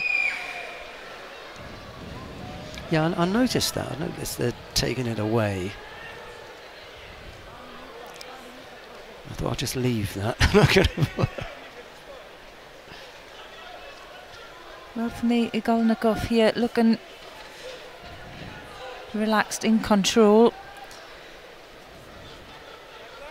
Well, he's hunting for that Uchimata, which he can switch to the rear. And well, wow. There we see.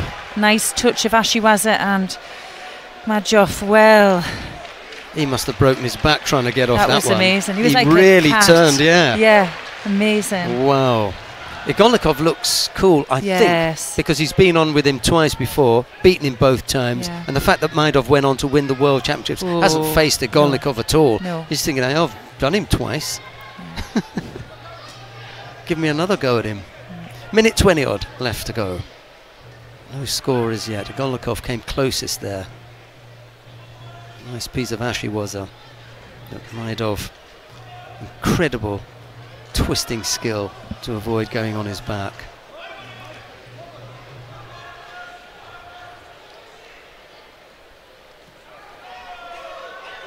Well, just to me, Majov a bit further away. Yeah, he's not done yet. Yes, that was a nice rotation, and looking just really sharp.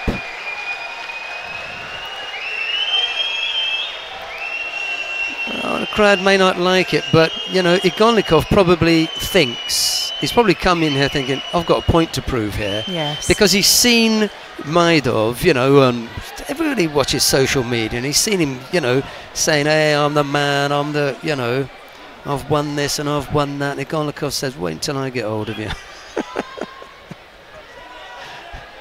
Well, 40 seconds now left. He's changed his grip, inside grip now.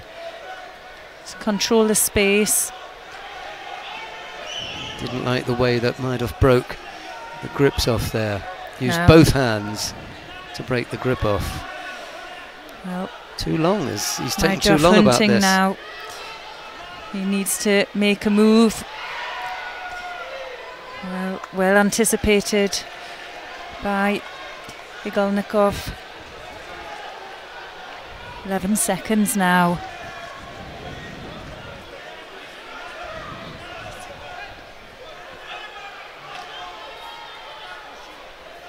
And Igolnikov will dance away and be perfectly happy to take a Shido if Heather Lutchin should decide. Yes. Yeah. Yes. All's fair in love and war, they say, don't they? Yes. Well, there's no love in that. But there is a degree of fairness, in as much as Maidov says, well, okay, you know, you took this one. Igolnikov said, yeah, I told you I would. Yeah.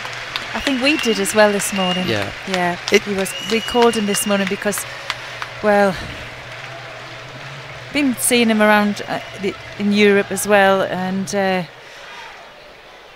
he just has something very, very special in not just his coolness on the mat, but how he reacts and creates chances. Well, the European champion Mikhail Igolnikov there from Russia. Hey, you That know, was all right. That was again, nice. you know, you just the smallest signs that you get from some players. First of all, is how you take defeat. Yes. That for me is the biggest thing. Maidov just stepped back from, well, you know, to say, he's the world champion here. He's just beaten. Okay, mate, you've beaten me. Yeah. You know, you're the man. Yeah, Even held his that hand was up. nice. You know. Yeah. That's how you earn respect. Yes. You know, the biggest amount of respect is how you lose. And Maidov, the world champion, lost gracefully.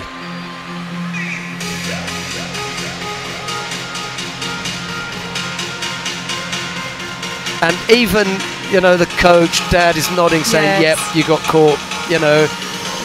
Yeah. How you take a defeat. And he's hand slapping the crowd, and he's, that's great. you know, he's the loser. Yes. But he's okay. And Clarice, Clarice yes. Agbegninu gives a hand slap. Yeah, it was a great fight. That was a good fight, especially because we know they've gone head-to-head before. It's 3-0 now to Igolnikov. And guess what?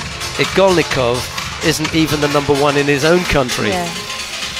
Yeah. He's behind the Olympic champion, Hassan Kalmuzayev. Yeah, that's right, yeah. Oh, no, sorry, we're talking about 90 yes, kilos. 90. He's behind the twin, Hussein Kalmuzayev. right, yeah. Right, we come now to the bronze medal contest in the under 78 kilo category. Yahima Ramirez of Portugal faces Natalie Powell of Great Britain. It's Ramirez in the white judogi, Powell in blue.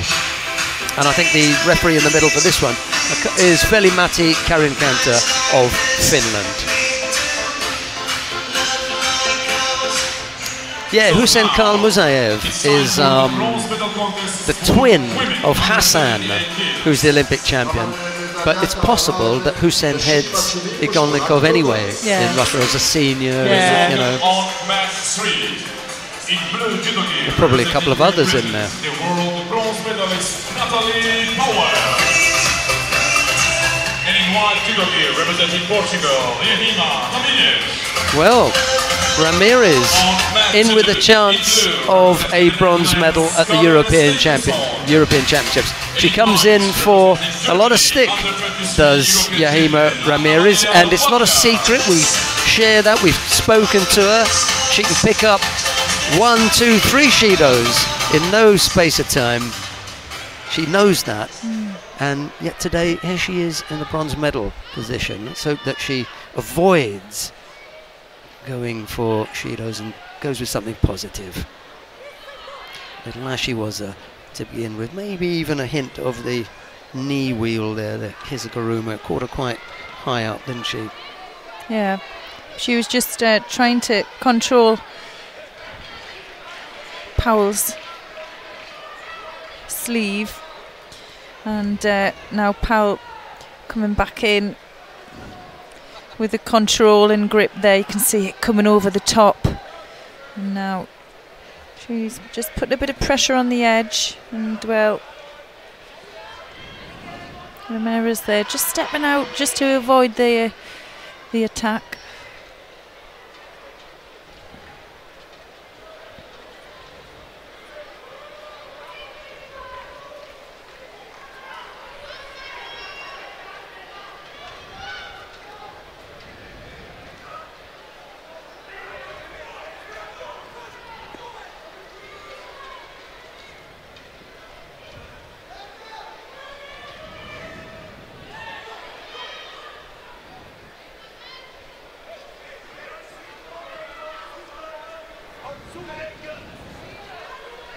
Well, just wandered out of the area there.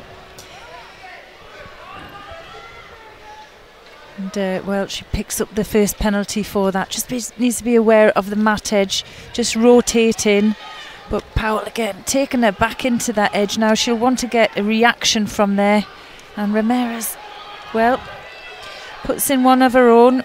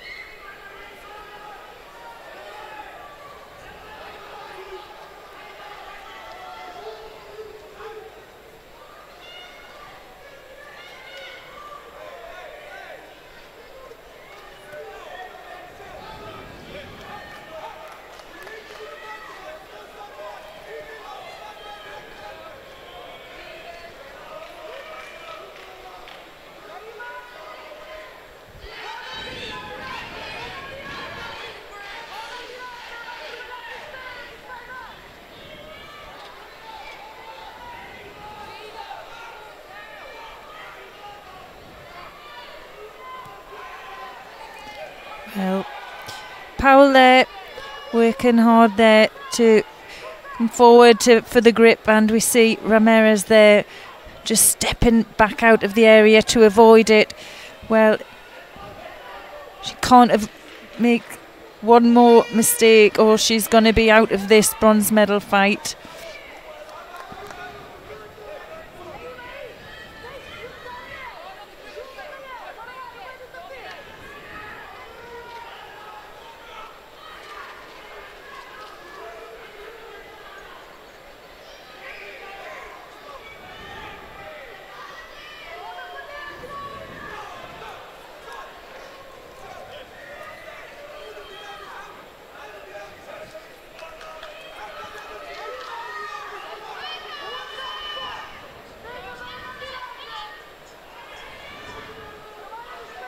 Ramirez again on the back foot.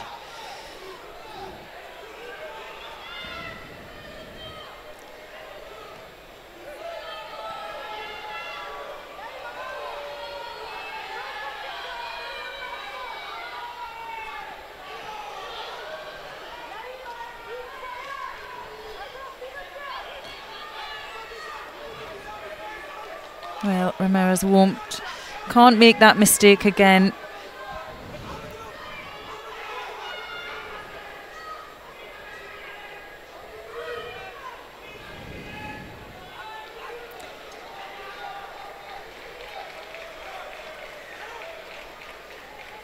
Well, as the referee asks them to adjust and tidy up, could be an indication that there could be a third penalty to Ramirez.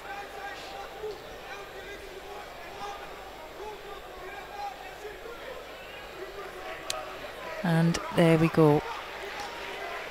Well, the win and the bronze medal goes to Natalie Powell of Great Britain. On match 3, bronze medalist in blue, representing Great Britain, Natalie Powell. Well, we were talking about at the beginning, we were talking about the possibility of the contest ending on a third Judo. Yeah. And, you know, it's really unfortunate. Yeah. She's a really likeable fighter, but the errors that creep into her judo are almost unstoppable. She just... It's like bad habits, I think. Incredibly bad. If you're moving backwards, you're always moving backwards towards the edge of mat, and you can't avoid stepping out. You just don't go there. You stay in the middle and you do the business there. At the end of the day, it's a judo contest, but it's a judo fight, and you have to bring that element to it. What a pity. Shame. Right, let's go down to mat number 2 because there is another bronze medal contest taking place there. It features Anna-Maria Wagner of Germany. She's up against Karen Stevenson of the Netherlands. We joined the contest with it already having gone into golden score. They're actually a minute into golden score. It's Wagner in the white judogi, Stevenson in blue. Both fighters have picked up a penalty apiece. A penalty each, I think I'm going to start saying now, because it may be a little bit tricky to, you know, get that if you're a non-native English speaker. So, given that many of you are listening who are not native English speakers, I'll try and make things a little bit easier. One penalty each.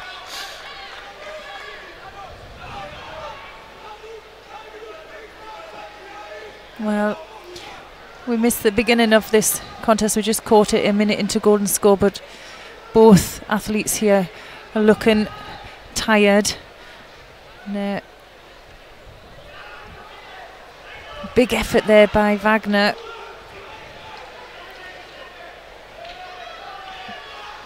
He's looking to take second hand on.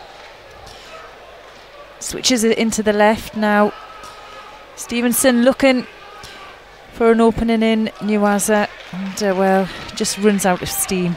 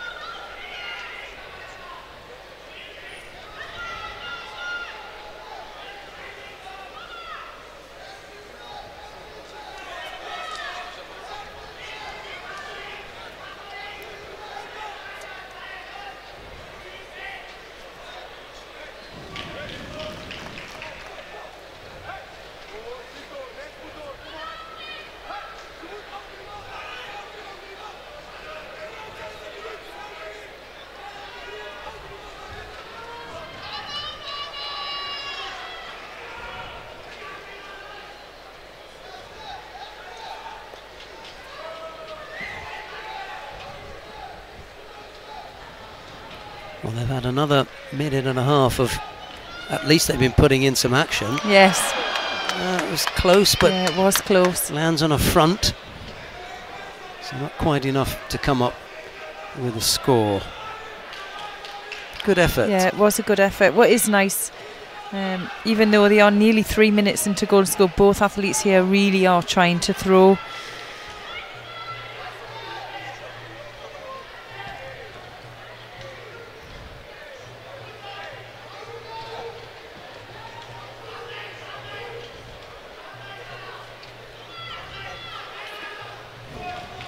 Another strong effort from Wagner. A long way away, but she managed to have Stevenson turning to avoid that.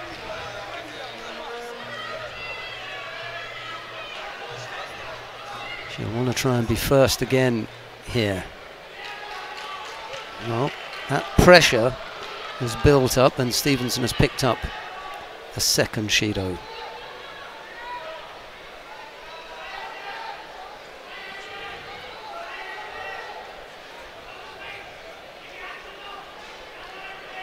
Uchigari.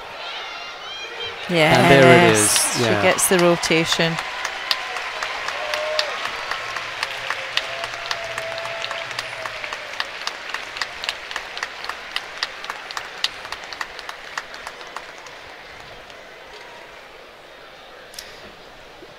Now, given that Karen Stevenson is probably the third Dutch fighter on the list. Yes. Husha Steenhuis at number 1, Martin de Verkerk at number 2, and then Karen Stevenson down at number 3.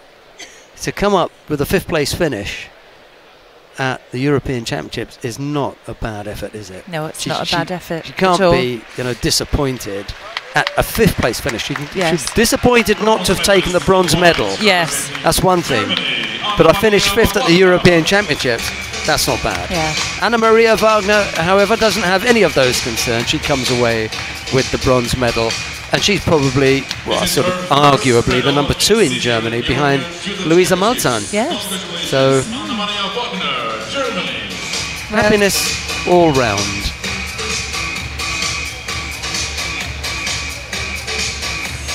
All right, we're gonna sing it tonight. We're gonna party tonight.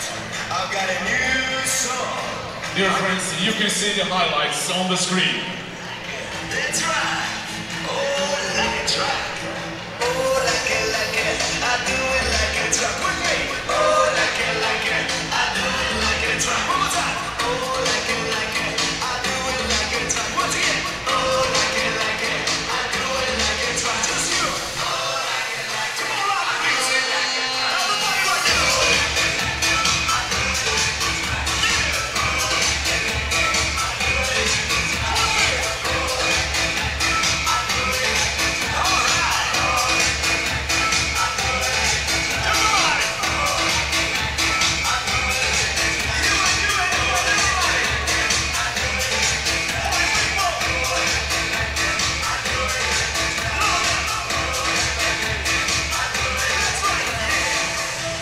If you like this party, everybody in the house, put your hands up and say, yeah. So when I say, oh, like it, you must say, I do it like a truck.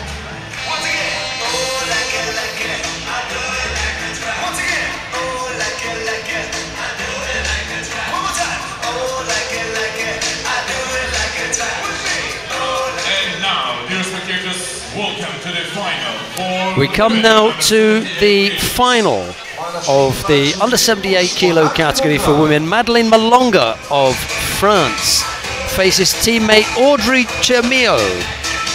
Bragging rights for the winner of this one. It'll be Malonga in the white judogi, Chermio in blue.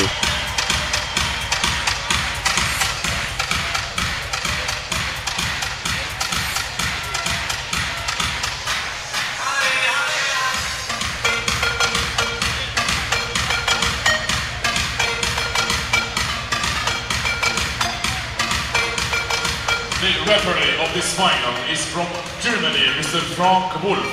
The referee in the middle for this one is Frank Wolf of Germany. In blue, representing Or Wolf, double if you like. I I like to go with Wolf. World champion, Audrey Chermio. And in white, representing France, first time in European Championships final, Madeleine Malonga.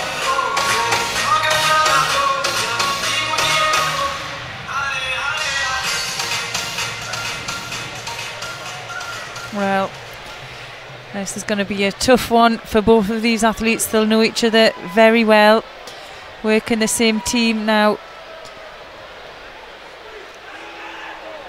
Referee there just them to continue. There's a little bit of a tap of the hand there that isn't encouraged, I would say. It's not part of the protocol any longer, yeah.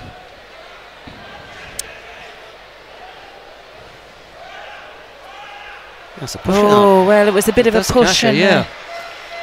Well, she took the score for that. Yeah.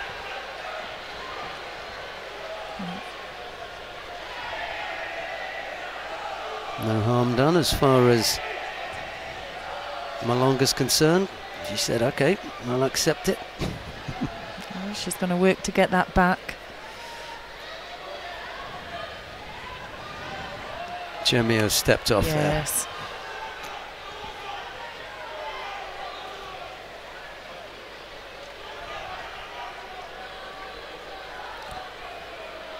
Audrey Chermio's coach has got a few things to say from the stands.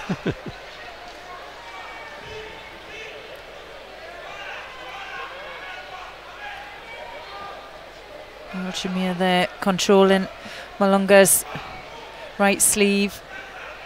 And, well, Malonga's going to struggle. Yeah.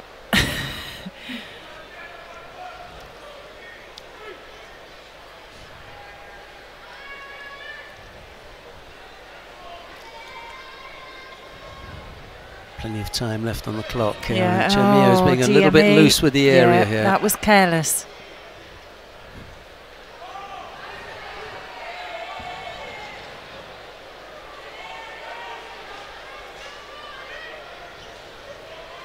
Now, given how well these two are likely to know each other, was that Malonga putting the hand over, Well, or Chemio? I felt like Chemio ducked the head over, but there was no penalty either way. We'll see it again. Well, how did that get over there then? Because it went over again. Yeah, well, it was off the back of an attack, so she might get away with it that time. They'll have an eye on it. Yeah, this time Malonga's picked up the penalty for going over there. That was a bit unfair. Yeah, she's going to be pushing it, isn't she? Yeah. Given the fact that Chemio's got 2 penalties already and there's well over 2 minutes left to go. She hadn't been penalised up to that point, but don't want to get involved in a penalty battle, do you? Not when you've got 2 good throwers like this. Well, Malonga knows if she doesn't do anything and Chemio doesn't do anything, they'll both get a Shido. And, well, if Chemio already has 2 on the board, well, that was not the best tactics there for Audrey Chemio.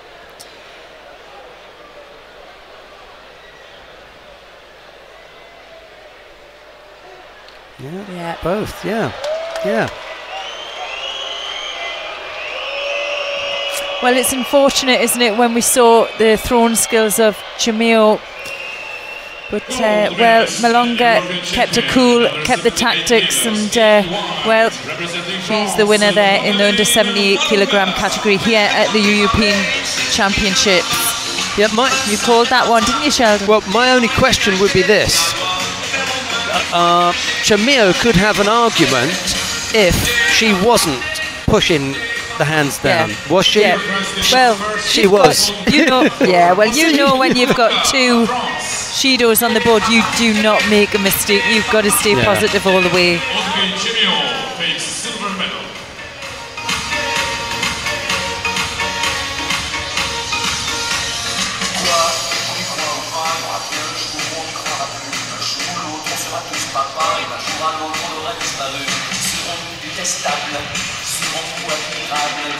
Well, there goes the first. That could have been a penalty, but she comes up with the score as well. So okay, she gets away with that one. But then there were 3 errors from her. She, there was only 1 foot. Although she pushed, there was 1 foot out. She wasn't fully pushed out before she initiated that tackle. I wonder if that's maybe the reason why that one was left.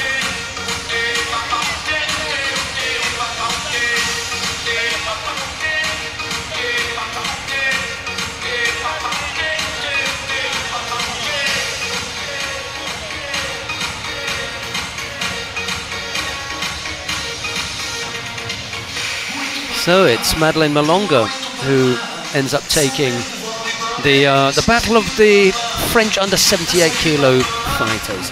Right, we've got the awarding ceremony for the men in the under 90 kilo category to bring you now.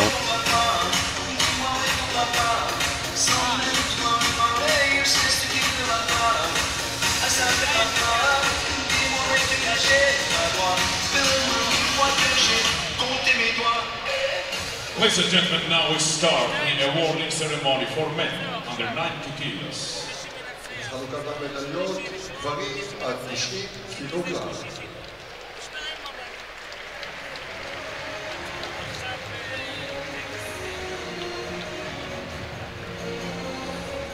The medals will be presented by President of European Judo Union, Mr. Sergei Soloveychik. The medals are being presented by the President of the European Judo Union, Mr. Sergei Soloveychik. And the bronze medals go first of all to Theodoros Tselidis of Greece and to Nikolaos Sherazadashvili of Spain. Silver medal goes to Nemanja Majdov of Serbia. And gold medalist and European champion representing the gold Russia, medal goes to Igolnikov. Mikhail Igolnikov of Russia. It's the first time we've seen him smile all day. Maybe smiling tonight though, won't The he? flowers will be presented by member of EGU President Advisory Board, Mr. Mikhail Cherkasov. The flowers are being presented by Mikhail Cherkasov, a member of the European Judo Union Advisory Board. I asked him to get out of my chair once. Just a joke, though. he took it well, the big man. Misha Cherkasov.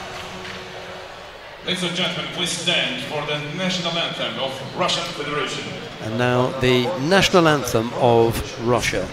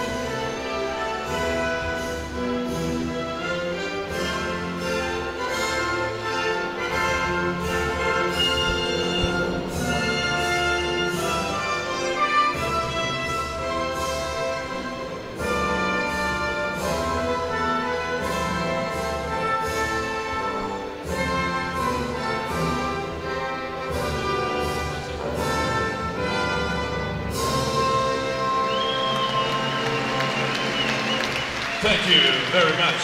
Now, family picture with VIPs and judoka.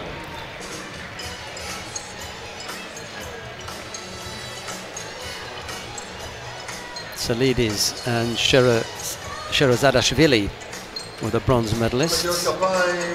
Maidov took the silver and Igonikov the gold. He doesn't look put out, does he, Maidov? Look.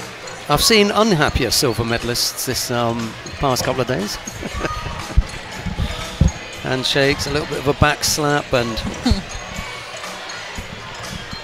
there you go.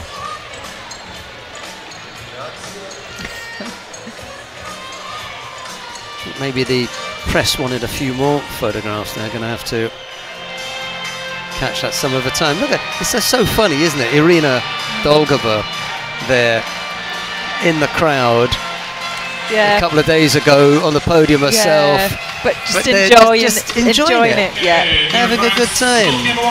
I think that's where I would, if I was here, I'd want to be right in the middle of that. It just looks so much fun. Time for a bit of cam. This time it's the dance cam. No, dance. Latzi, you have to dance.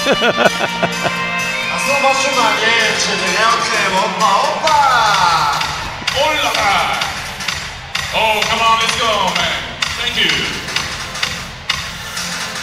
That is Mr. Dico from France.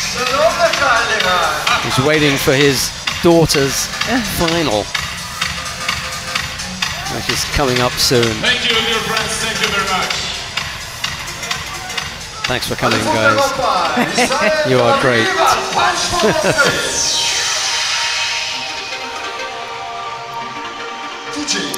Right, what have we got coming up next? We've got another bronze medal contest. Not a bad little fella, is it? No, got a few moves. Thank you, Tel-Aviv. Zelim Kotsouiev of Azerbaijan faces Daniel Muketa of Belarus. It'll be Kotsouiev in the white judogi, Muketa in blue, and these are both dangerous throwers.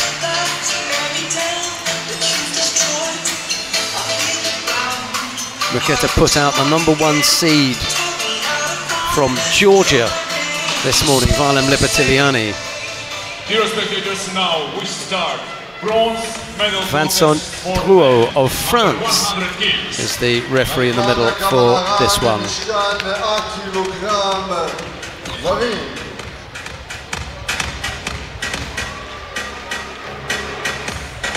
Please welcome the athletes on mat 3 in blue, representing Belarus, Daniel Muketa.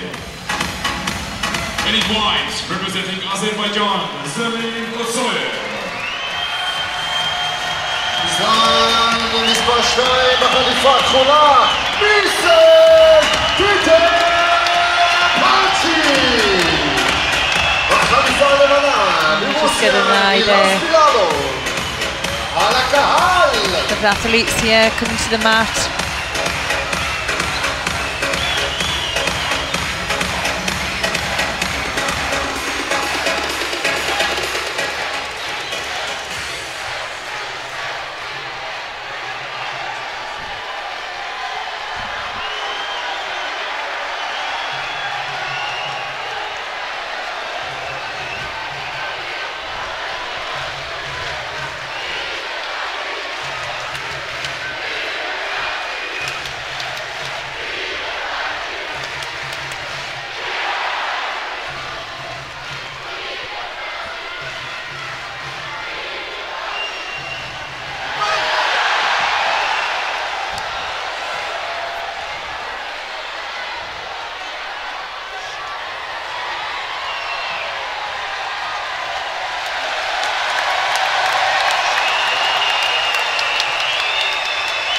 Oh, nice Uchi there.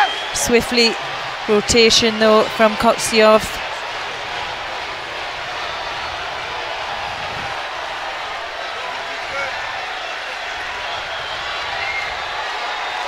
Well, Muketa there looking for an opening. He's going to switch his legs through and he gets the opportunity.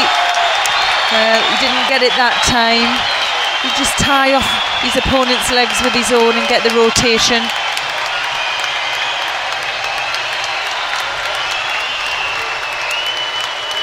Well, Uchimata attempt again.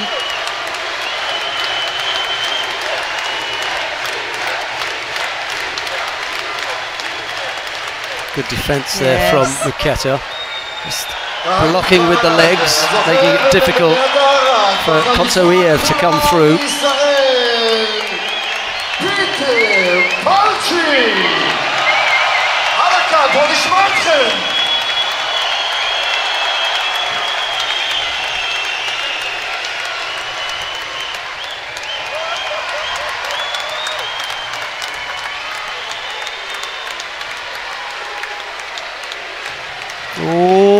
Oh, yes, that's gone over now. That was lovely done, yeah. Wasn't it?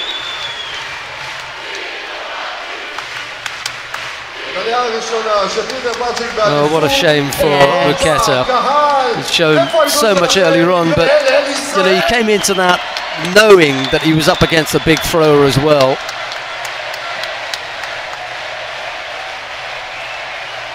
Both Muketa and Kotsouiev had thrown well all day. But it was the Azeri who came up with the big one in this bronze medal contest.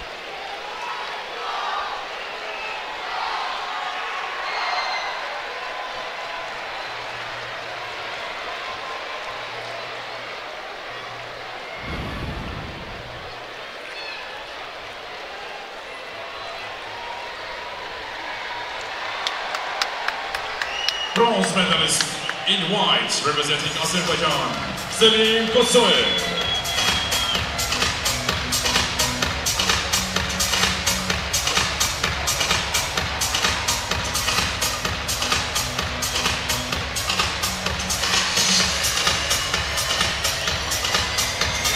Well, time for some celebrations. Relief for Kotsouiev. He's done a good job today. Yeah, he has. He was unseeded at the beginning of the day.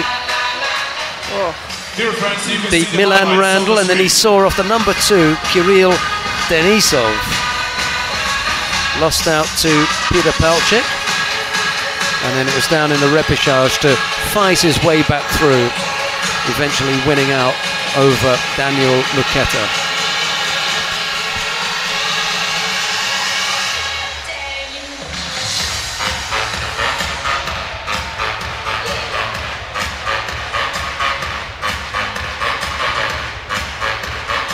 מדליה רביעית לישראל, קהל!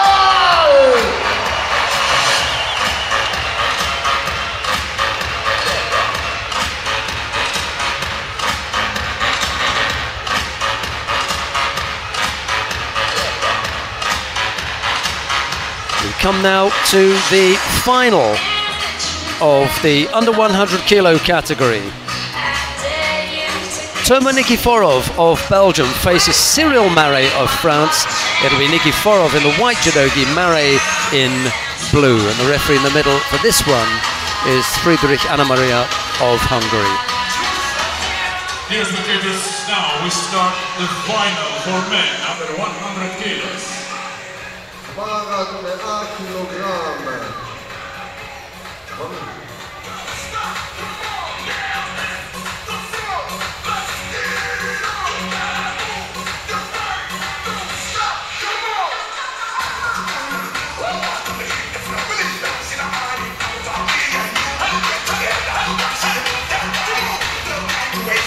The referee of this final contest is from Hungary, Mrs. Friedrich Anna Maria.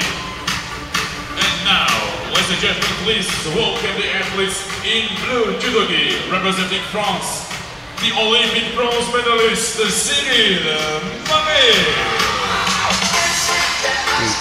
Two fighters just being introduced to the crowd here. Open Championship silver medalist Thomas Nikiforov.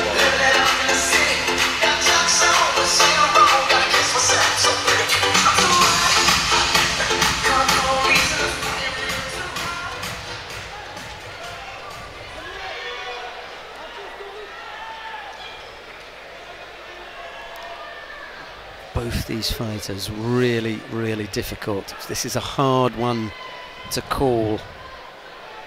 Yeah, it is. They've met each other on 5 occasions, and well, it's 3-2 to Marais at the moment. Very close. Marais was unseeded this morning. Nikiforov was one of the top 8, not one of the top 4. That was Lepetiliani, Mamadov, Denisov and Sergenix. But Nikiforov was in the top 8 anyway.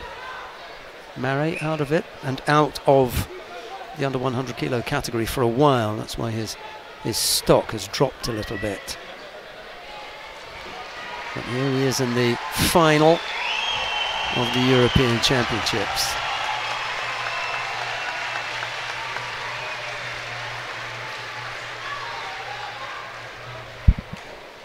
Well, dominating on the grip, picks up the first score.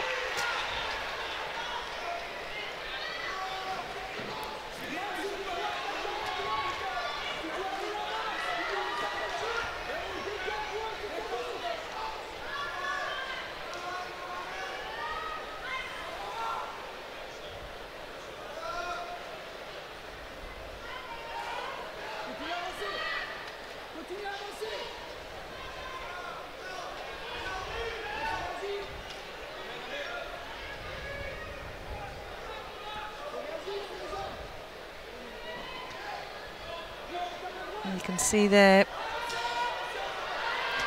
Yeah. Well.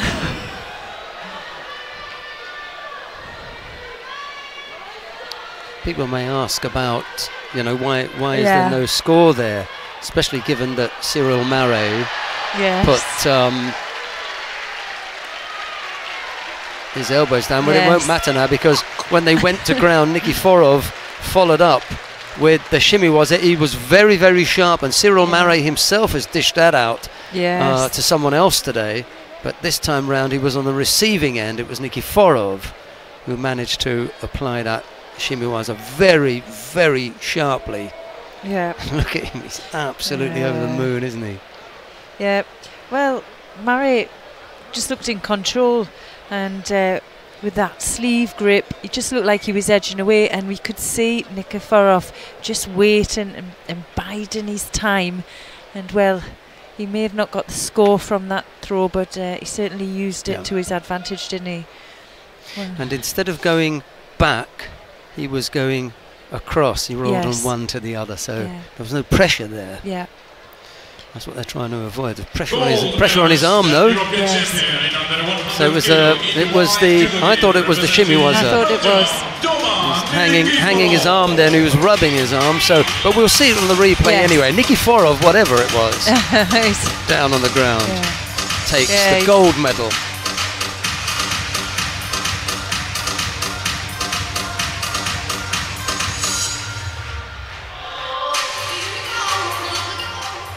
Congratulations, this is the first gold medal for Doman Nikiforov in the European Championships.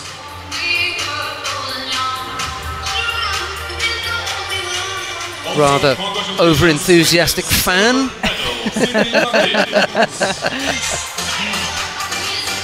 Maybe she's got special fan status.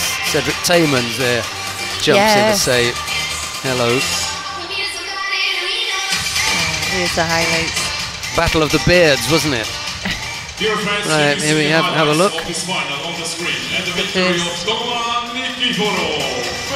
Alright, Makatomi. Yeah, that's the score. Here we go. Rolls across there. Let's see how he digs in now. Well, he has an opening there. And yeah, you can see it's across the, underneath the jaw. Uses his leg to get the leverage. And, he's already tapped. Yeah, odd, wasn't it? yeah. It's a nice transition. He already had the grip as he went down. He didn't have to do much work there, really. Yeah, he was onto that very quickly, was Toma Nikiforov. Just goes to show that it's not just his throwing skills, but sharp on the ground, especially to catch someone of Cyril Maret's experience.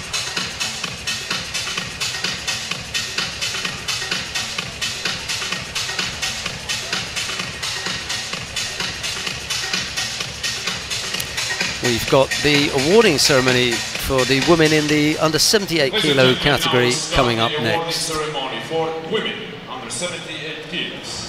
חלוקת המדליות, נשים עד 78 קילוגרם.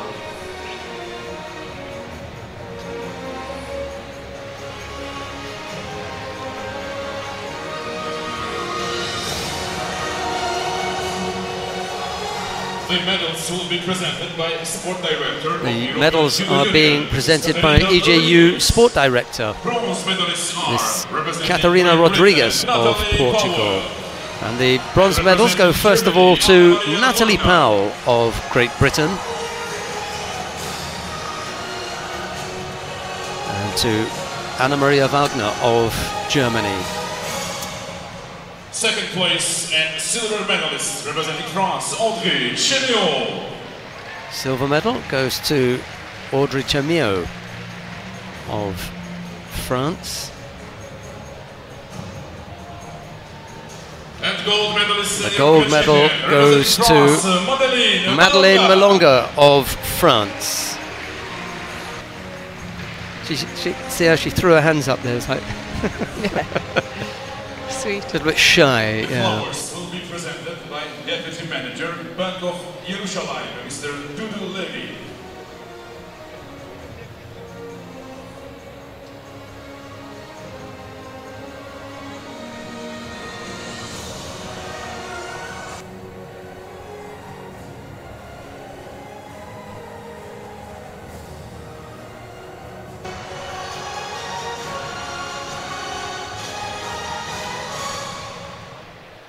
Ladies and gentlemen, please stand for the national anthem of France. And now the national anthem of France.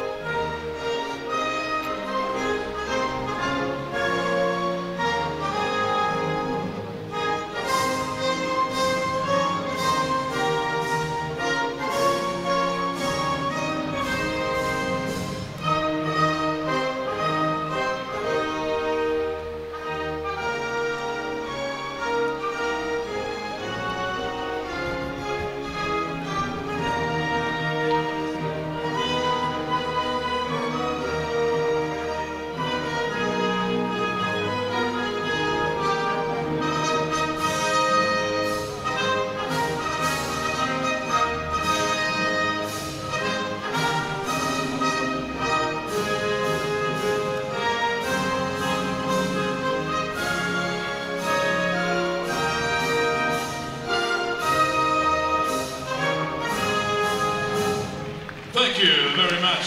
Now, family picture with VIPs and judoka.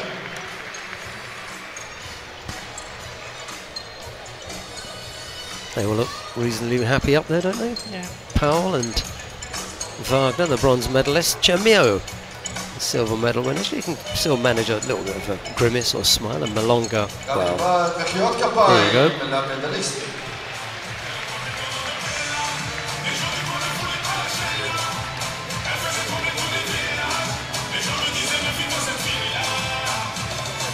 Someone had to win it, didn't they? Yeah, of course. Out of the pair of them.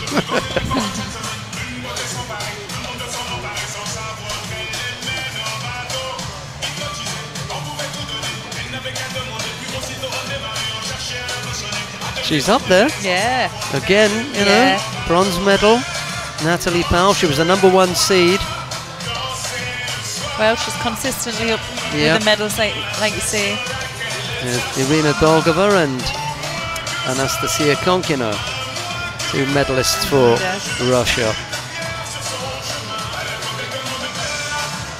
Karen Stevenson has got her tracksuit on and she's made her way up into the stands.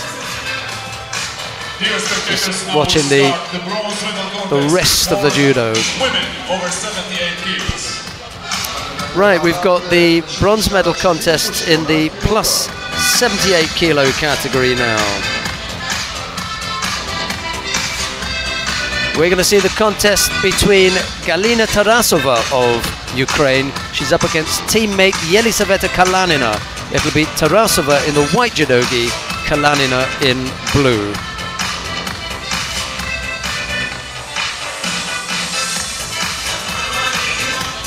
The referee in the middle for this one, I think, is Ofer Ben-Zivi of Israel.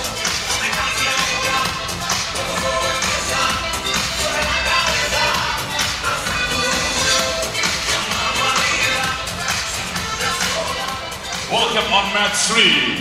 In blue, representing Ukraine, Yelisaveta Kalanina. And in white, there is also Ukraine, Ofer Ben-Zivi. Well, I've never made any secret of my interest in the developing judo skills of Yelisaveta Kalanina. I saw her first in 2011 as a cadet. Well, here she is. There she is in the blue judogi, now fighting for the European Championship bronze medal. Not sure how tall she is, but a whole lot taller than I am. I know that doesn't help you because most of you don't know how tall I am, so sort of redundant comment there, I'm afraid. Maki Komi was a weak little effort and it didn't really go anywhere. Well, she'll know her opponent very well, both from the same team. And, well, we may see them just cancelling each other out in the first minute till maybe the nerves calm down and, well, because they know each other very well, can't always make for, well, the most attractive contest. Here we see Kalanina with a strong, high grip, controlling the head, moving her opponent with the sleeve. And, well, she'll know she has to move her opponent to break her balance. And here she goes for the throw. Well, she gets the score. It wasn't the most attractive, but it did the job. It was slow to develop, wasn't it? Yeah. She almost slid down the leg and then pulled her over.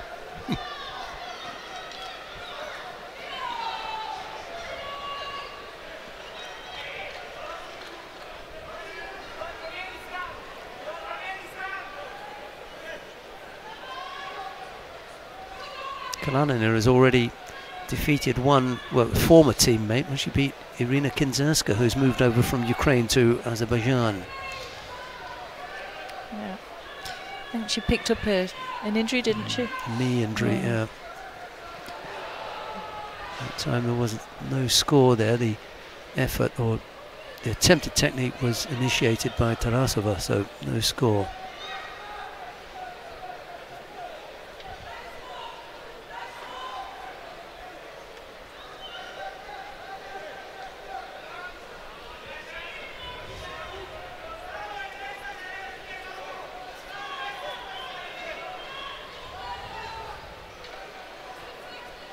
Well, you can see the tactics of Kalinina here. She's using that high grip with her elbow down, just using it to create some space and head movement as well. She needs to keep that elbow down to avoid her opponent coming in close with the clinch. She's looking maybe for the Uranage.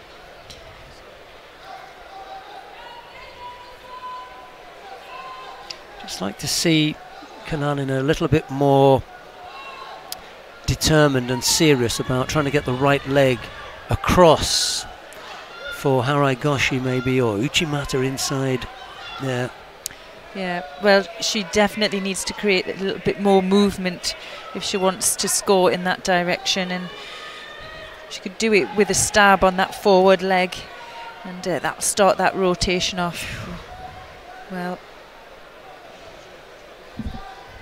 too far away with that effort.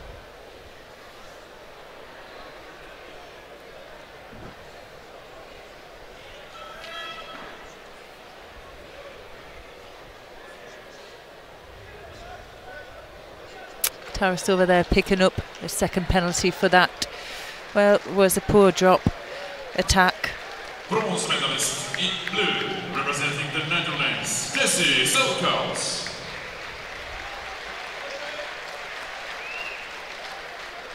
This is her first medal in a European Championships. Congratulations. You see, against the sharper athlete, Yes. Kalinina would go over there. That's a really good grip from Tarasova. Yeah. She could be around the back for Tani Otoshi with that, but she just, you know, hasn't taken full advantage of it. She managed to get her in a good position. She was tight in, Yes. left leg around the back and pull your opponent down.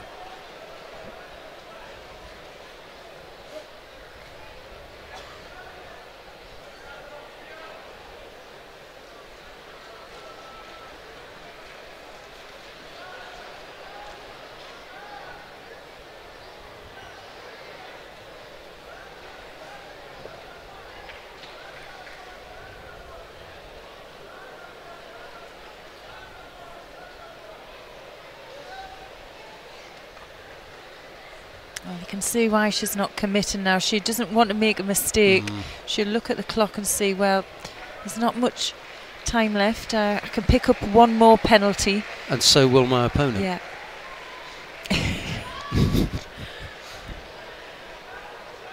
I'd really like to see Kalinina put in a big effort here to throw Tarasova. You can see there she's just Yeah. controlling that sleeve now, and just work that clock down. Well, the job, well, she came and she did the job she needed to do, and well, takes the bronze medal.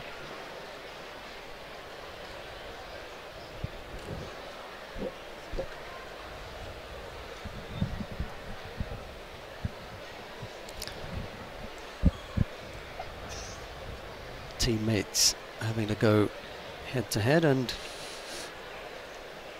Kalinina coming off the better. Well, we saw the two French fighters going head to head, didn't we? Yeah. In that final, Malonga coming out ahead of Chemio. Well, here it's for the bronze medal in the plus 78 kilo category. Yelisaveta Kalinina winning out over Galina Tarasova.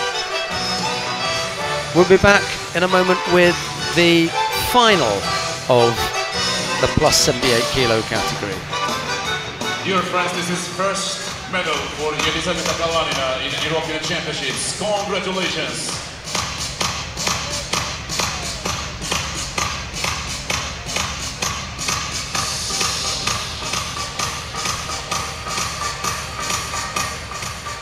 You can see the highlights on the screen.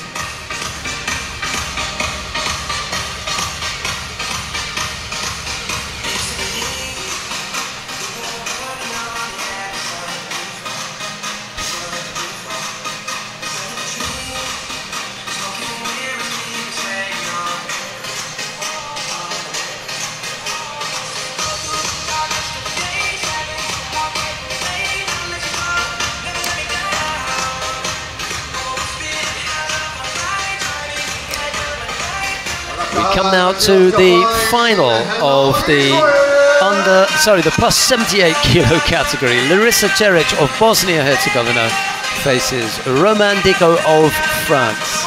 It's Ceric in the white judogi, Diko in blue.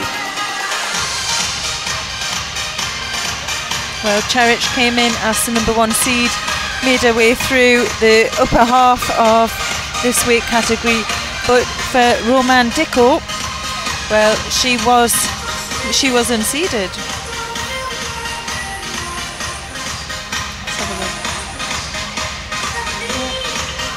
Yeah, she made her way through Pool D and put out former European champion Marina Slutskaya. Yes.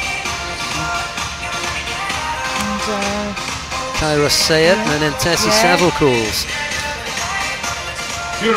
yeah, we're seeing whether she could do this. She cadet European champion 2016, junior European championship just last year, and well, progressing every year up, and we'll see whether she can make it on the top of the podium today. She's looked really good in all of her contests, really strong, all of her attacks with force. Referee in the middle for this one is Vasily Smolin of Russia. Sorry.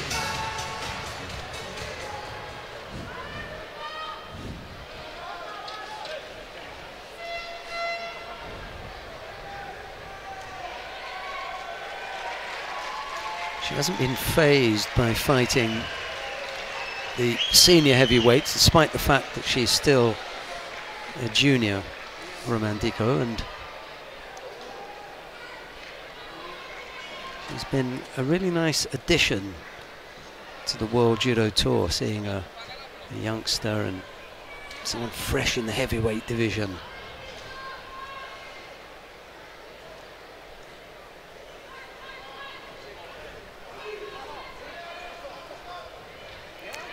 Yes, well, she has great structure. She always attempts to get that sleeve grip first. That controls her opponent, and then she's strong on the high grip.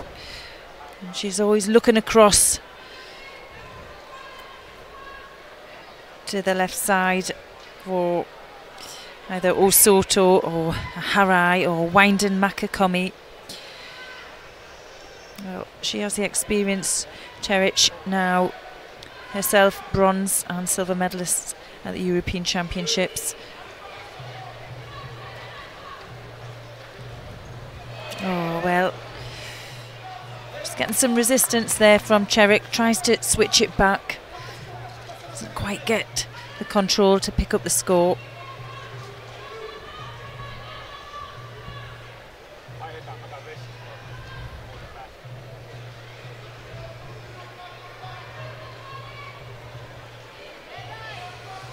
Searching again for that forward attack.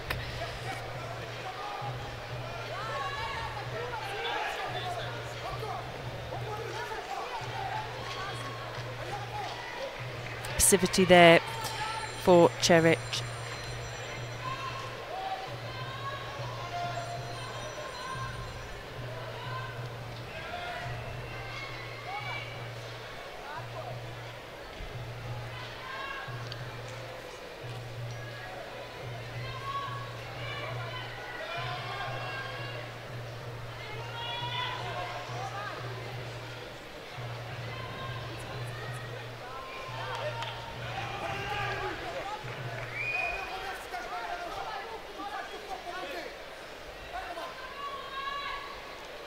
Single Shido against Ceric at the moment, minute 40 odd left to go. Nothing really to write home about here. Nothing special happened yet. Maybe Roman Diko's just testing things out and seeing where she can find a weakness in the armour of Ceric.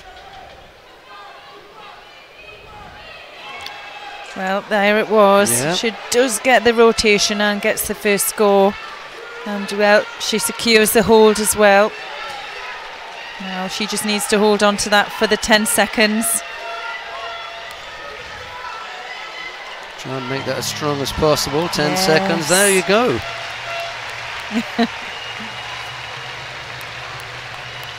Give me a shot at it and I'll win it, says Romain Dicot of France, who, as my colleague was saying, has won cadet, junior, and now senior. Oh, look. Dad, come on, you knew it was going to happen. A big strong man like you moves to tears? Come on. He's a really nice character. I had to stand in the waiting area at the doping control one afternoon, and I got most of the answers to all my questions from Dad rather than Romain Dicot, but tears of happiness and joy. There you go.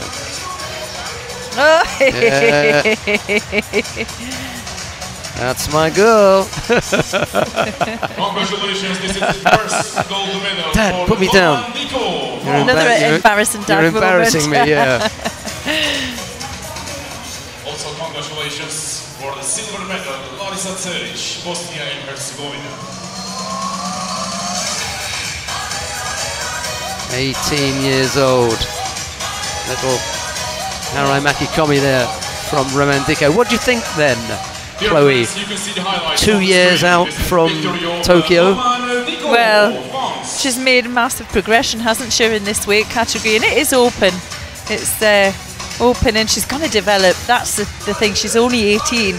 What's the development going to be like in 2 years' time, if not 6 years' time? She's got a long career ahead of her. Well, she just has no fear either. I think at that age, you haven't experienced the failure you can on the mat, and when she gets an opportunity, she really just can commit to her throws, and I think that's the difference we've seen in a lot of the heavyweight females today. They sometimes get in a good position, but they have a fear of actually going for those big attacks. Well, Dicot certainly doesn't, and well, she lands herself a place on the top of the rostrum today. It's nice to see. We come now to the awarding ceremony for the men in the under 100 kilo category.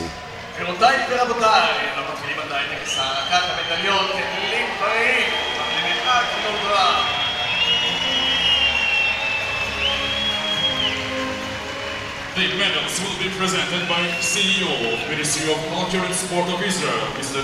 Yossi Shalabi. Bronze medalists are for Azerbaijan, Zelin Kotsoev. The bronze medals go first of all to Zelin Kotsoev of Azerbaijan and to Peter Palchik of Israel.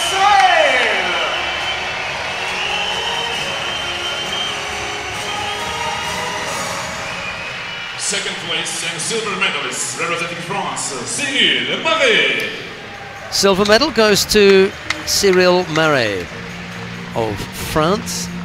And gold medalist and European champion representing Belgium, Toma Nikiforov. The gold medal goes to Toma Nikiforov of Belgium. The flowers will be presented by President of Israel Judo Association, Mr. Moshe Ponti.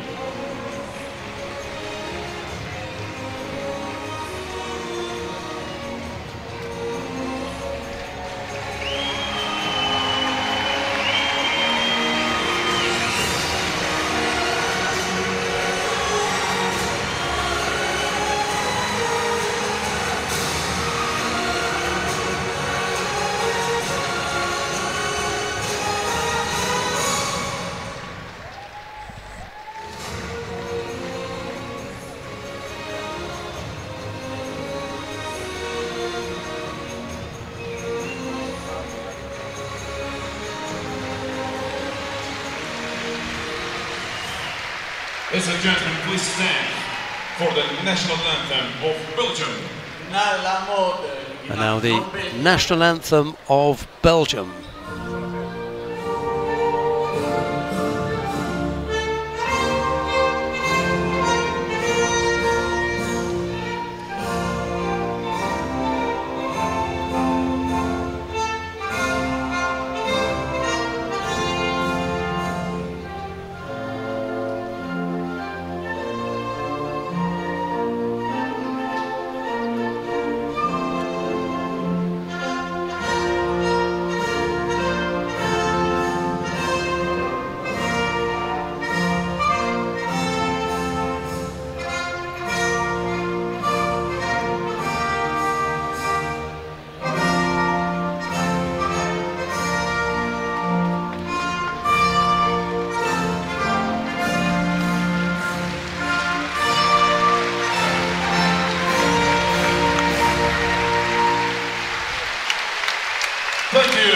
much.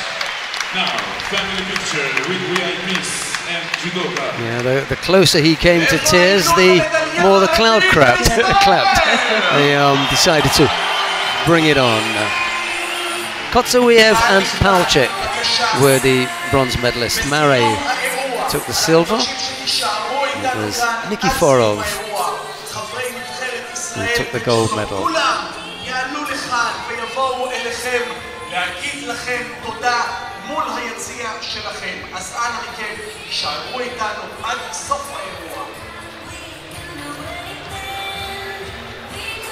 Well, we've got one more weight category to bring you.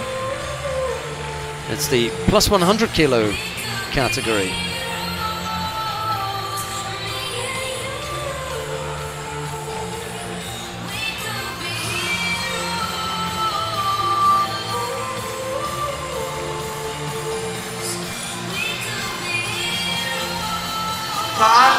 Looks as though we're going to have another cam moment, the flex cam.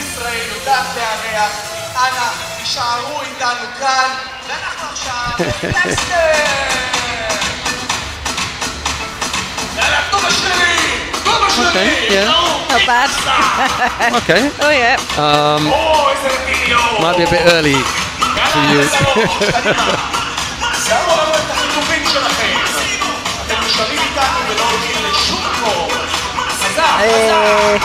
It's Yashuev, yeah.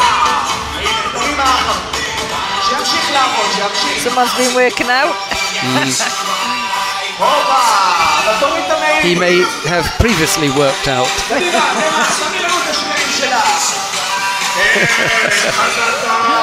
Right. Okay.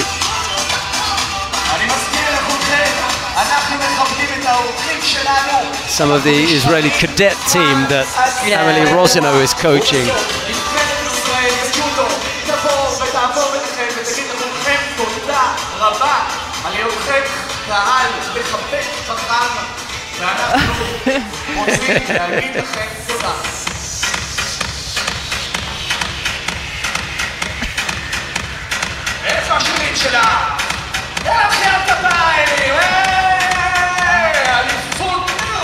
בין ג'ודו, כאן בתל אביב, 4 מדליות לישראל.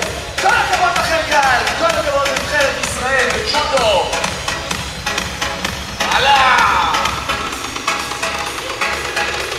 Right, we come now to the bronze medal contest in the plus 100 kilo category. Henk Grol of the Netherlands faces Guram Tusishvili of Georgia.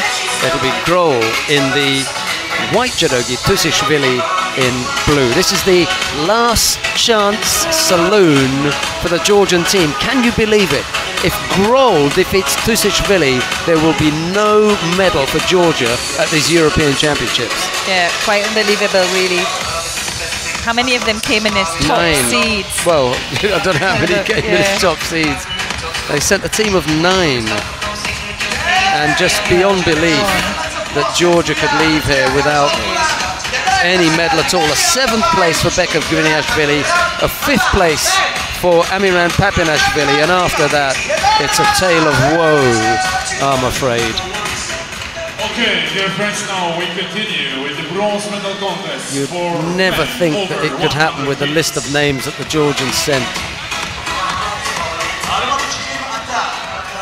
On mat 3, in blue, representing... And the referee in the middle for this one is Roberta Curlier of France. Representing the Netherlands, the double European champion. She will receive an award tonight for the most progressive referee in the European Judo Union in 2017. Netherlands, the bronze medalist of last year European Championships, Roy Meyer.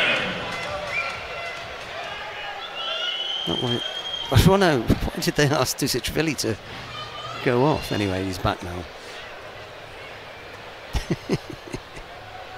Grol wasn't moving.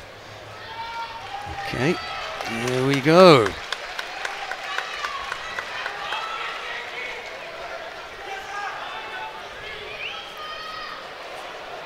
It wasn't that long ago that Tusishvili himself was down at under 100 kilos. That's where Grohl has come from. Both fighting at plus 100 now. Grohl perfectly happy not to have to cut any weight.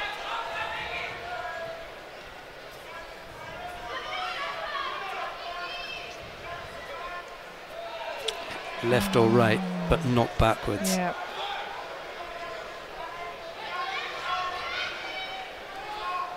Tusiashvili picked up the penalty for stepping out of the area. Really didn't give any resistance there, did he? No. Yeah, it had a sharp start, Grohl, with the Kouchi. And, well, Grohl there picking up the penalty for a grip and infringement, as did Tusiashvili. Yeah, just locking the fingers. Yeah. Well, 2 Judos in the first minutes, not looking good for the Georgian.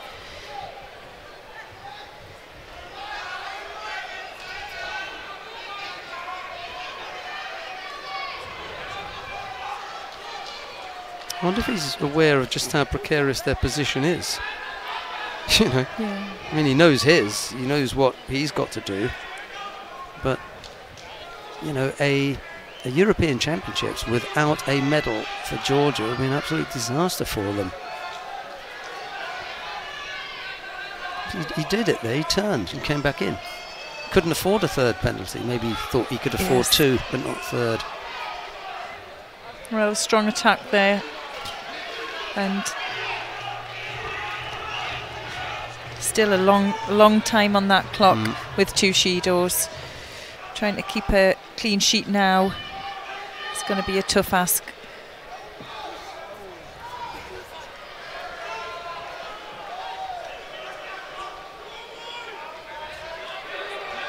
Well, Grohl now 2 Judos each. And just halfway through.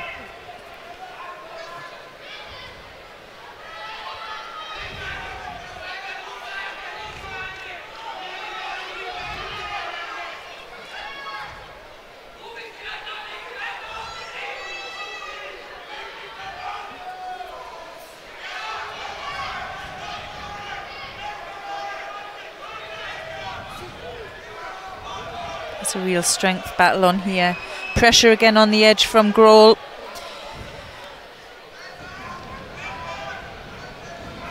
Let him continue.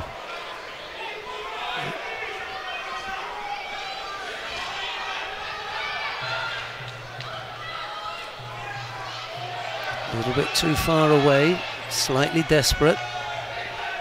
Yeah, that's it. Tusiashvili is going to be given a third penalty here for that false attack.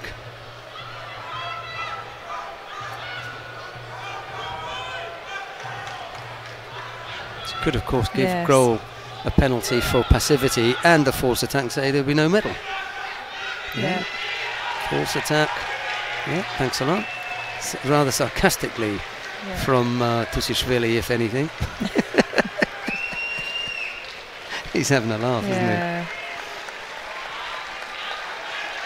he? Not happy at all. Yeah, he must have picked up some blood on on his gi, and we had to have one of ours.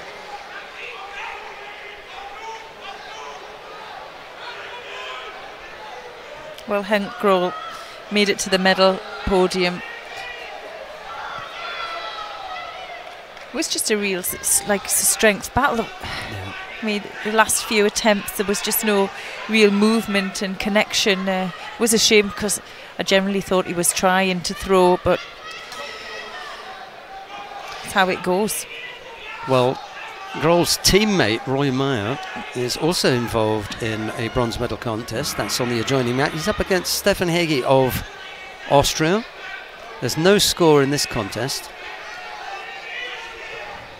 Both fighters have picked up 1 penalty each, and now we're into the golden score period.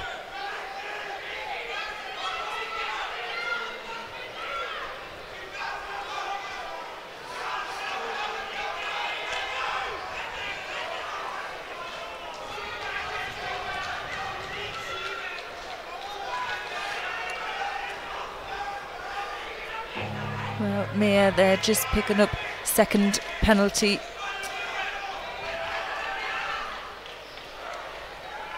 What was that gong for then?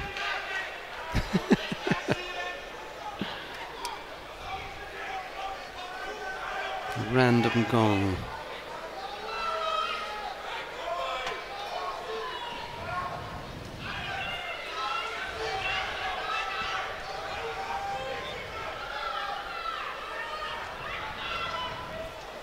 Oh, that was nicely done. Just use the snap of the grip to make some space to attack.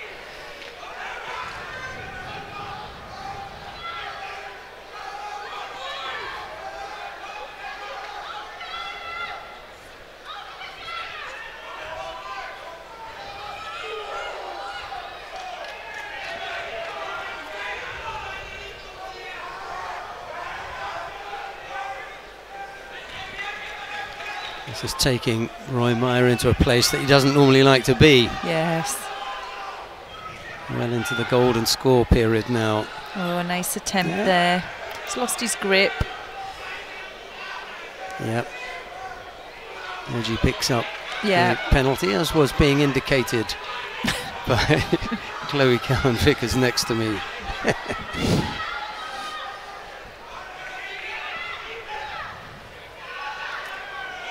Oh, that wasn't so good, was it? Well, gets away with it that time.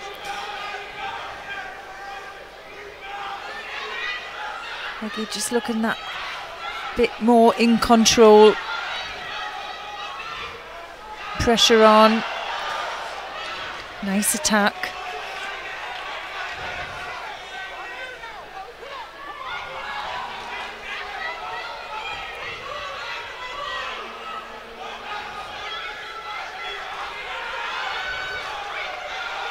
Can't get the support leg anywhere near where it should be. He ends up just throwing the left leg in there, and it's not really moving Roy Meyer.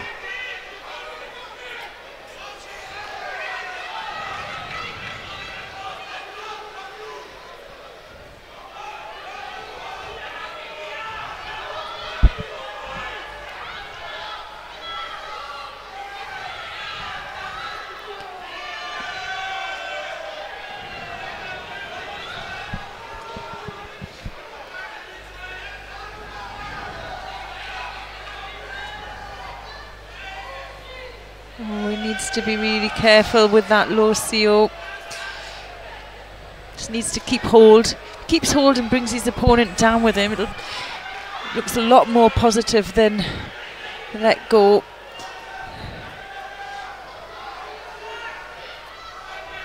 Now, Meyer needs to come back with something.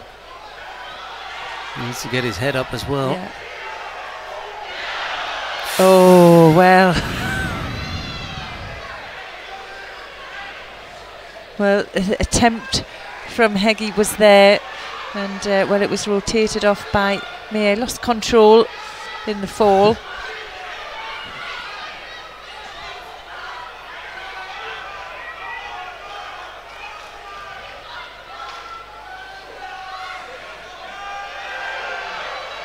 Little push down there. I don't think that was anything untoward.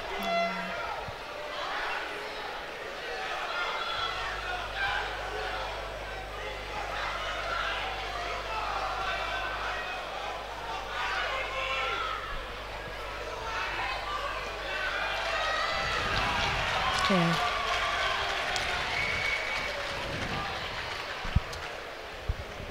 Some of the Austrian fans already clapping and celebrating. I think they feel that Roy Meyer is about to be given a third and final penalty for passivity, and there it is. Yeah. Yeah, I think Roy Meyer accepted that as well on that matte. He just absolutely ran out of steam.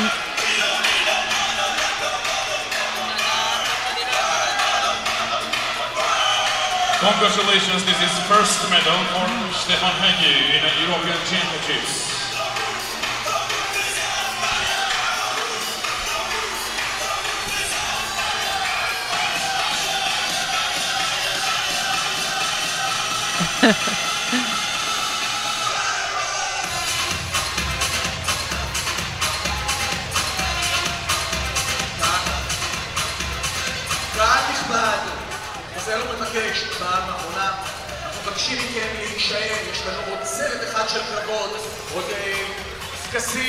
Stefan Higgy stopping off for a few hand slaps to celebrate the winning of a bronze medal in the plus 100 kilo category. He's only a youngster himself. Not the finished article as yet, I don't think. He may yet turn out to be a genuine heavyweight, but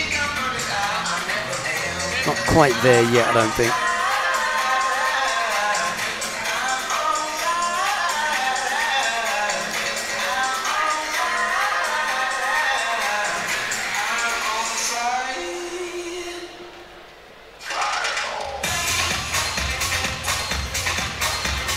Still only 19.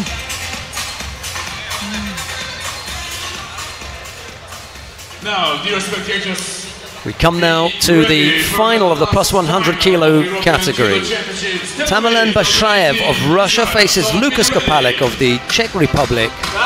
It'll be Bashayev in the white judogi, Kopalek in blue. And the referee in the middle for this one is Jean-Jacques Ruska of France.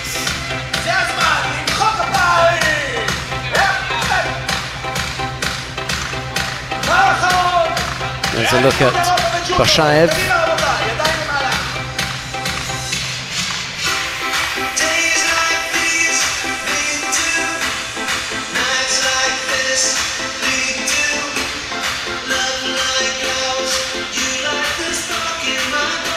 Well, he's asked yet to meet Kopalek. Bashayev, 22 years old, already under 23 European champion and world junior champion. Well, here he faces Olympic champion Lukas Kopalek.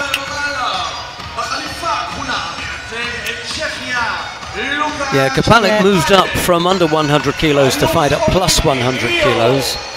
That gold back patch that he wears belongs to the category below this, but hey, he's the Olympic champion.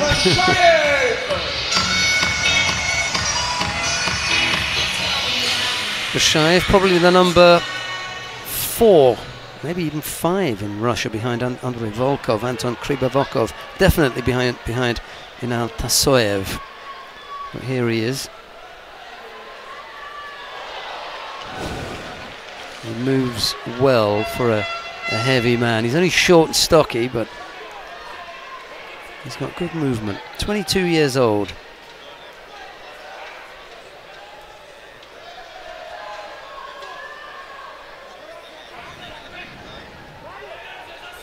Took a bronze medal at the IJF Grand Slam in Ekaterinburg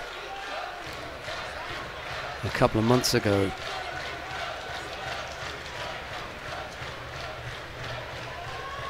Lost out to Tusishvili there. Not today, however.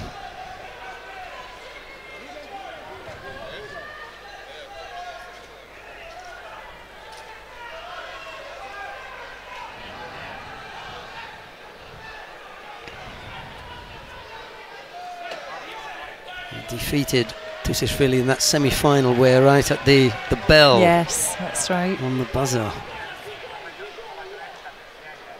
Through the Georgian. First minute gone, no score as yet. Kopalek has got a reputation for near-was a skill, so let's have a look and see if he'll decide to take Bashayev on. Can't remember having seen, or haven't got any knowledge of Bashayev as far as his work on the ground is concerned. He's got useful little attacks. Yeah. Well, Bashayev, he is put the majority of the attacks in. He's tactics really with the taller opponents, so to keep inside on the grips and keep some space between them. He uses his movement as well to set up. He doesn't stay still. If he stays still, he's going to get pulled in. And well, with the skills that Krapalik has, he's going to be in some danger. You can see he's just drawing his opponents on all the time, creating that movement, that space, and then pops in.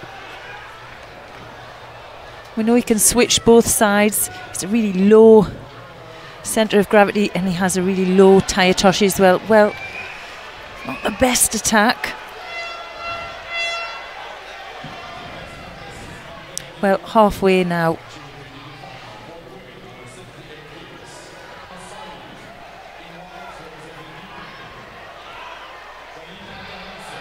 First time that it's looked like a tired effort from Bashaev, and now here's a chance for Krapalik. He's got a turnover from here. Yeah, he's looking to go onto the arm. Just needs to get the leg out of that side. Not there. Okay.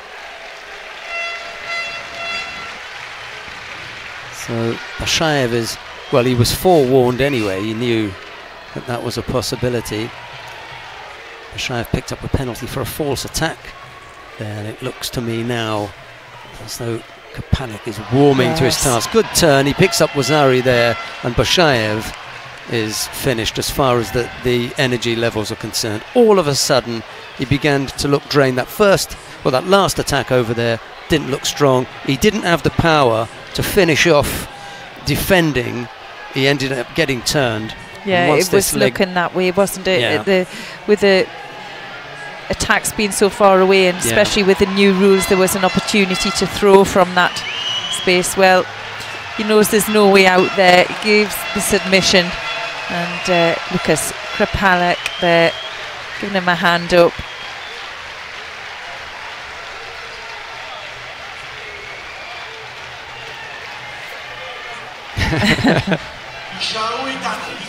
Lucas Krapalik is the European champion. All of a sudden, Bashaev just tanked, didn't he? Yeah. It was just dropped like a stone. There was just that one attack that gave the indication that he wasn't up to it. And then when Krapalik took him over, he had no answer. He couldn't resist. He went over for Wazari. Krapalik then started working on the Osai Komi to free his leg, and once that came out, Bashaev just tapped out.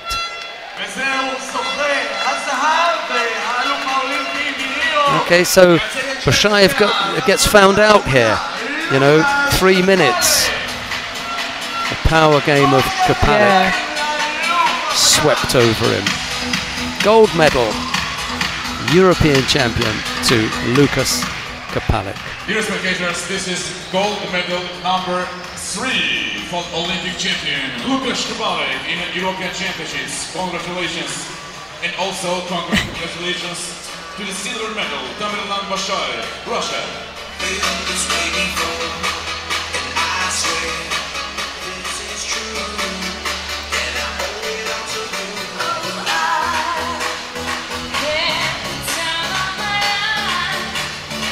Dear friends, you can see the highlights of the last final of the European Judo Championships here in Tel-Aviv.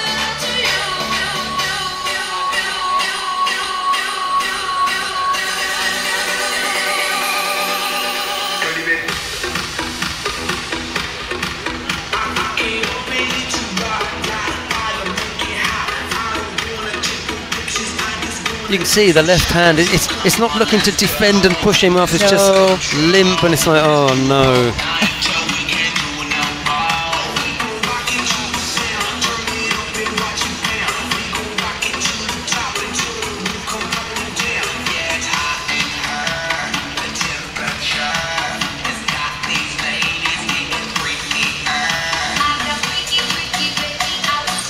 The one that got away, that's what Bashaev is thinking at the moment.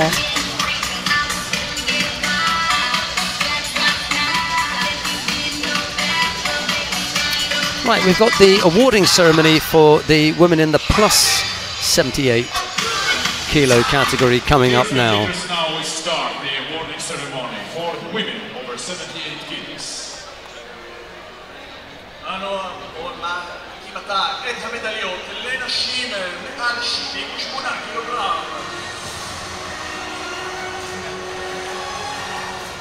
The medals are being presented by EJU Head Refereeing Director Alexander Yatskevich.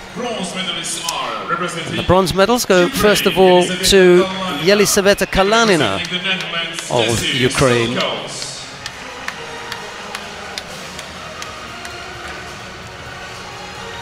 And to Tessie Savelkals of the Netherlands. Second place and silver medalist representing Bosnia and Herzegovina, Larisa Cevic. Silver medal goes to Larisa Ceric of Bosnia-Herzegovina. And gold medalist and European champion representing France, Roman Dico. But the gold medal goes to Roman Dico of France. The flowers 18 years old. Deputy Manager, Sports Authority, Tel-Aviv, Mr. Ofer Bachmann. France could have had a real field day today. Had Cyril Marais won the under 100 kilo category. Malonga and Dico took gold medals.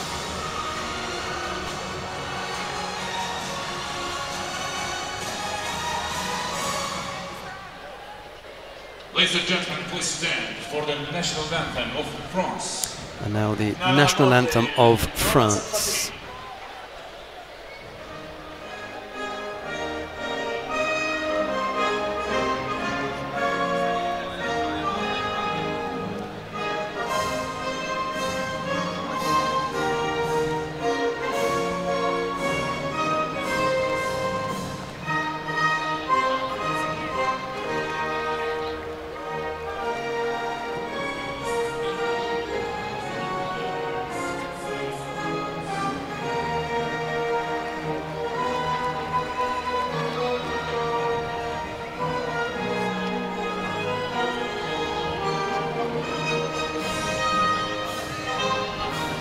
Oh, that's nice.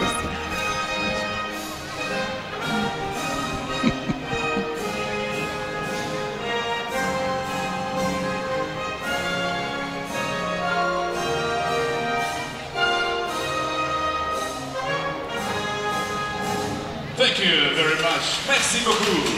Now, nothing like your dad to embarrass you, eh? Yeah. He's going to start dancing now, look. Put the dance cam on him. Oh, he's proud, isn't he? Absolutely. Kalanina and Savelkals took the bronze medals. Ceric the silver, and it was Dico to take the gold medal. Stay with us, we've got one more awarding ceremony to bring you.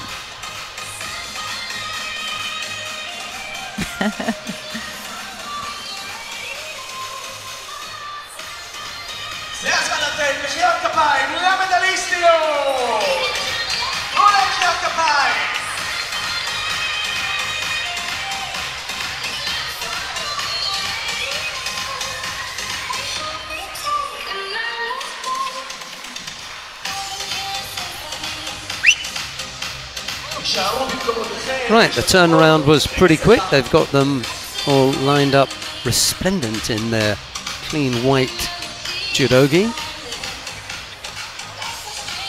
But we have to have the small matter of the flag changeover. Yeah, so that's going to take a minute or so. In the meantime, Yelisaveta Kalanina is in the background. They're looking for somewhere to go. Obviously, she isn't one of the athletes that has to go to doping control, or she'd be off somewhere else. She drew a good straw. And okay, you got your medal, off you go.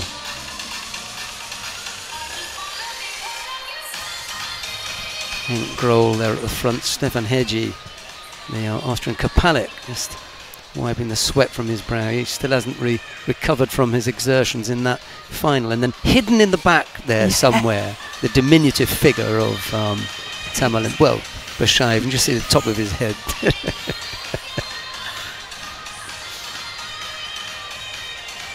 Bashiap he had a good day, didn't he? Good man. He Why had not? a great day. Yeah, he didn't come in there at all as one of the favourites.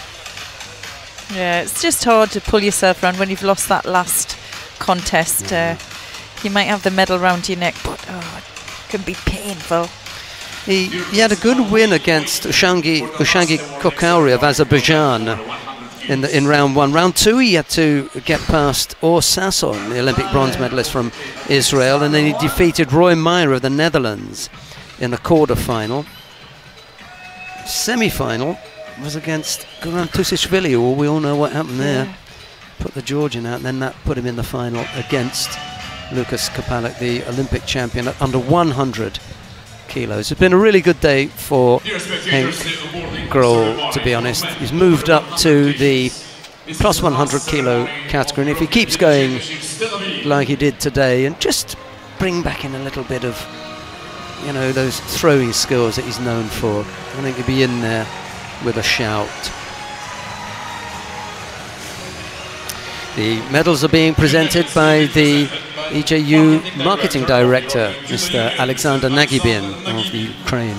Bronze medalists are representing the Netherlands, Henk Grol, and representing Austria, Stefan Hegge. And bronze medals go first of all to Henk Grol of the Netherlands and to Stefan Hegge of Austria. Second place and silver medalists representing Russia, Tamerlan Bashayev. The silver medal goes to Tamerlan Bashayev of Russia. The gold medal goes to Lukas Kapalik of the Czech Republic. Well, it was Russia who ended up on top of the medal table with 4 gold medals. There were 3 gold medals for France and 1 each for Belgium, Slovenia, Kosovo, Israel, the Netherlands, Armenia and the Czech Republic. There was a really good spread of medals there. I want to say thank you very much to all of our technical team, including Aliash Sede, Carlos Ferreira and Matthias Fischer. But big thanks to Chloe Cowan Vickers. Enjoyed that? Oh, we've had a fabulous weekend of judo, haven't we? And I hope you've all enjoyed that at home too. But from Chloe Cowan Vickers and myself, it's bye-bye for now. Bye-bye. And now the national anthem of the Czech Republic.